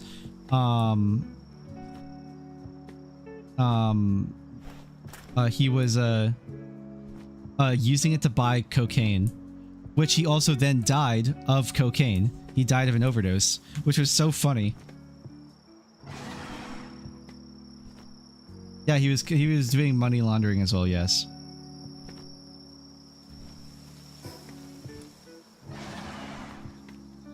And then what did we do? We said, okay, you know what? You know what, guys? We're going to get another wannabe politician-only conservative guy to run Ontario, who is the brother of the crackhead. And the same thing is happening, which is literally nothing. And it's not about necessarily if it's a conservative, liberal, or whatever, but it's very funny consistently that the Conservative Party people will talk a lot and then do literally nothing.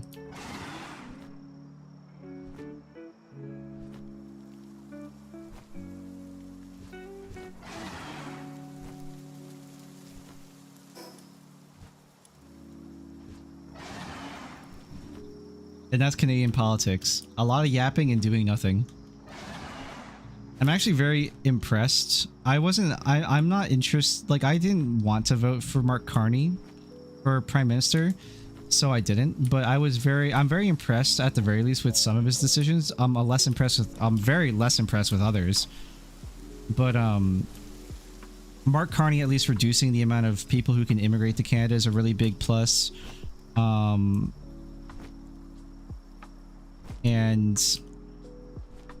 It's a really big plus to me. He is making a lot of he's making Canada money in some ways with trade agreements and stuff, but at the same time, just yesterday or 2 days ago, he just said, you know what, we're going to match the US dollar for dollar with tariffs, and we're also like postponing all trade agreements.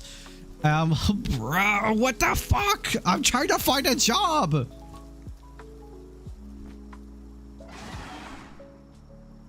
We're getting fucked. It's not even like Mark Carney's fault necessarily on that. It is the US's fault, because a bit like it's not just Donald Trump's fault. I mean, the US has been tariffing the fuck out of Canada for like a decade. So, but like the trade war shit fucking sucks, man. Like this shit has been like going super hard since Obama.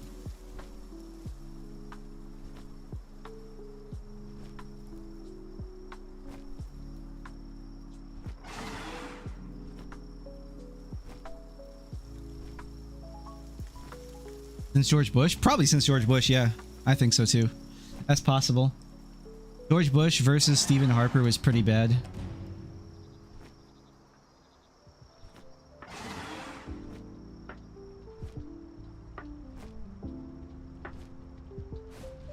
Oh, that's right. I wanted to look at the Palpedia. We are looking for Smokies. Also, you asked me, Candy, have I played the new Helldivers update? I have, I think, if you're referring to the update that... Oh, there's a Xeno... Oh, yeah, Xenoguards, yeah. I want a Xenoguard. I want him because he's cool. Oh, wow. I haven't seen that move.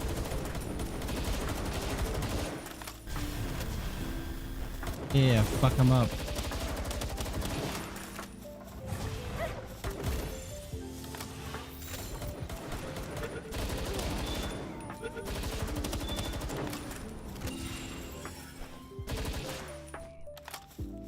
Anyways.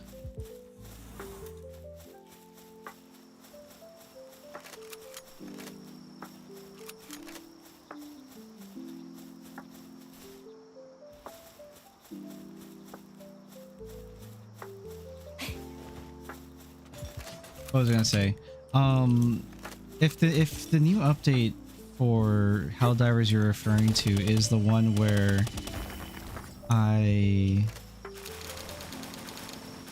or where it's like the cities are just like being filled with tornadoes, and there's just illuminate, like there's just illuminate fucking giants with fucking giant ass like bell sticks that fucking slam you into the ground for 1,000,000 damage. Yes, I played that. Dale and I were playing it last week, and we were just getting our shit handed to us while also like just trying to survive. But we were also just playing on difficulty 6. We weren't playing anything hectic, and it was just getting worse because we had randoms who were just like super brain dead. We were like getting missions done, but it was rough. It's like the big thing why I have a hard time playing cooperative games is because the average human being in video games, I think the quality has gotten worse than when I was a kid playing video games. I actually think it's gotten demonstrably worse in quality of players.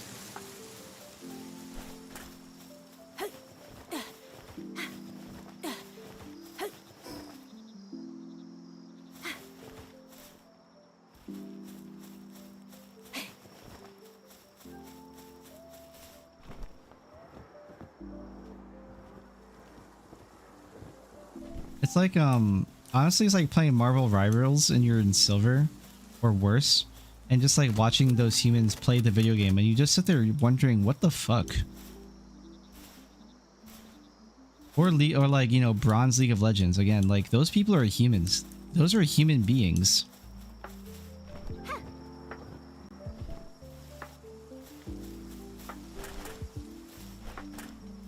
Modern convenience has made people too lazy and inefficient to do basic thinking. Yeah, I think so too. But I also somewhat disagree, because even like it's become I think what we should say is that the gap has widened for sure. I think that the bell curve, the ends of the bell curve have gotten larger. That's how I feel about it.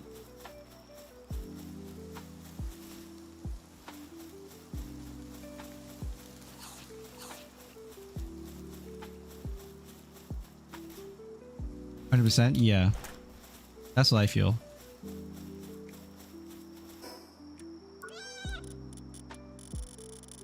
And there's just, it's just so many people nowadays that you find on the bottom half of the bell curve more often. It's really mentally exhausting. Like just thinking like, Jesus Christ, man.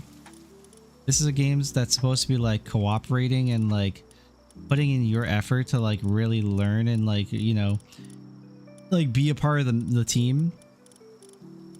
And then like for those type of people to come back and say to you, it's just a video game, bro. It's like, why are you on this difficulty then? Why are you here? If you're not trying to engage.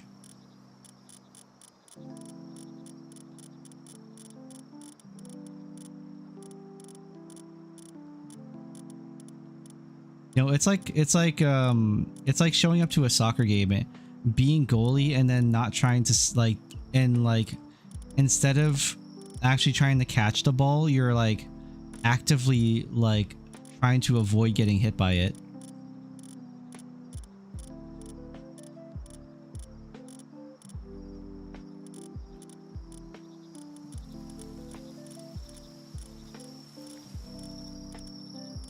Where's Smokey? I was just scrolling up and down kind of randomly. Smokey, Smokey, Smokey.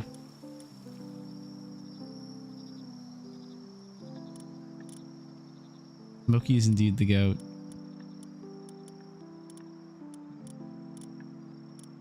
Dale, I was asking this earlier. What do you think is like white men's like equivalent of Taylor Swift music?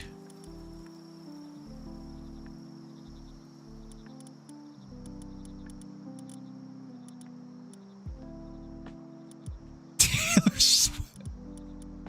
You think a lot of white men listen to Taylor Swift? Like on a, like they themselves actively listen to it? It's not like they're listening to it because their girlfriend wants them to, kind of thing? Nah. Yes? Nah.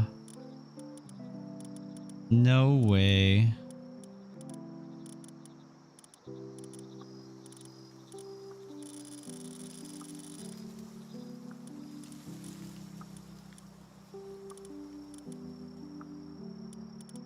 Do you really want to know? I kind of do. We were joking about this earlier. I can't remember what I said exactly, but we were talking about music. Oh, it's because I was talking about The Weeknd, and we were talking about vinyl record collecting and stuff, and like how I like buying records and stuff. Like, but buying, oh my god, Smokey's just everywhere. Okay. I like buying records that that means something to me because like I like the music on them. I'm not someone who like buys records and collects because, oh wow, I just want to collect or whatever. I buy records to listen to, not to sit on like inside like a glass cabinet forever.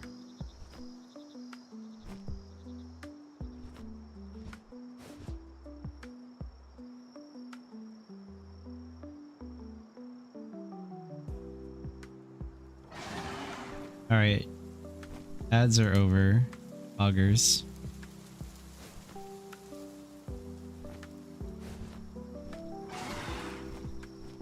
I don't know if anything I said came through.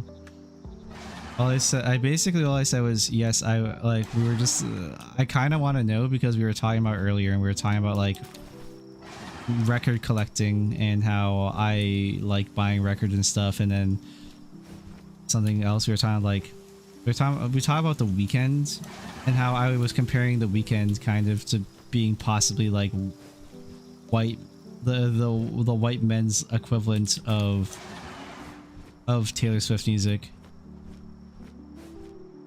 Metallica or Foo Fighters is popular among the white dudes? Really? I mean, that would make sense, but like, Is Metallica only like older white men, or is it like all white men? I feel like if it's all white men, I would feel like Nickelback probably fills in the gap for Metallica more than Metallica does.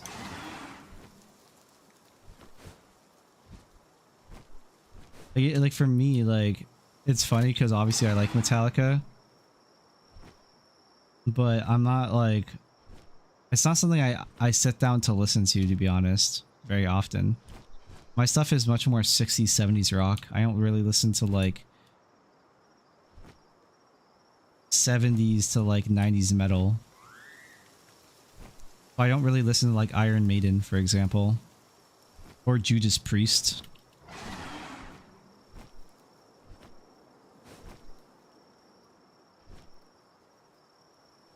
However, Taylor Swift is getting more and more all the woke men. Well, I mean, I think every time I think about this conversation with men, quote unquote, being woke, I just think that it's just men, like, you know, sacrificing a lot of what they believe in order to try to court a woman. That's because like that's literally it. That's all I that's really it. At which point it's going to be a very terrible relationship. You think that Lindsay Clancy was a Taylor Swift fan? Wow, that's fucked up actually.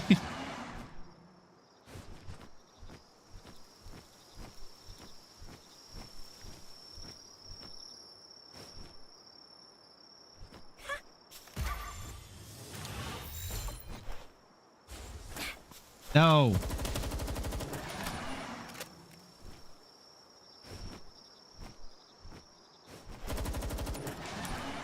He's too fast.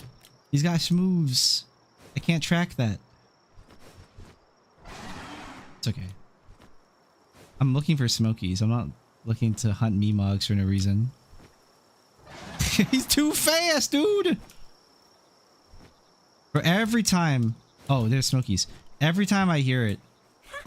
Every time I see or hear run bitch run, all I can hear in my, oh my god. All I can hear is a pimp make slip back in my head.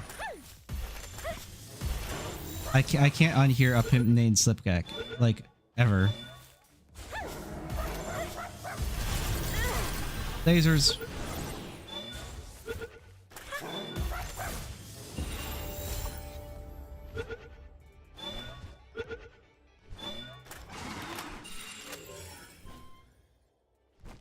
Dude, now all I can see, like, because you said Ghostface, I'm thinking of, like, specifically Ghostface and his appearance in, what do you call it? In Scary Movie. What was that, Scary Movie 2? It was Scary Movie 2, right?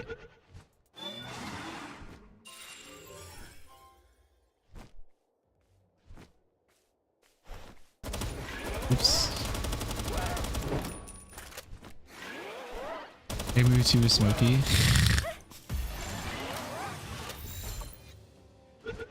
Holy shit, dude. It's been so long since I've watched Scary Movie.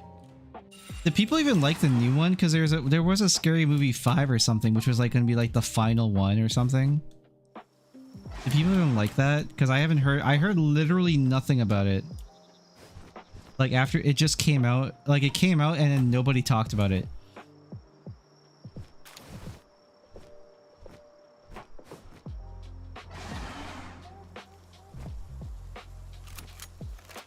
I don't know, I don't go to movies. I don't go to movies either. The most recent movie I watched, and it wasn't in theaters, it was the new Spider-Man movie.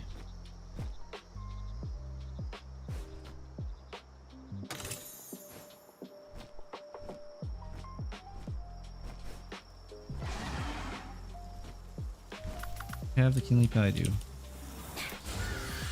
Only pal I have for these boxes.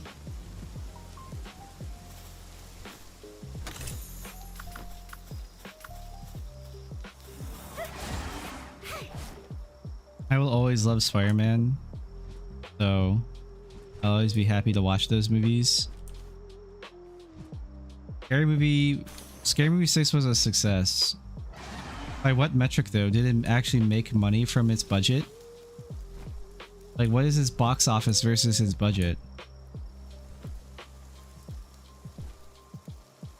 Other movies. Oh god. Other movies like overshadow it. Well, that would make sense, right? 30 million production cost, 230 million worldwide. That's good. Gross profit, yeah, it's good then. Well, production, does that include commercials and marketing? I don't know how much marketing there was for okay, it does. Okay, cool.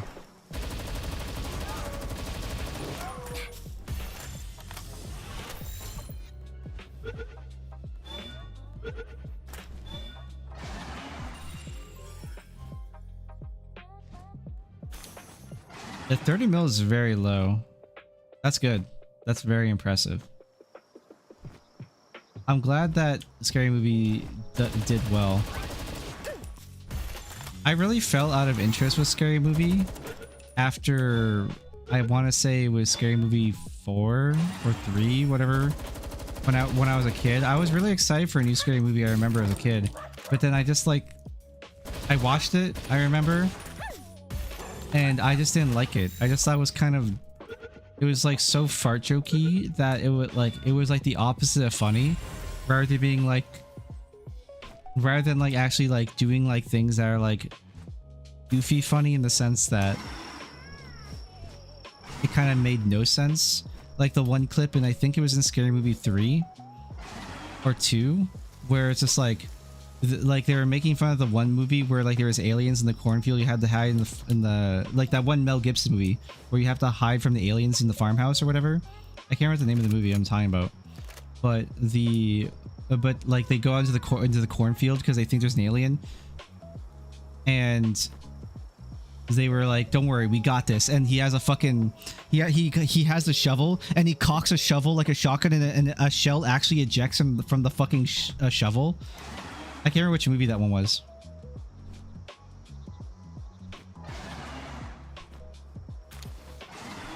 That was Scary Movie 3? Okay. I watched Scary Movie 1 through 3 as a kid, like when I was like 10, 12 years old or something. I just don't remember fucking anything. The other one, like, you know, like this is much more like kind of like toilet humor, but like it was still funny to me, and it's still funny now.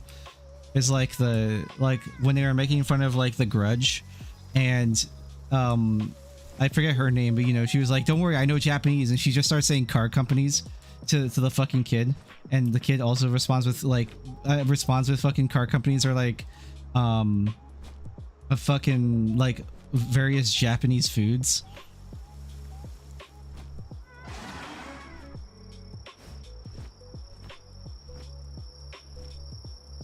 Car companies and foods, yeah, exactly. That shit I thought was very funny.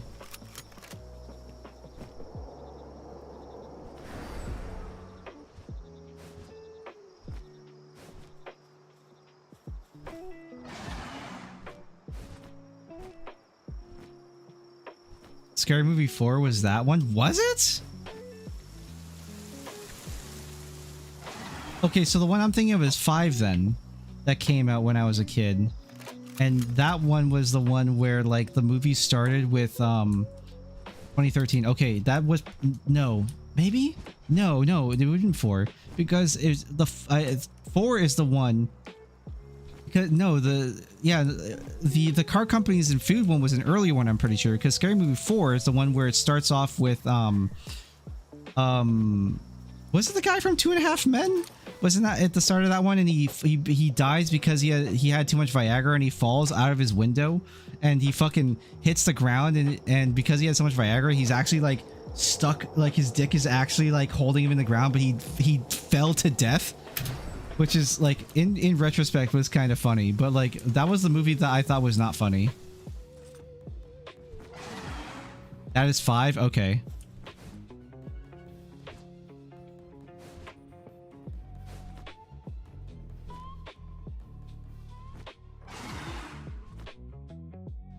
Yeah, I thought that whole movie was kind of fucking ass. With Snoop Dogg and Charlie Sheen. Yeah, that's it. Yeah, yeah. I forgot the actor's name. I remember that everyone gave Charlie Sheen so much shit because what he was like. What was it? It wasn't because he was a sex offender, right? That shit never happened. It was because he was a drug addict, right? Can't remember. Like Charlie, I always enjoyed Charlie Sheen, generally speaking, like as an actor. Yeah, just for being a druggie. Like who cares, man? Like many actors are druggies. You know, one of the fucking best guitar players was was like on so much bullshit and has literally a song about drugs, like most guitarists do. Like the Beatles were on drugs. Like who cares? Eric Clapton was on so much shit.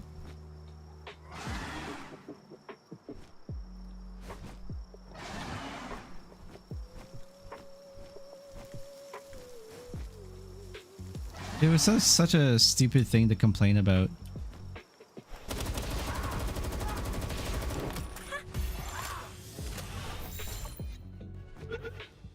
I feel like the only reason why that shit happened is because in retrospect and everything we know about how media is kind of like being handled nowadays online and like just kind of in general, like with the weird discourse and very targeted discourse you kind of see, it seems like, you know, Charlie Sheen must have uncovered something or like really pissed off someone in Hollywood, and so like they really tried to ruin his career.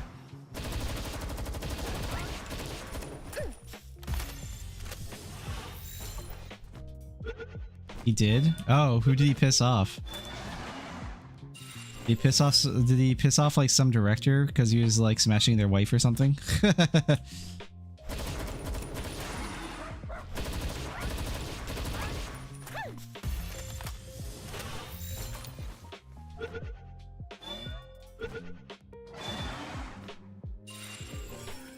Philanthropist.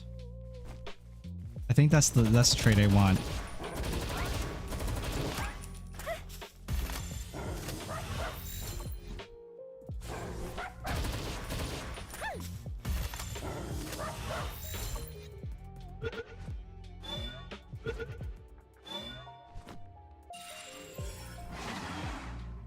I think it was Chuck Lorre who made 2.5 Men and I think 2 others. There's no way Chuck Lorre has enough power to actually try and ruin like Charlie Sheen's career. That's ridiculous.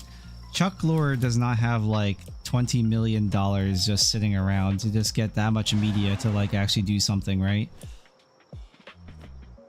Or am I just like grossly misunderstanding the amount of money that 2.5 Men actually got like our netted Chuck Lorre?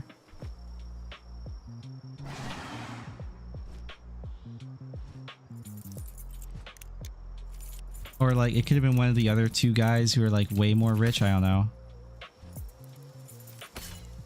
Oh, CBS CEO. That would make more sense. What did he say or do to the CEO? Ooh, laser rifle schema.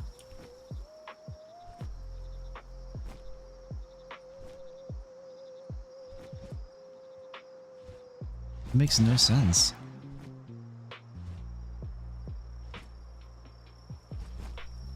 They cussed each other out apparently, and that's what. So they said mean words to each other, and so they got butthurt up. Everyone got butthurt about it. Wow, dude.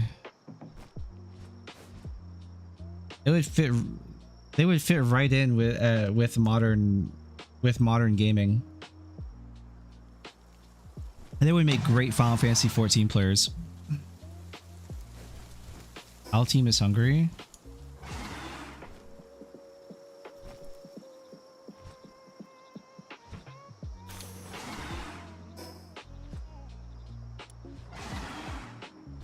Alright, we'll just go to a bird statue.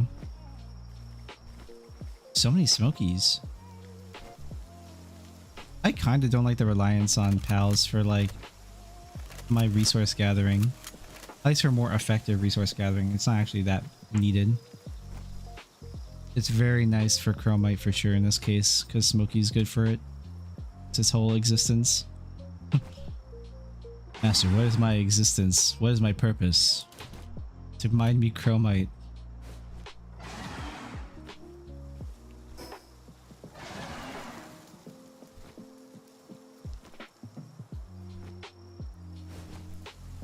You know, when I was playing the Helldivers update, Candy, like my immediate first thought is that now that Helldivers was like condensed and everything, because I didn't play it.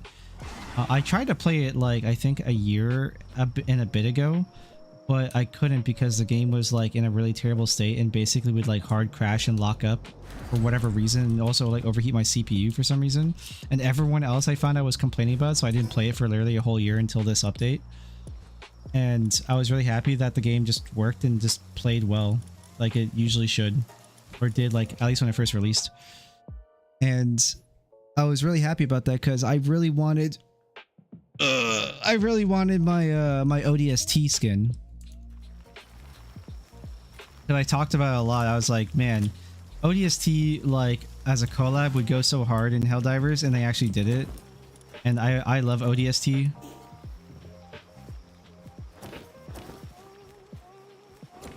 ODSTs are my goats.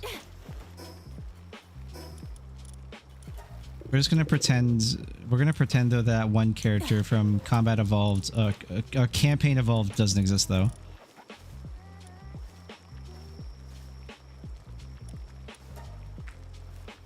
That's not an ODST. That person doesn't exist.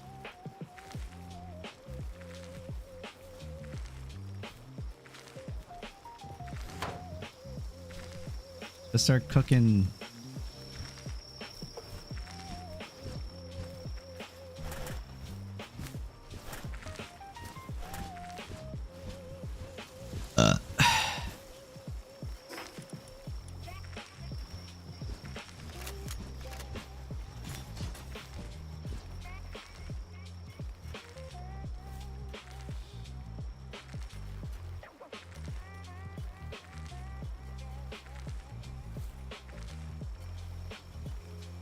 Sorry. I was looking at some stuff. Actually, I need to check my phone.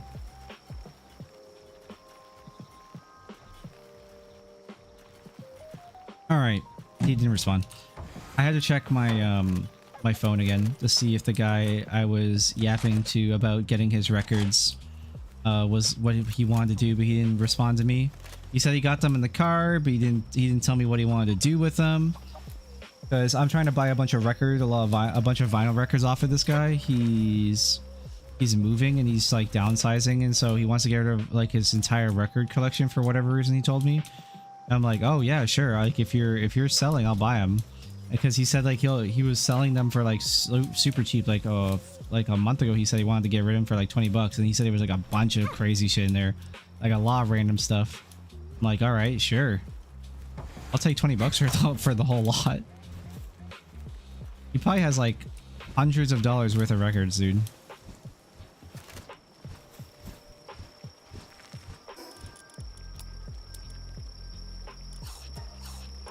What a steal? Yeah. You have a record player? I have two. I have a Pioneer record player, which is from the 1980s. I have a 1980s Pioneer record player, and then I have another one. I have another one that's a it's not the best, but it's pretty solid. It's pretty damn good. And then I have a tail. Like I have not quite a. I wouldn't call it like a suitcase. I call it a suitcase, but it's not a suitcase. Record player that I have. It's a record player that has a 3.1 surround sound, or a 3.1 channel. Is it a travel deck record player? No. Let me just find it, because I always forget. Like I don't know what to call it. I just call it like that. Look at my orders, I think.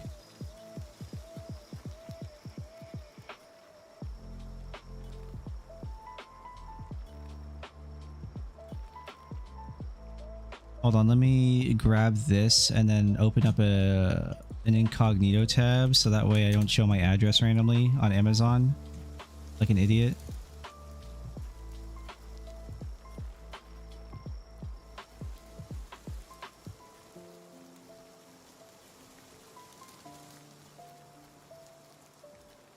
Bummer. No, I wanted to know what your address was. I have this. Exactly. How else am I supposed to like use your address to like subscribe to unsolicited hentai now? Yeah, not travel deck. No, I have this as a record player. This one specifically. It is case covered. Yeah, exactly. Yeah, I use this like as my current record player because I have to set up the other ones because I haven't bothered. Like the old record player, it's like a full thing. I have a cassette. I have cassette, CD, and record with a preamp. It's a full like $2,000 old like system setup that's not set up. But it all works. I've checked the power and everything. Everything works from my dad. And I just never bothered to set it all up. I have to get the RCA cables and everything all set up, all the speakers and everything. No DAC or mixer. It has its own mixer. Like it has everything. Yeah, it has its own mixer, its own preamp, everything. But I have to figure it out. And my biggest problem though is I don't have the space because I need another cabinet for my records. I want to put all the records somewhere else, and then I can use the one cab that's supposed to fit, like house the preamp and all, the record player and everything else together. So everything's in one place, and then like my separate record player can be with the other records on its own cabinet. And I can just do it that way. It's a lot easier and cleaner as well. But I just haven't. Yeah, I don't have a cab specifically for my records right now. But I have cabinets, but I don't have a cab specifically for what I want right now. And I'll show you what I want to get. I'm just waiting for money right now. I'm gonna get something like this for just so I can have my stuff all set up there. Yeah, a simple one. I'm gonna put my records all there with I'm gonna put my records all there with the separate record player there, like the one I'm currently using, and then the other big tall cabinet that I have is gonna fit like the actual preamp mixer and all that stuff in that one spot, because that's how it was when my dad used it. And I'm gonna reset it all up like that and set up the wires, and then figure out how I'm gonna like channel the wires around the room to the speakers, and then do that, and then I'll have everything, because it's a preamp, it's a mixer, it's a preamp mixer with that has like a bunch of other devices, right? There's 3 different devices. There's the record player, there's the CD players, which can hold 6 discs, and you can swap between them, and then there's a cassette player, and then there's also a radio tuner.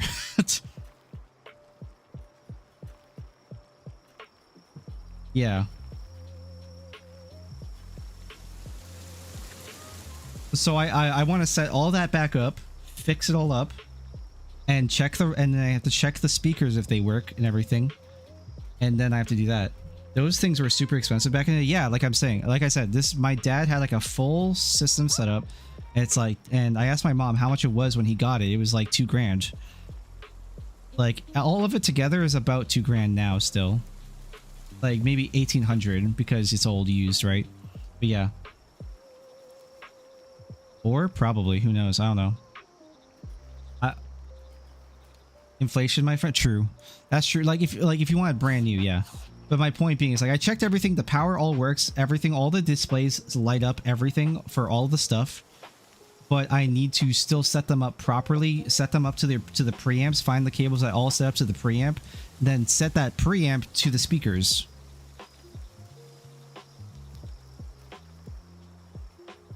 So yeah, that's what I need to do. But I want this cabinet as a separate thing for my records and for extra stuff like cassettes and everything, because I don't have that many records, so I would have a lot of extra space to put that stuff as well. So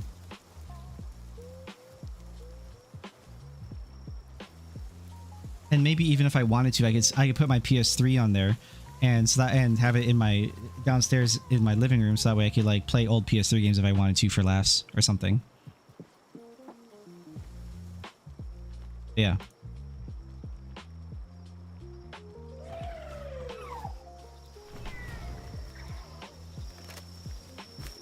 Danya, yeah, I have a lot of plans, and I've been working on a lot of things to clean up my house and everything, but yeah.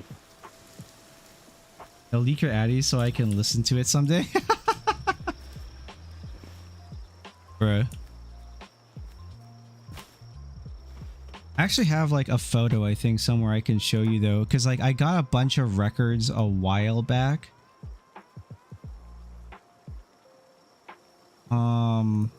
I know I sent the photo to Dale.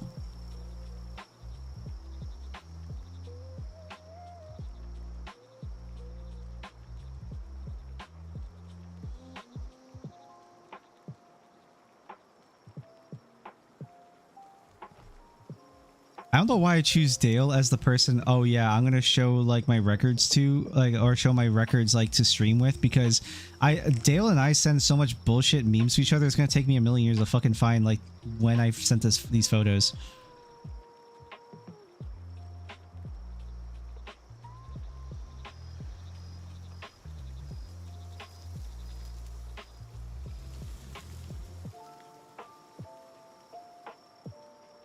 Okay, well I found when I started setting up the record player. Did I not send Dale? Did I not send you like my bullshit of records? I swear I did.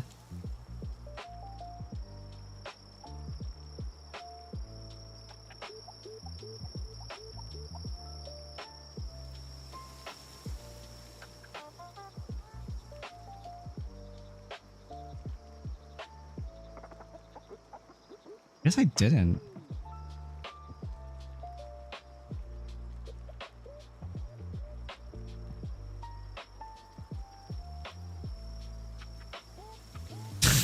CEO of Sex announces double sex P weekend. I forgot. It's so fucking stupid. Okay, alright, let me do it this way. Maybe it's over here. Music, art, photos. Maybe it's IRL photos.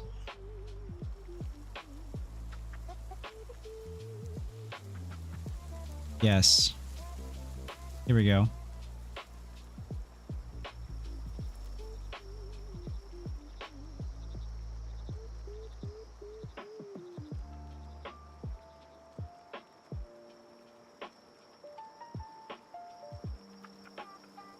I got a lot of bullshit. I'll wait for ads. I know ads just happened, so give it like 40 seconds. Give it like 40 seconds. And I'll put this shit away.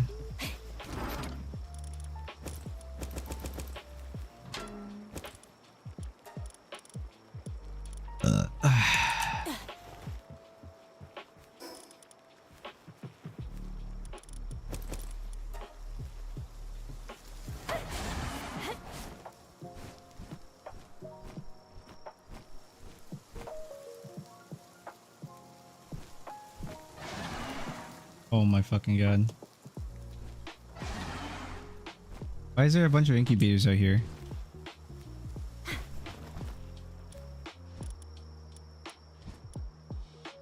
You want me just to make another large?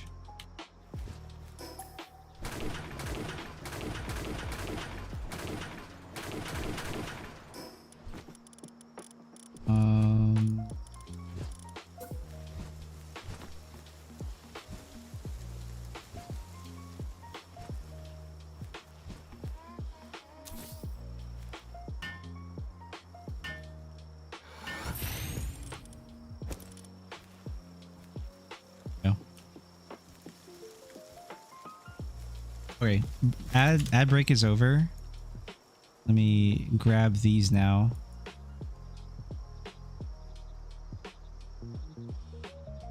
I found the photos.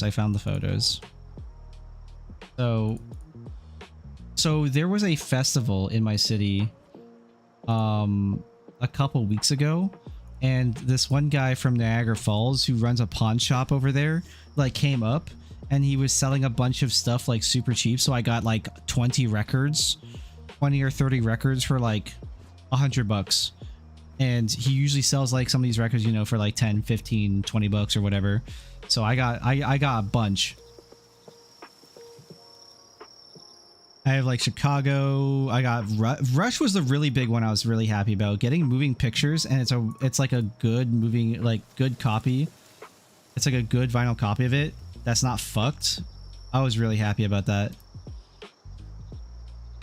Chicago, Boston. I got Boston albums 2 and 3. Got Pat Benatar. I got a bunch of Triumph records. Bad Company. There's a couple others in this mess as well. But yeah, I was really happy about these Heart.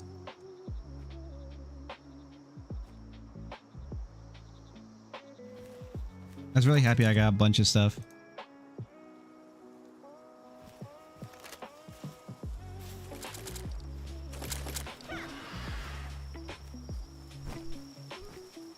B-Series Honda Civic. If Beacon is the B-Series Honda Civic, who's the Type R Honda Civic?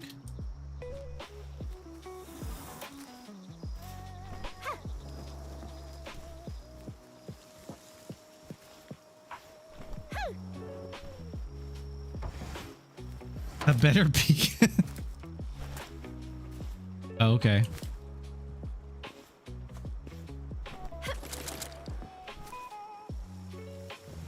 Who would be considered the Toyota Supra?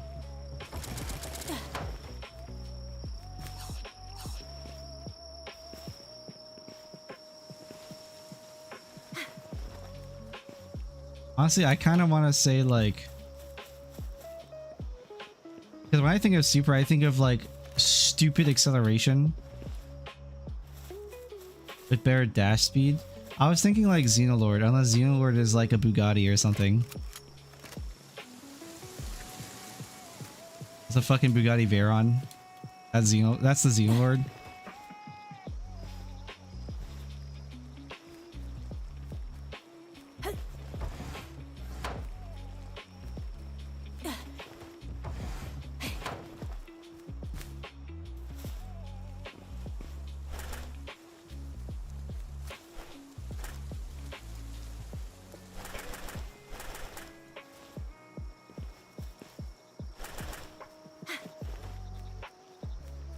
The Bugatti of this game is Jet Dragon. Oh, Jet Dragon is actually nutty.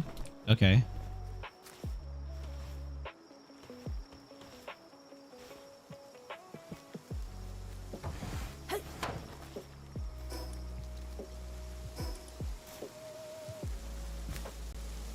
Do it for Dale. I'm pretty sure Dale knows my address, by the way. Maybe I don't remember. Pretty sure Dale does.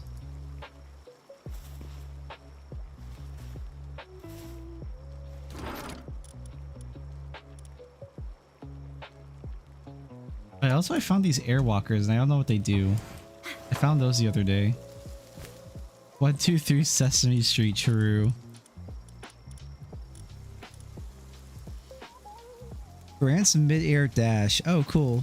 Also grants double jump. Oh. Wait, I read that wrong. Accessory that allows the player to jump in mid-air when equipped. Wait, so yeah, double jump, right? Also grants mid-air dash, so double jump plus dash.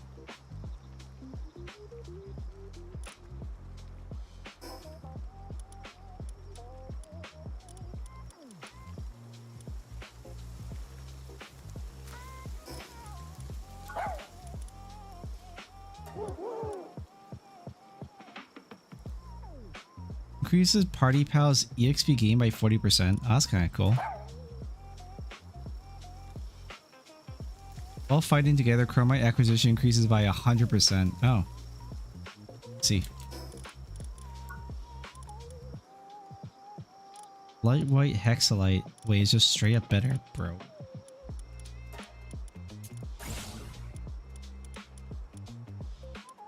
I need tech points.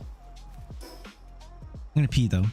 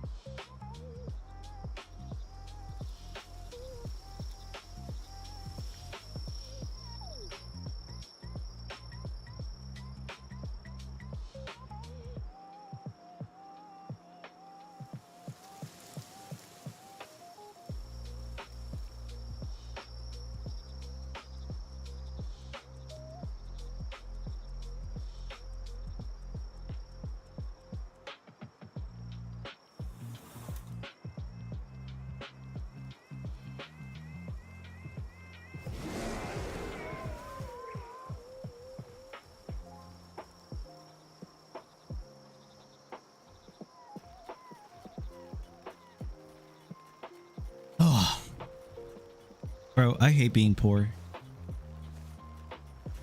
There's so many things I wanna buy. Like I wanna buy the cabinet. But I'm being, but I'm also not trying to be unemployed. I'm getting fucked by politics. I'm being fucked by too many Indians in my country. I'm being fucked by my temp agency.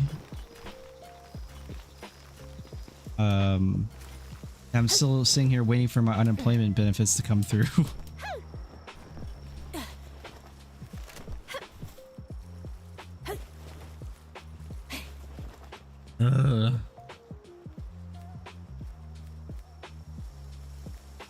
I'm hoping unemployment benefits come soon so that way I can just so I can get the cabinet. I want to get the cabinet. That's like the big thing. I want to get the cabinet so I can like set that up and have my records all nice and chill.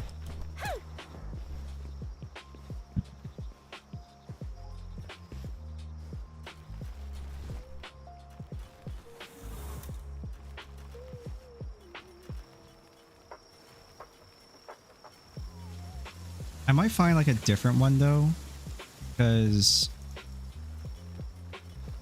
I don't know. I like the way that one's set up, but apparently, like I like when I see on this one, like you can't have them facing you; they don't fit properly, which is kind of stupid. But then I see other ones and they fit properly, so I don't know. It's like maybe a measuring issue with only one of them.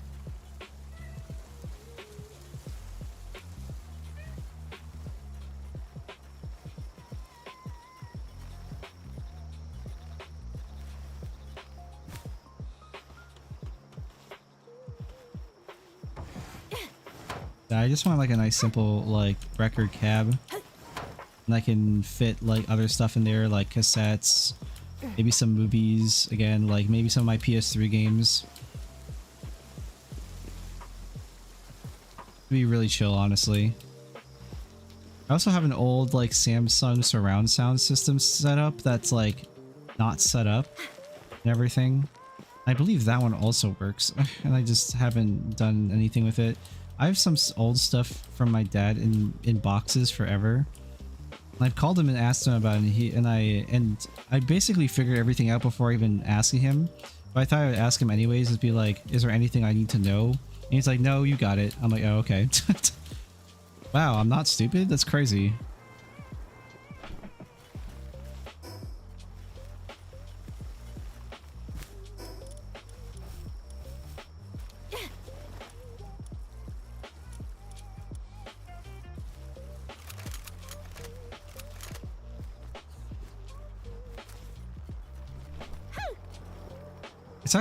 I'm actually like, you know what's funny is like the conversation we were just having about like old stuff being built to like last.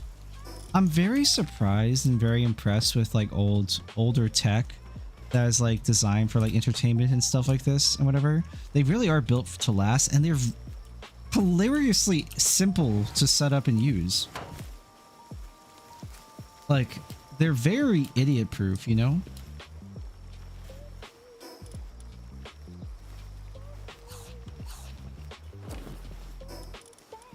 I was so goddamn lazy. I just never do it.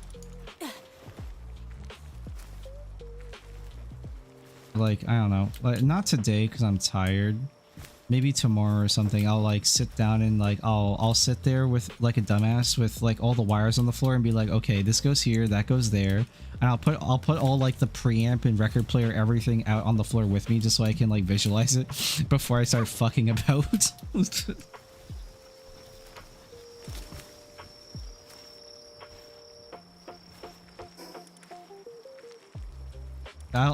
I'm kind of excited to have it all set up because that'd be really cool.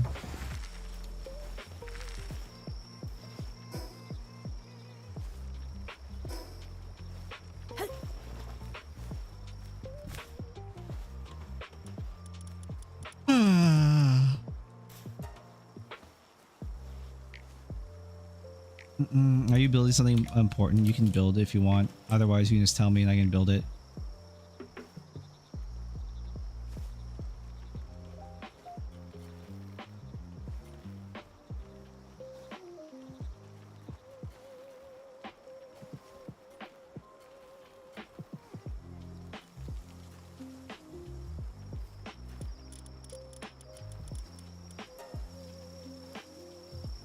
Twilight. Wait, Hexalite. I want.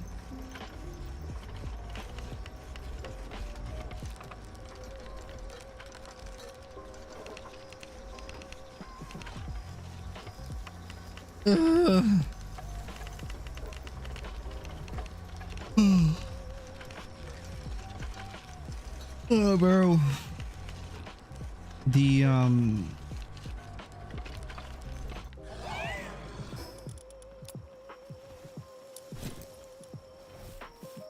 that's it looks kind of dope black. Take this.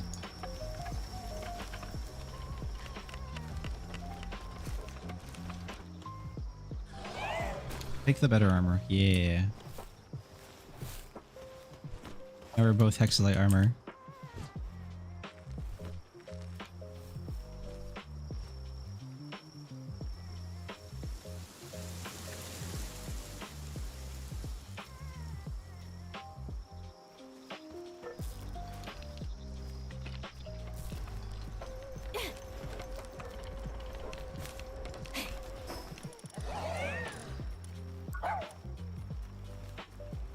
Do we actually need chromite right now?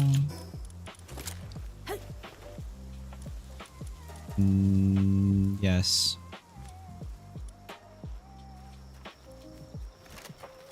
I guess I'll go grab a smoky while I'm at it. We don't need Memoris in our party right now.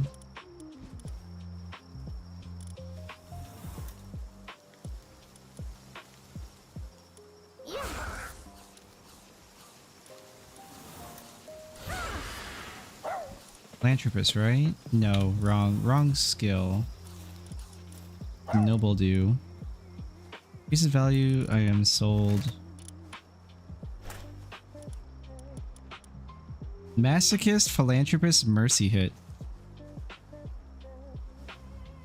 There's a joke in there somewhere.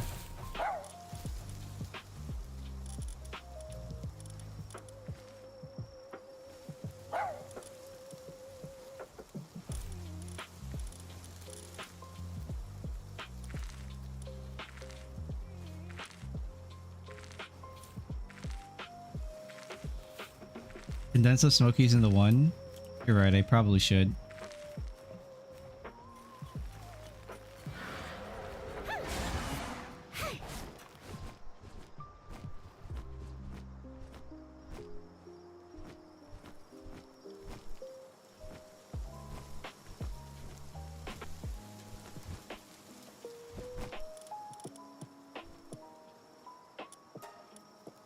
Base pal.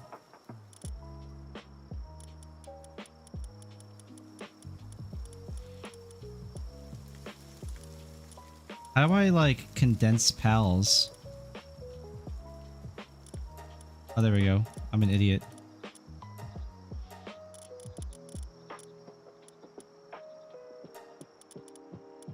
Alright, boys, you're all getting slapped together into one.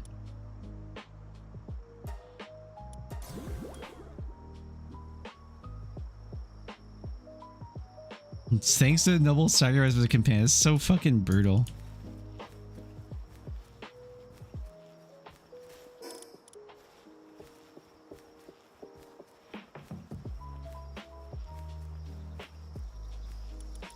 Should add increase mining efficiency, yeah.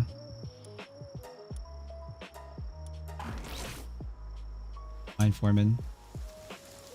To make sense for what we're doing.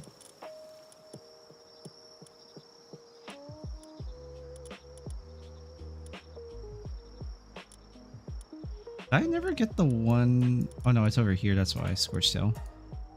Scorched Tail is where Q said he likes to go for his chromite.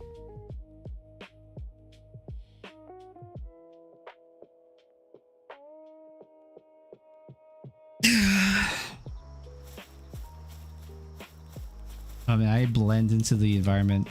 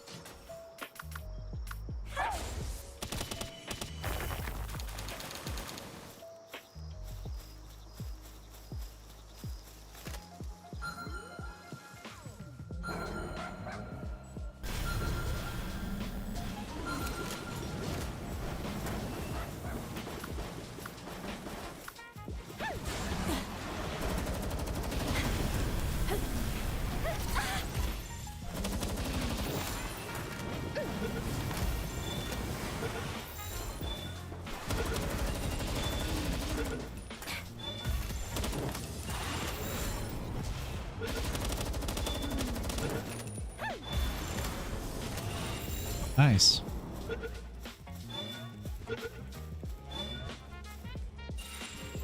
Alright, cool.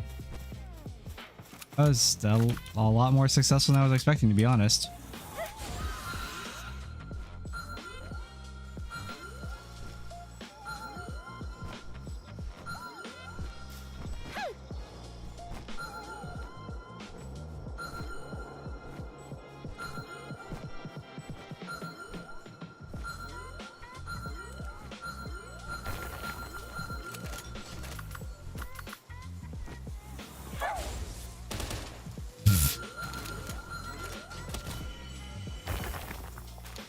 I mean, I could mind using the Gatling gun. That would work, right? Surely.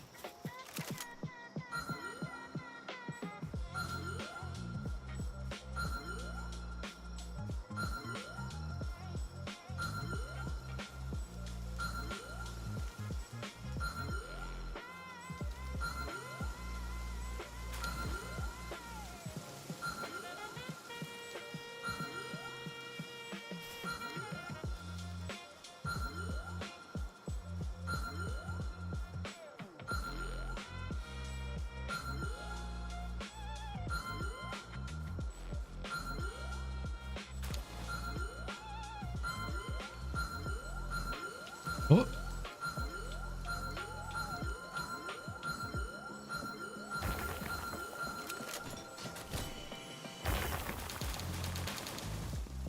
Oh, it's a saddle. I'm trolling.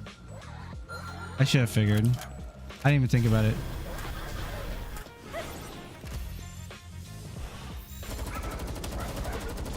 Fuck you, stupid Nemog.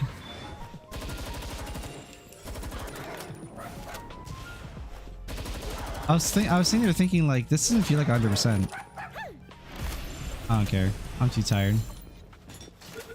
We'll go back and... Well, we don't actually have the points for it anyway, so... Wait, do we?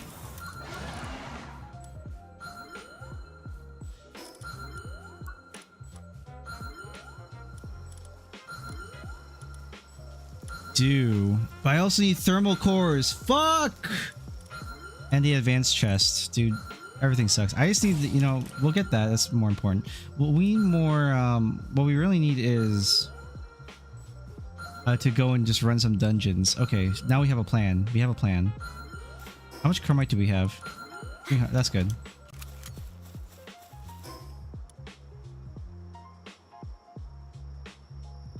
Is there dungeons in Faybreak? I don't feel like I've seen any. Surely there's dungeons in Faybreak. Oh, you know what?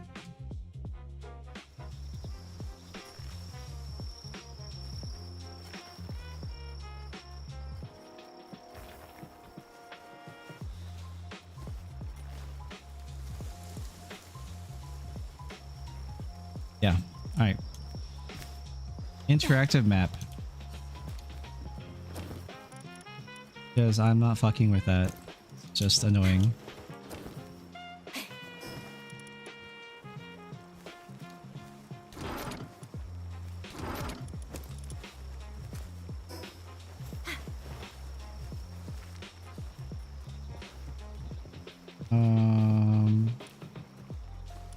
Table. The purple one.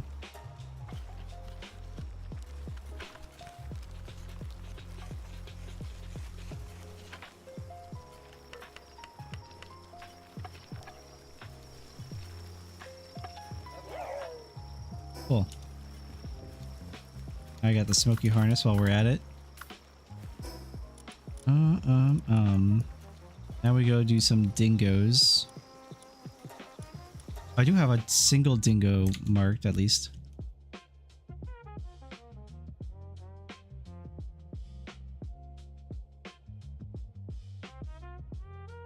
Oh, I got texts. Oh, okay. He texted me and said, "Are you coming down?"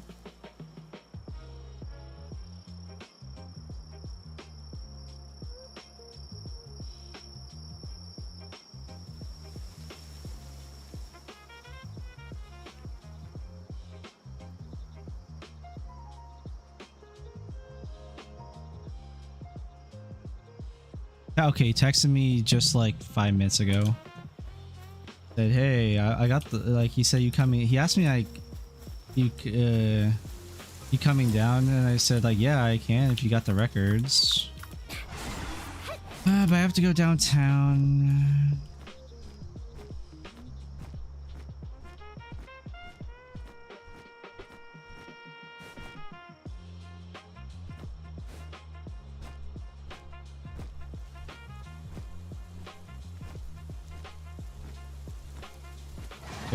There it is. There's the dingo.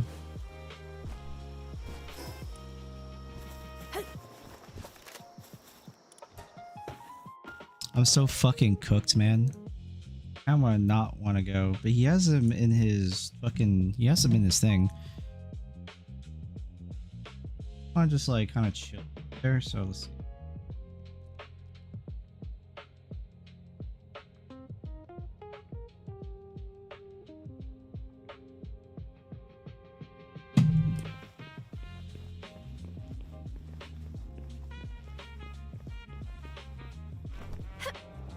Do a little more detailing with the expansion area.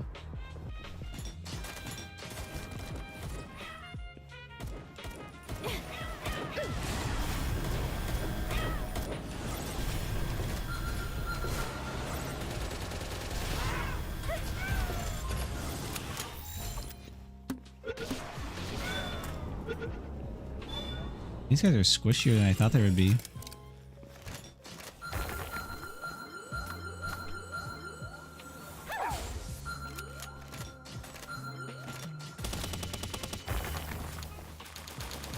That's a lot better.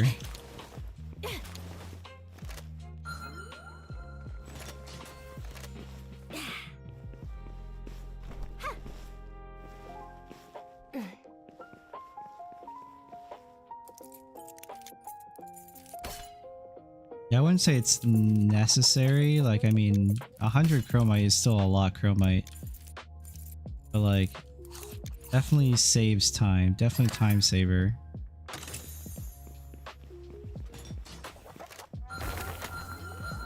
Necessary if you're a job haver.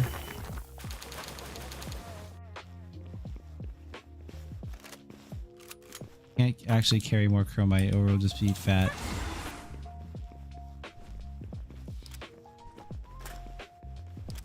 Arena? I don't know if I have this one or not.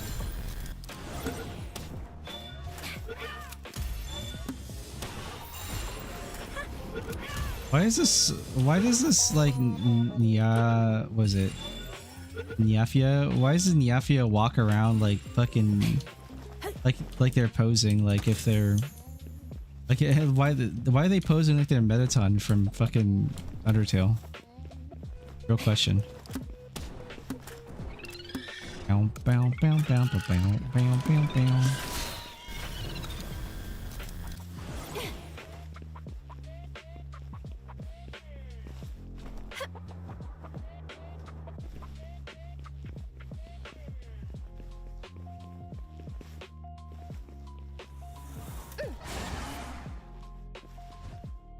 Undertale was actually a very cool game until people got really fucking weird about it.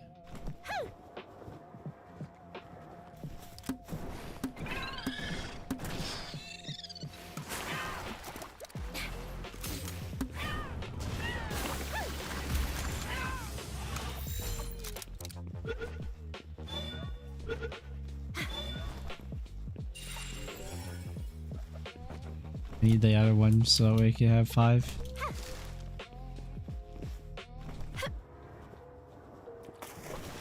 Was there a spot over there that I just ignored?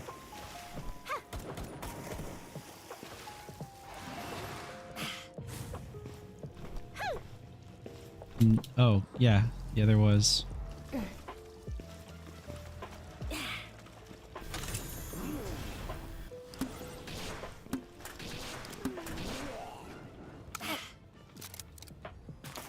These guys are just Giga Chads and they're shirtless. There's some shirtless dudes eating my grenade launcher to the face.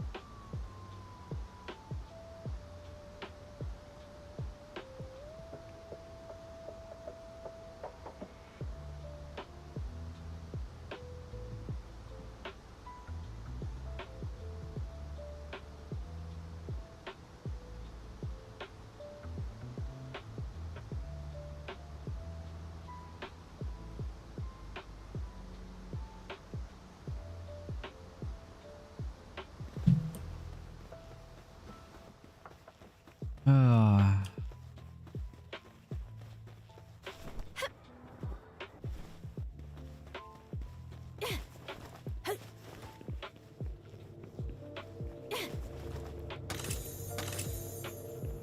Cool. Good. Not too bad.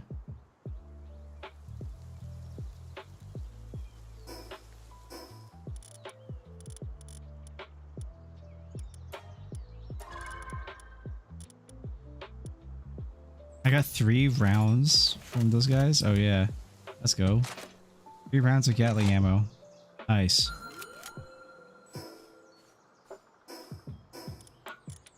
Tech points.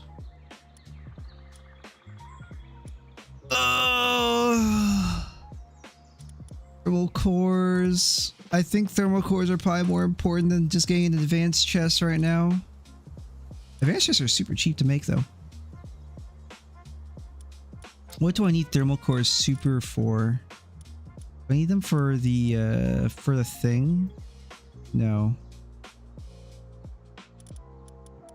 I know I saw there's like something I'm like, yeah, I can use that. Oh, it's probably for the shield I saw it for.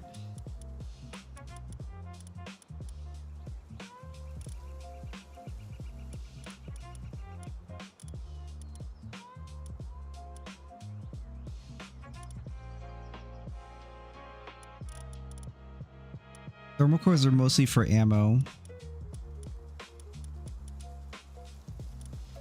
So if that's the case, I actually don't need it that badly. I'll take the advanced chest though. The advanced chest is more value. Oh, I could actually buy both.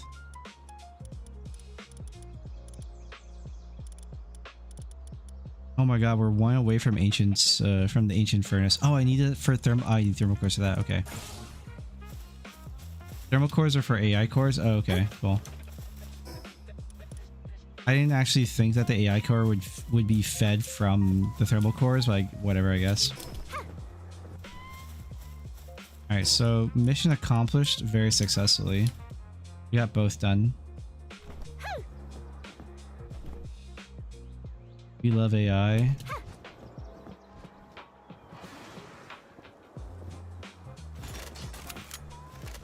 Listen, man. Real reason why people hate AI is because they're really afraid of their... It's mostly women who hate AI. It's a psyop from women because they're afraid that they're gonna get replaced by AI.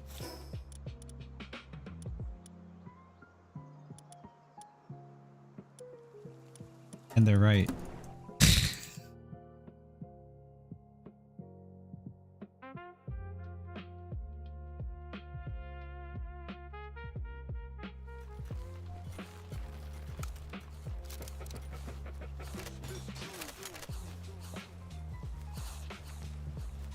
AI slop is actually terrible though. I just don't know what is being considered AI slop anymore because people have used that term so broadly.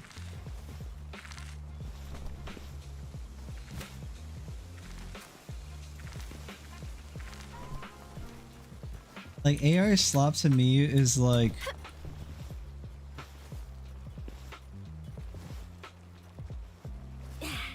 It's kind of like the funny like the AI meme verse where it's just like Benjamin Netanyahu, fucking Kanye West, Cyborg Charlie Kirk, like that stuff is super cooked. That's like Turbo AI slop. It's really funny. It's just that's PKA. Okay, that I don't know what is considered like AI slop then.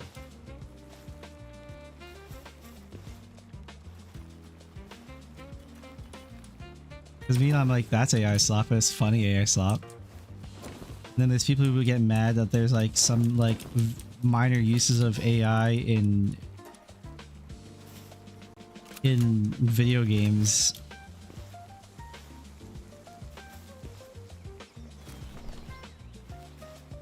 AI slop is when it's so bad and trying to replace real things.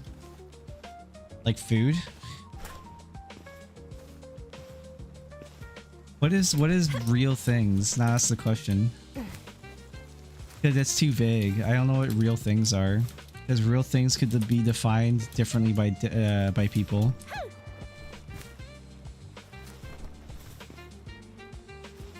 That's the problem again. Like the other day, Hex was talking about Arc Raiders, and people were reacting negatively about Arc Raiders because it uses AI generated like kind of like or synthesized voices from real voice actors, or whatever. Like, and I believe those people were given permission already, so it's just like, you know, and it's cheaper to, it's quicker to get the synthesized voice and then script out lines whatever you want than having to requisition the voice actor, get them to record the line, send it to you, then double check it, quality check it. You skip a whole lot of processes and like just extra like processes doing that. Same thing, like, and for I don't know why it's a problem in Arc Raiders, but then not a problem in the finals, because the finals, the commentators, the female and male voice commentators are also AI, so it's just like it doesn't really matter. It's just, if anything, it's just text to speech.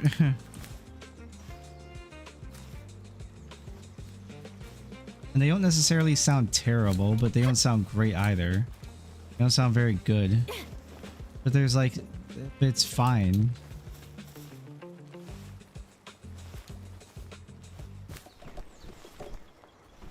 To me, like, if like AI being bad is in the terms that you create something that's poorly designed or developed, and with like purely using AI and not using it as like a tool to help you build kind of like a foundation, but then you have to actually have the understanding and knowledge of what it's creating to fix it and edit stuff in order for it to actually be useful, because AI has this huge issue called hallucinations. Because like the same arguments I've heard many times with like various things, and I've read about it like various things in the past. Like math teachers used to math teachers in the 60s, I think it was, would picket and protest and boycott about calculators because they said, oh, it would make things too easy or whatever. And you know, we also had, like, when we were kids, teachers telling us, you'll never have a calculator in your pocket. We have a calculator in our pocket.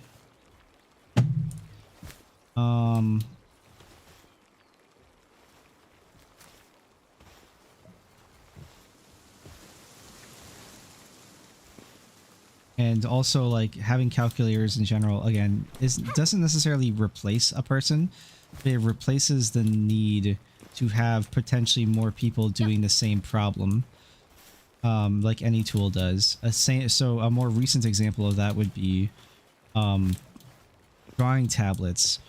Back in the 90s, or no, it was the 2000s, Disney animators would complain about drawing tablets because they said it would destroy the integrity of art. Now, technically they were right to a degree, because it lowered the skill floor, and it allowed for more people to get into it through digital means. and also created like less need for paper and stuff like that, and also made other processes of animation easier as a result as well, versus having to do everything on paper and do it in such a very painstaking long way. There is still always going to be value in technological advancement. So I never really enjoy, I never like, you know, I never go wholesale on something with a lot of people. A lot of people will holistically dislike something and not give actual reason for what they dislike.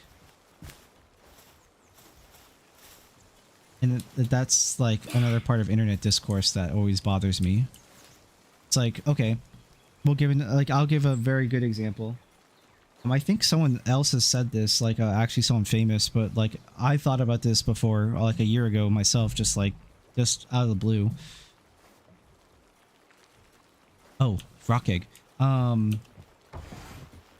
It was okay. So if you don't want things to replace people or reduce the amount of people doing the same work, let's not invent the shovel.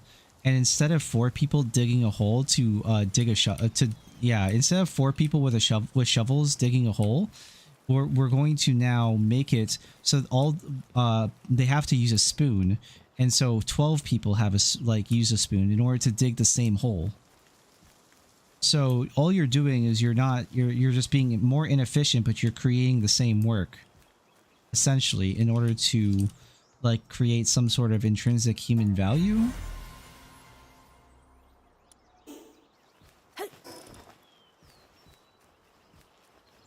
I think it's bad when it's all just AI, no creativity or anything. Well, that's because the person who used the inputs were uncreative. That has nothing to do with AI being bad.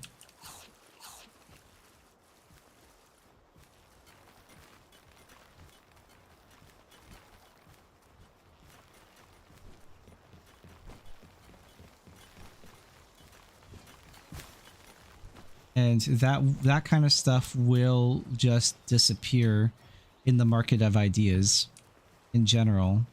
That's my point with it, is that and it's something I said actually last year too. I said this. I think that a lot of people who are complaining about AI are people who are arguing in the name of creativity, but they themselves are incredibly uncreative people.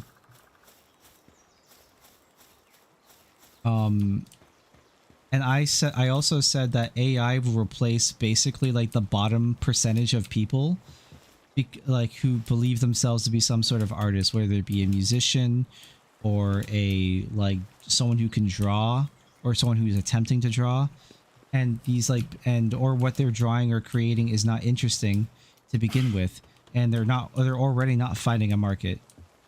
Because what they create or the agendas they try to push through their drawings or animations or their music is either uncreative, uninteresting, or just plain stupid. And so they will automatically just be replaced by AI anyways, because they themselves are not creative, interesting people. And that's just reality. That's how I view a lot of AI stuff. And so AI is just a tool. AI itself can't do anything unless it's being prompted to do so. And like I said, AI has this thing called hallucinations. So if the uncreative person doesn't understand how to manipulate, edit, or fix things, then the hallucinations that are there are obviously going to stay there, and that person didn't do anything. So again, that's like complete up to the person. And everyone has different like degrees of what they believe is like good or bad AI and like creations. And as we can already tell from like YouTube shorts, from YouTube shorts, people don't care. The vast majority of human beings don't care, because you can already look up a bunch of like really shitty AI videos of like dogs and cats and these really like pedantic stories on YouTube shorts, and they get like 300 million views. People don't care. Now the question is, how many of those views are real? I have no fucking clue. Also, it's going to be even harder to track like all the viewership of stuff now. On top of that, people don't realize stuff is AI. It's that people don't care. It doesn't matter if it's AI or not. It's about meeting a bar, or a very basic core bar standard. And that's what people care about. It's consumerism. What you're arguing for is informed consumerism, and people generally aren't informed or don't care about being informed. It's about the same conversation what I said with politics. They don't care, they don't give a shit. It doesn't matter. I guarantee you, if you go to, like, let's put like 100 Walmart Americans in a room, and you tell everyone in the room that the videos you're going to show to them is AI, and you show some shit ones and you show some good ones, and you find where the bar is, and they will automatically tell you where the bar is on average of like how much they care, and it'll probably be at best be a 3 out of 10 of how much they care. That's AI.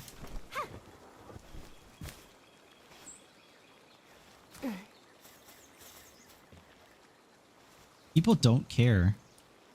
You know, that will always be the case. AI is a tool like anything else. It's like AI itself does not create anything. Like it doesn't, because it doesn't have will. It doesn't have conscious intelligence to create. It only creates when prompted or demanded or commanded to by a human being, who ultimately, if it's shit, is an uncreative person using a tool, believing that the tool itself will create everything for them. You still have to have the ability to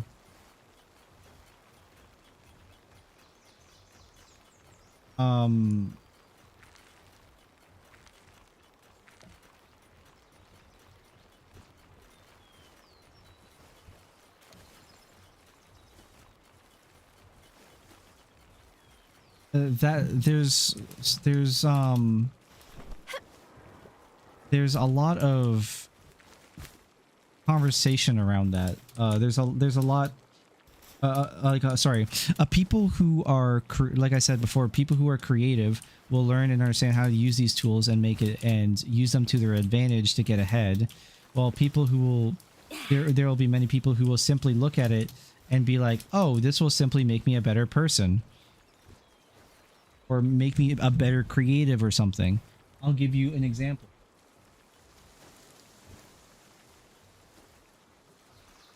This is my first guitar that was given to me by my uncle like 16 years ago.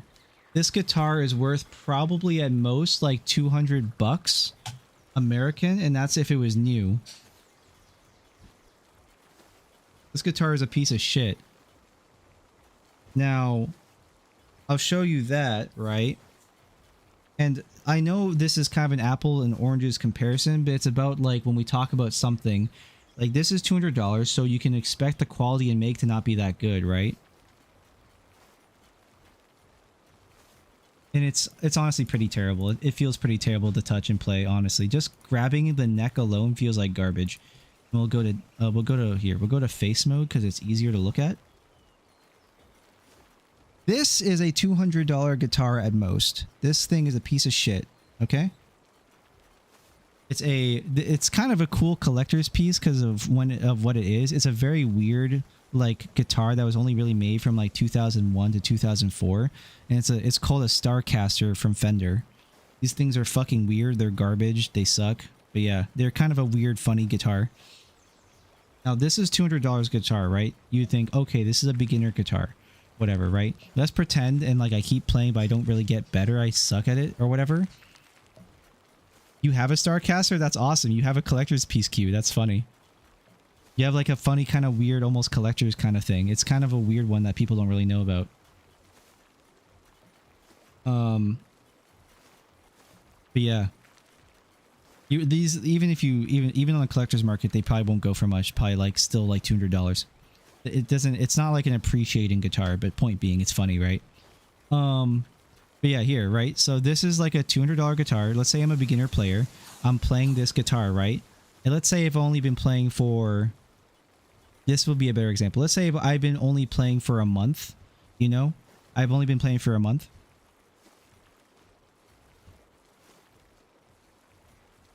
And I'm going to make this a 3-tier system because we're going to make it, I want to prove a point.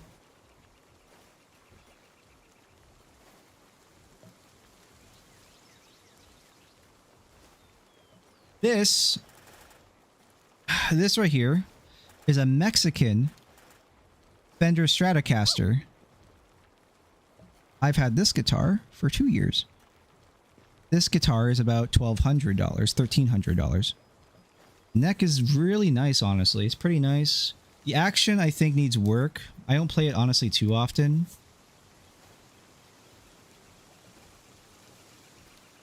That looks pretty Mexican. It's a Mexican-made Stratocaster, right? It's a special edition 75th anniversary Mexican Stratocaster. It has a little 75 on the back for the 75th anniversary year of Fender. And it's like a nice like champagne gold kind of thing. It shimmers, it kind of glimmers. It's kind of hard to see on this camera because this camera's ass, it's garbage. But yeah, this guitar is pretty okay. The pickups are kind of ass. It's a pretty alright guitar. It feels great to play, like on the neck. Like neck is great. So let's say I continue playing, you know, I'm playing a $1,200 guitar, right? Wow, cool, right? Let's say, okay, I've been playing for another month and whatever, and now I'll show you this one.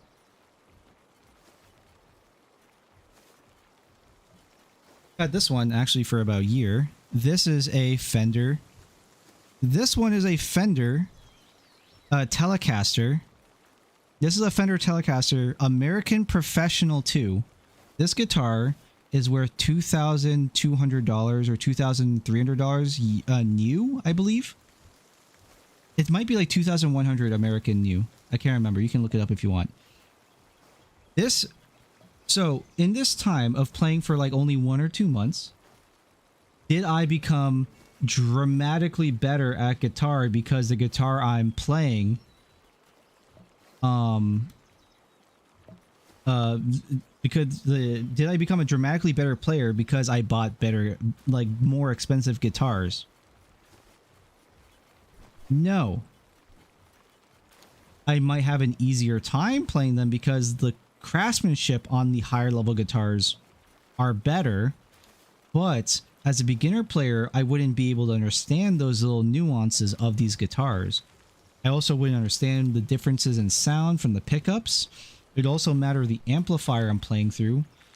To a small degree, it matters the cable you put in. Like if it's a really shitty TS cable, you're gonna have a problem. But like most TS cables are fine because you're only playing on a mono speaker, right? That's what amps are. They're just mono speakers. But yeah. What matters is the pickups, which are basically microphones. These things, this little black one here and this one right here, this silver one, those are your pickups. Those are microphones picking up the strings that then send signal towards the jack that goes to the fucking amp. So my point with this is that did I get better at playing guitar by spending money on more expensive guitars? No, I didn't, which is the same argument for advancement of technology here with, in a way, apples and oranges again, with AI. Did I become a better artist because I used AI to make my stuff completely for me without knowing anything about how to manipulate it or make it better? Like, did I learn, like, if I play guitar and I don't know what a bend is, right? If I don't know how to bend my strings, you know, like for sound, or do pinch harmonics, or, you know, even like basic ass fucking bar chords, like, and I bought expensive guitars, would I suddenly be a better guitar player if I bought an expensive guitar but I didn't even know what a fucking bar chord is? No. That's the argument for AI. Bad artists or people who suck are uncreative using a tool will simply be that. They will create what is being defined as AI slop, for sure. But like anything else, AI is a tool. It doesn't have a will of its own. So therefore, you're not simply going to, you can't just say AI bad, right? It just doesn't make any sense. And yes, Fender is a brand. Fender made by the guy named Leo Fender.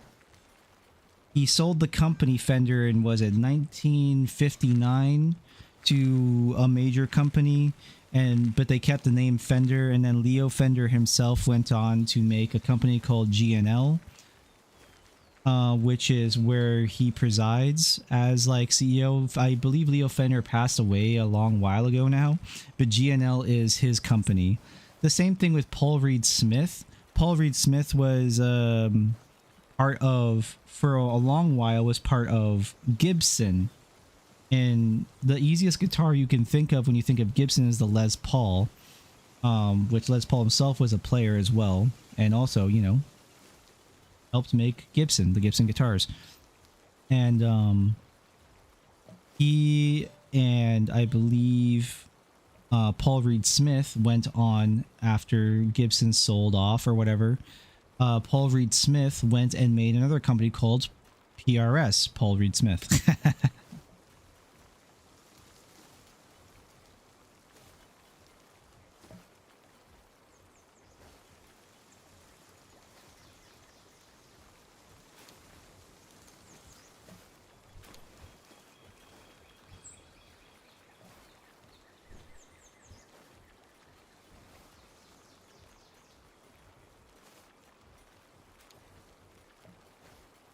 But yes, so that is like the best way I can explain anybody like why the whole thing with AI bad is just kind of stupid.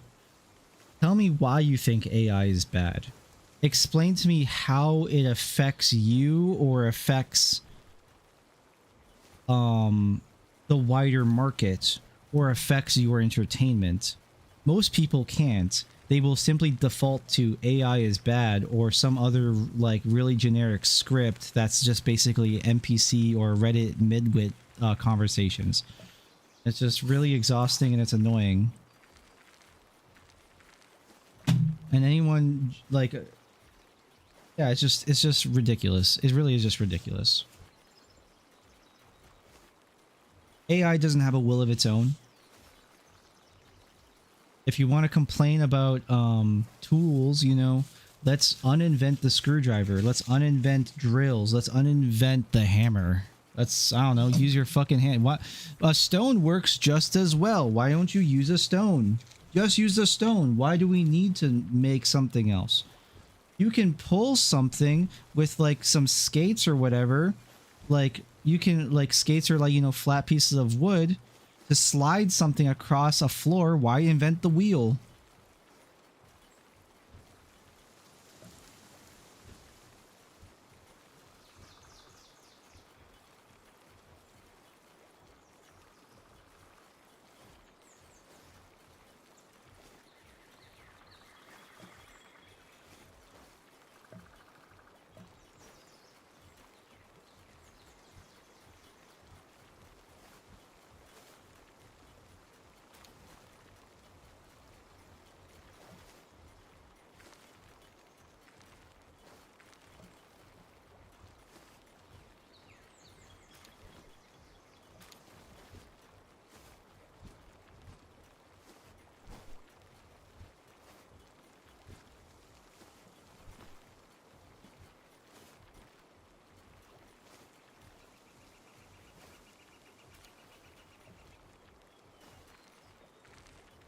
Hey, Dats. Sorry about that, man. I had to clean up.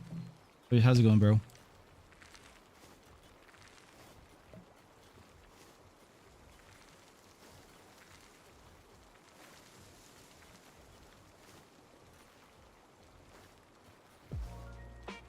We were just having like a conversation about like, just like a short conversation about like AI and how like people are so against it to the point of making no sense.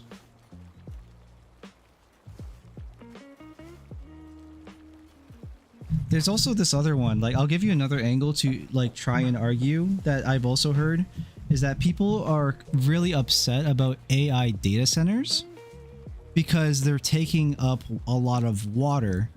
Now here's the actual statistic with that, is that a lot of the AI data centers, now I don't have a full spec sheet, right? And this is partially speculation for my part.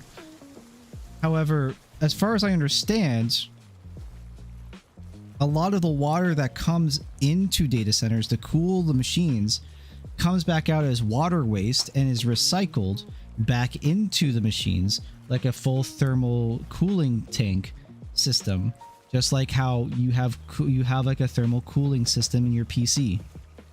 So it goes through all these pipes and cooling and everything like that. Now the question is though, is that does this create more unsustainable issues with the ozone layer or what else have you, or like other things because of the type of chemicals maybe you need to use, like Freon to cool the water, and then how much water waste is being used and or evaporated? I'm not sure. And if those evaporations from also chemical cooling, does that affect an area to become more acidic and make more acid rain? I'm not super sure. But the base idea of it consuming a ton of water and that water simply going nowhere is not true. And it also consumes not that much water. It consumes I forgot, it was based on a percentage or something the last time I read this. So right now it's anecdotal evidence. So you could easily just call me you can call that out as anecdotal, so it doesn't actually matter because it's not a real statistic that I have in front of me. But it's a very small amount that gets recycled and then doesn't actually affect really anything logistically, whether it be sewers, whether it be aqueducts, whether it be a actual city's water system. It doesn't really affect anything. The biggest issue to me with AI data centers is land mass, because they're taking up a lot of land and it's affecting a lot of real estate for sure for like normal people. There's this one location I saw that is like basically a giant black monolith essentially that's like taking up a whole like mass horizon, because the building is like, fuck, I don't know how tall it is, but it's tall, and it's like at least 6 stories high or something, and it's like blocking out entire neighborhoods like what they used to see was farmland horizon. It's pretty awful. And that, I'm like, that sucks. No, that sucks. What the fuck? It's pretty fucking daunting, to be honest. It's like Helm's Deep type shit. But I think that technology isn't there yet for AI to be like space efficient. We're at a really big roadblock right now where AI is, there's a lot of sophisticated software going on, but the software we have is probably like too far ahead for the resources we have or the type of technology that we've created for it to be housed properly.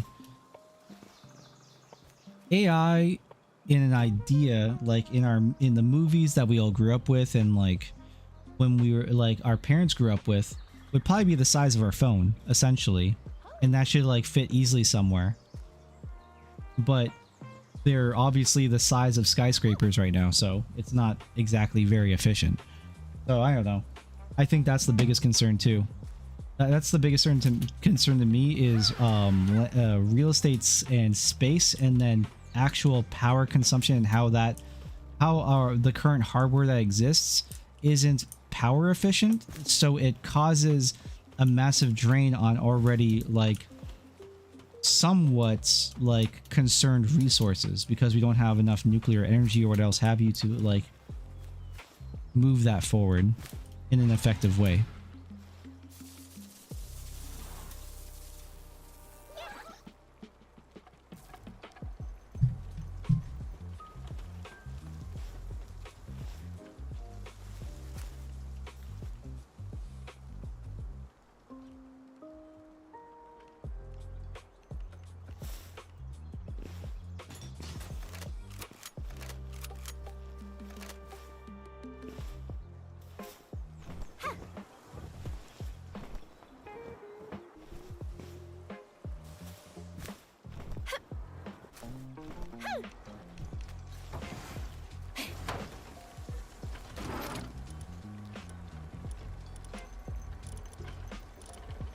I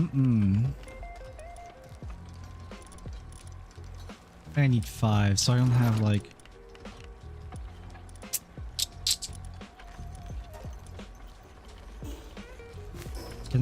I can make advanced chests, right? I need computers.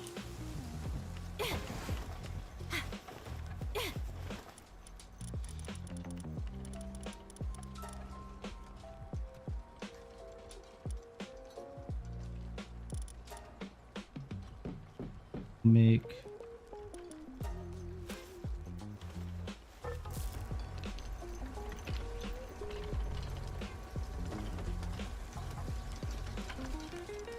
I'm just waiting for ads to end.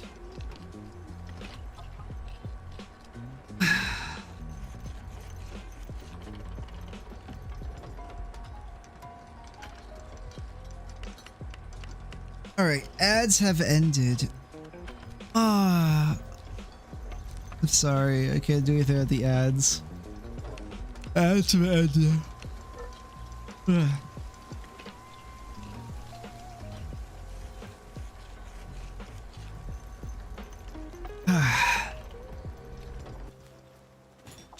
I think the most basic conversation though of everything is that people seem to be really upset with AI, but people are missing the point. And you like this very basic thing is something that should be applied to every other type of like what feels like dishonest argument. What is the thing that AI needs in order for it to do anything? What is the one thing that, and it applies to many other bad faith arguments, whether it be some sort of melee weapon or a firearm or an instrument or a drawing tablet, a calculator, your phone. What is the one thing all of these have in common? What is the one common denominator? Human input.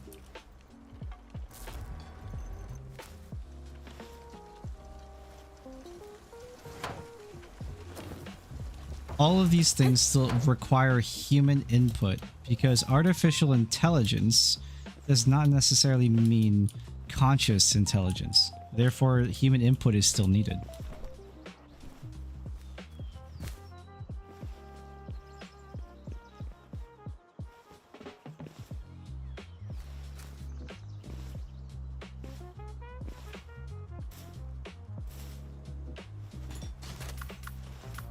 Now, what you should be mad at or upset at with AI stuff is major corporations removing artists who are good at their jobs from their positions in favor of AI.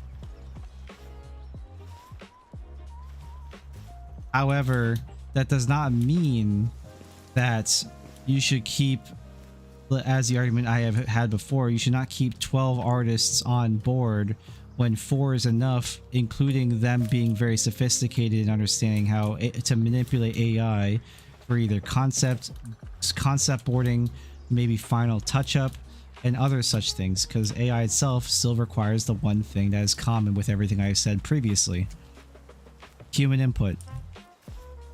And it's up to the human input to understand, do these things, and do them effectively and do them well. Otherwise, you have the result, as people say online. You have slop.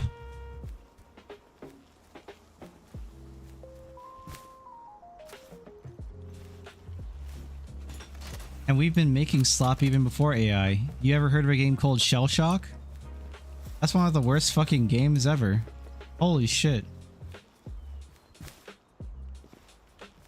What about Hatred? That game was slop.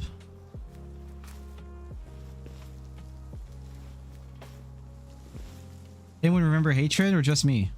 Anyone remember Shell Shock? Just me.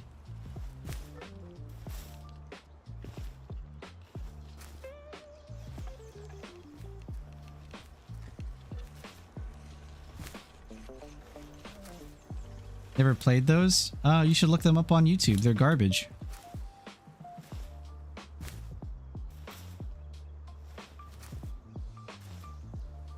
There's like, you know, there's a term for terrible video games.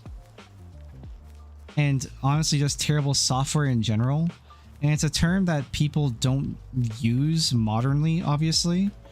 But if you've been on the internet since literally the 90s or early 2000s, it's called shovelware. Because you dig a hole to shove it into because it's so trash.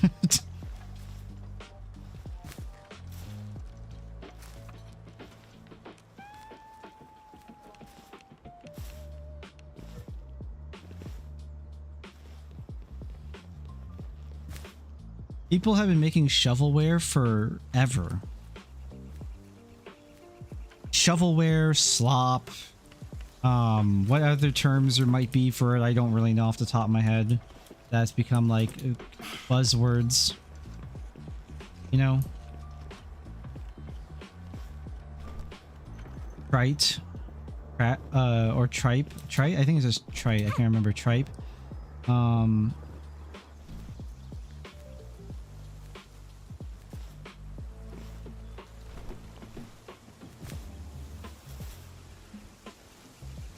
It's all the same shit. We've been making... People have been making, like... People have been making slop for thousands of years and then blaming some whatever various tool existed at the time for like a decline in what they create previously or something. And the people who are the biggest... The people who are the biggest ones that were at fault of this are people who outsource all their thinking to something else instead of at least coming to critical thinking of stuff and then trying to come to their own conclusions, even if that conclusion is ultimately wrong for some reason. People, and you know, in my years of being the internet at this point, I don't think critical thinking is a innate human capability. I think it's partly a learned skill, but it's a talent. It's simply a genetic talent.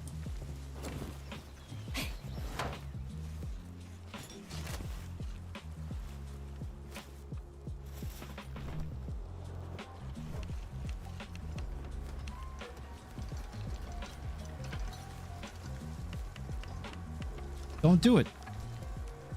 Don't simply just like come to very basic conclusions. You should ask why people think the way they do or why something is bad rather than coming to very surface area conclusions. If all you do is do that, well then you might as well just watch us on Piker.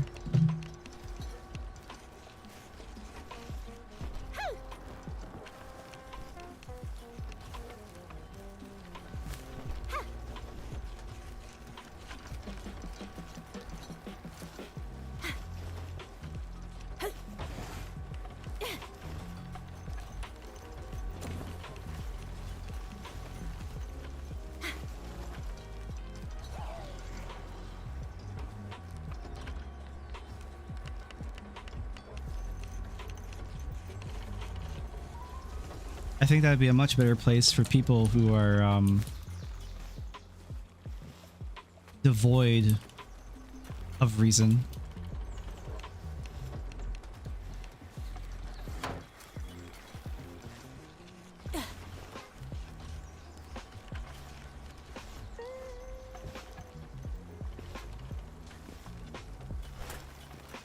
It's those things and my very harsh opinions of things like that is why it's from a much earlier conversation why I have a hard time finding friends, because I think and I talk so much about these things. I thought a lot about these things, and often I don't even think about them. I observe them because I've seen it happen multiple times with different conversations around the different things. And I try my best to ignore them because they're stupid and annoying and I just want to enjoy the things I enjoy. But they keep coming up in circles around me in my space that I'm trying to enjoy, and it's becoming more and more annoying. And people wonder why like the Smash community is so fucked up. VR chat or Overwatch or Final Fantasy 14 or whatever else, for their own various reasons. Or the now furry community, when they used to just be a bunch of dudes who liked like mascots.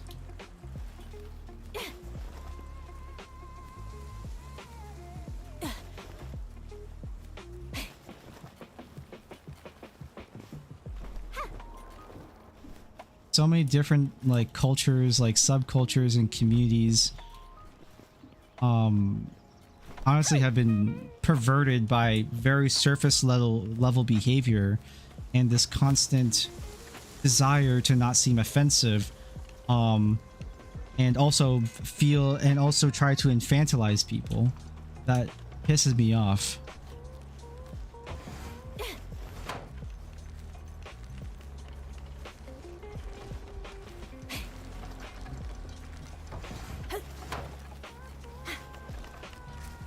I very much said the same thing like a few years ago on Hex's stream. That's why people were really fucking mad about that. People were very fucking mad.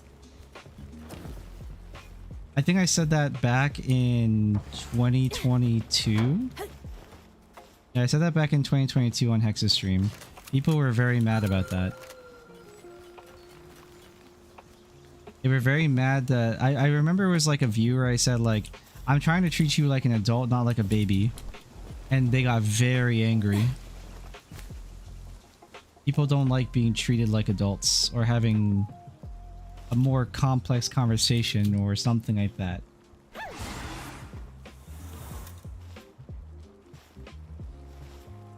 I'm not trying to treat people like they have brain damage.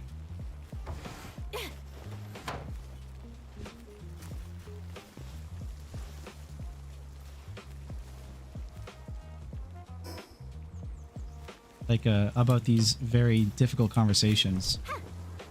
I hate that. Why would I do that to you? That's condescending to you. It's pedantic.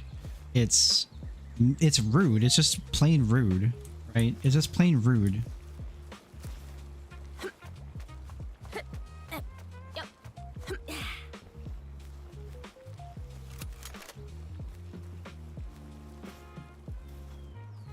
I don't like talking about these things because it's very difficult for and an uncomfortable conversation for people.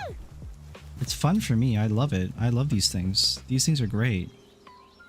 But most people will say, how dare you try to argue in favor of something and also use the word argue in a very negative connotation when arguing is simply the conflict of two ideas and trying to come to a conclusion, not fighting. But people use the word arguing nowadays as fighting, and even correlating arguing to violence, which is ridiculous.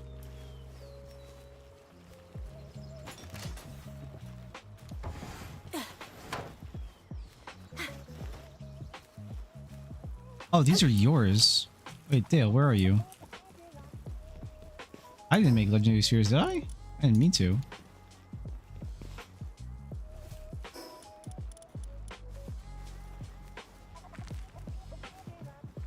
I don't know where Dale is.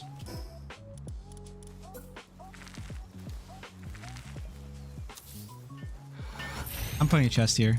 I don't even need the Legendary Spheres, so I'm just gonna put them in there. No, I'm gonna keep the ultimates just in case I need them, but I don't need the legendaries.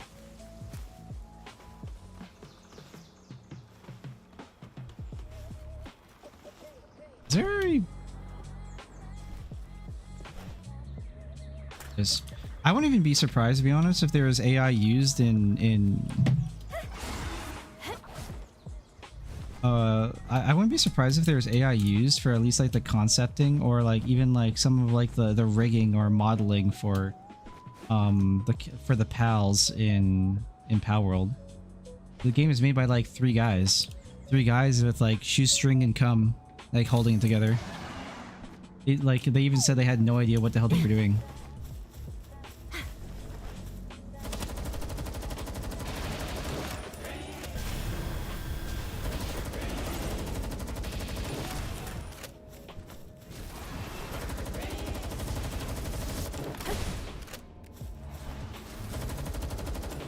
You know, I had the thought of trying to capture it.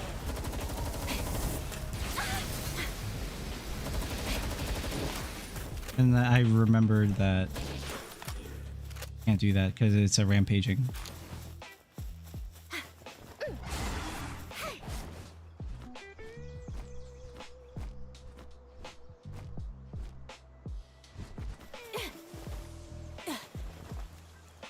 All right, what's the weather like? Hey Google, weather like right now?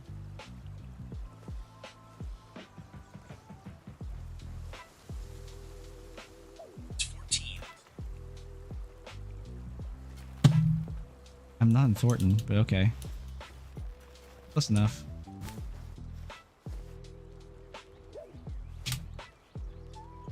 Oh yeah, it's 14 even here. Okay.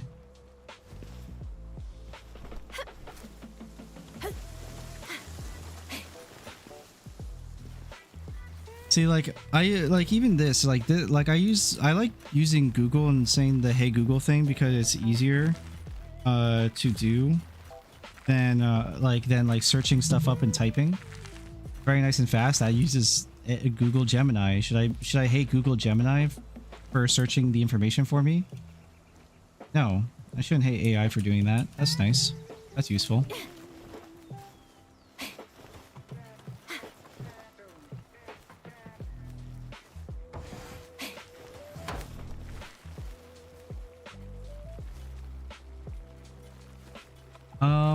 I want to go out. I think I'm gonna go and catch the bus. Next bus. 32 minutes. Okay. It's 83 Fahrenheit here.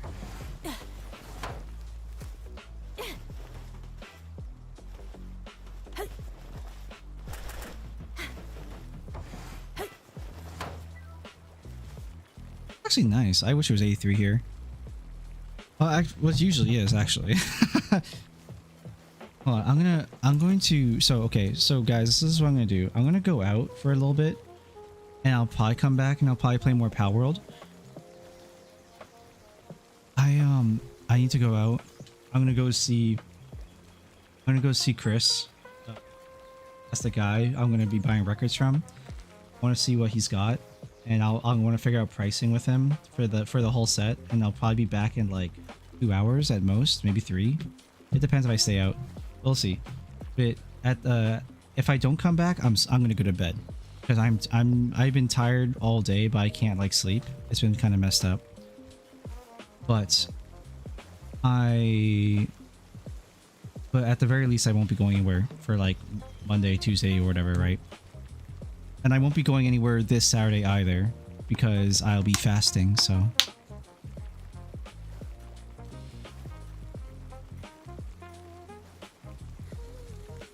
Yeah.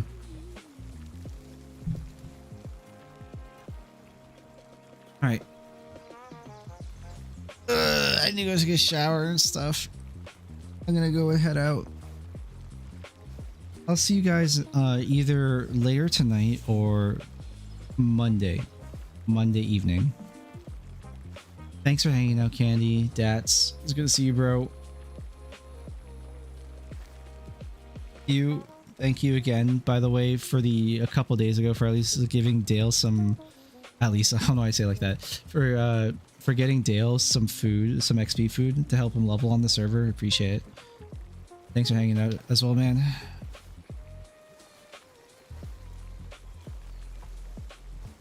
And for everyone else who's been hanging out, chilling, if you're looking in either YouTube or Kick, I hope you guys follow. Really do appreciate it. Well, follow on Kick and then subscribe on YouTube. I kind of wish that it was called follow on YouTube as well, because subscribe makes it sound like you're paying something, but you're not. At least that's like, you know, in modern day connotation of the word subscribe, it feels that way. But yeah,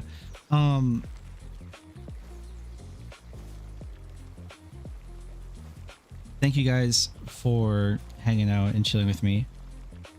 Again, I'm not trying to be any way with any sort of conversation.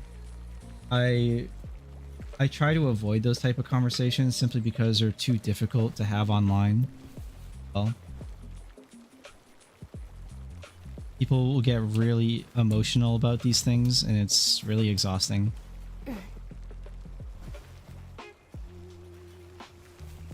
Yeah. Thank you guys for hanging out chilling with me. I really do appreciate it. I just want to hang out and relax, you know, and talk about just like funny things. Yeah, I'm gonna relax and chill. I gotta run. Oh, have a good night, everybody, and I'll see you all next stream. Bye, guys.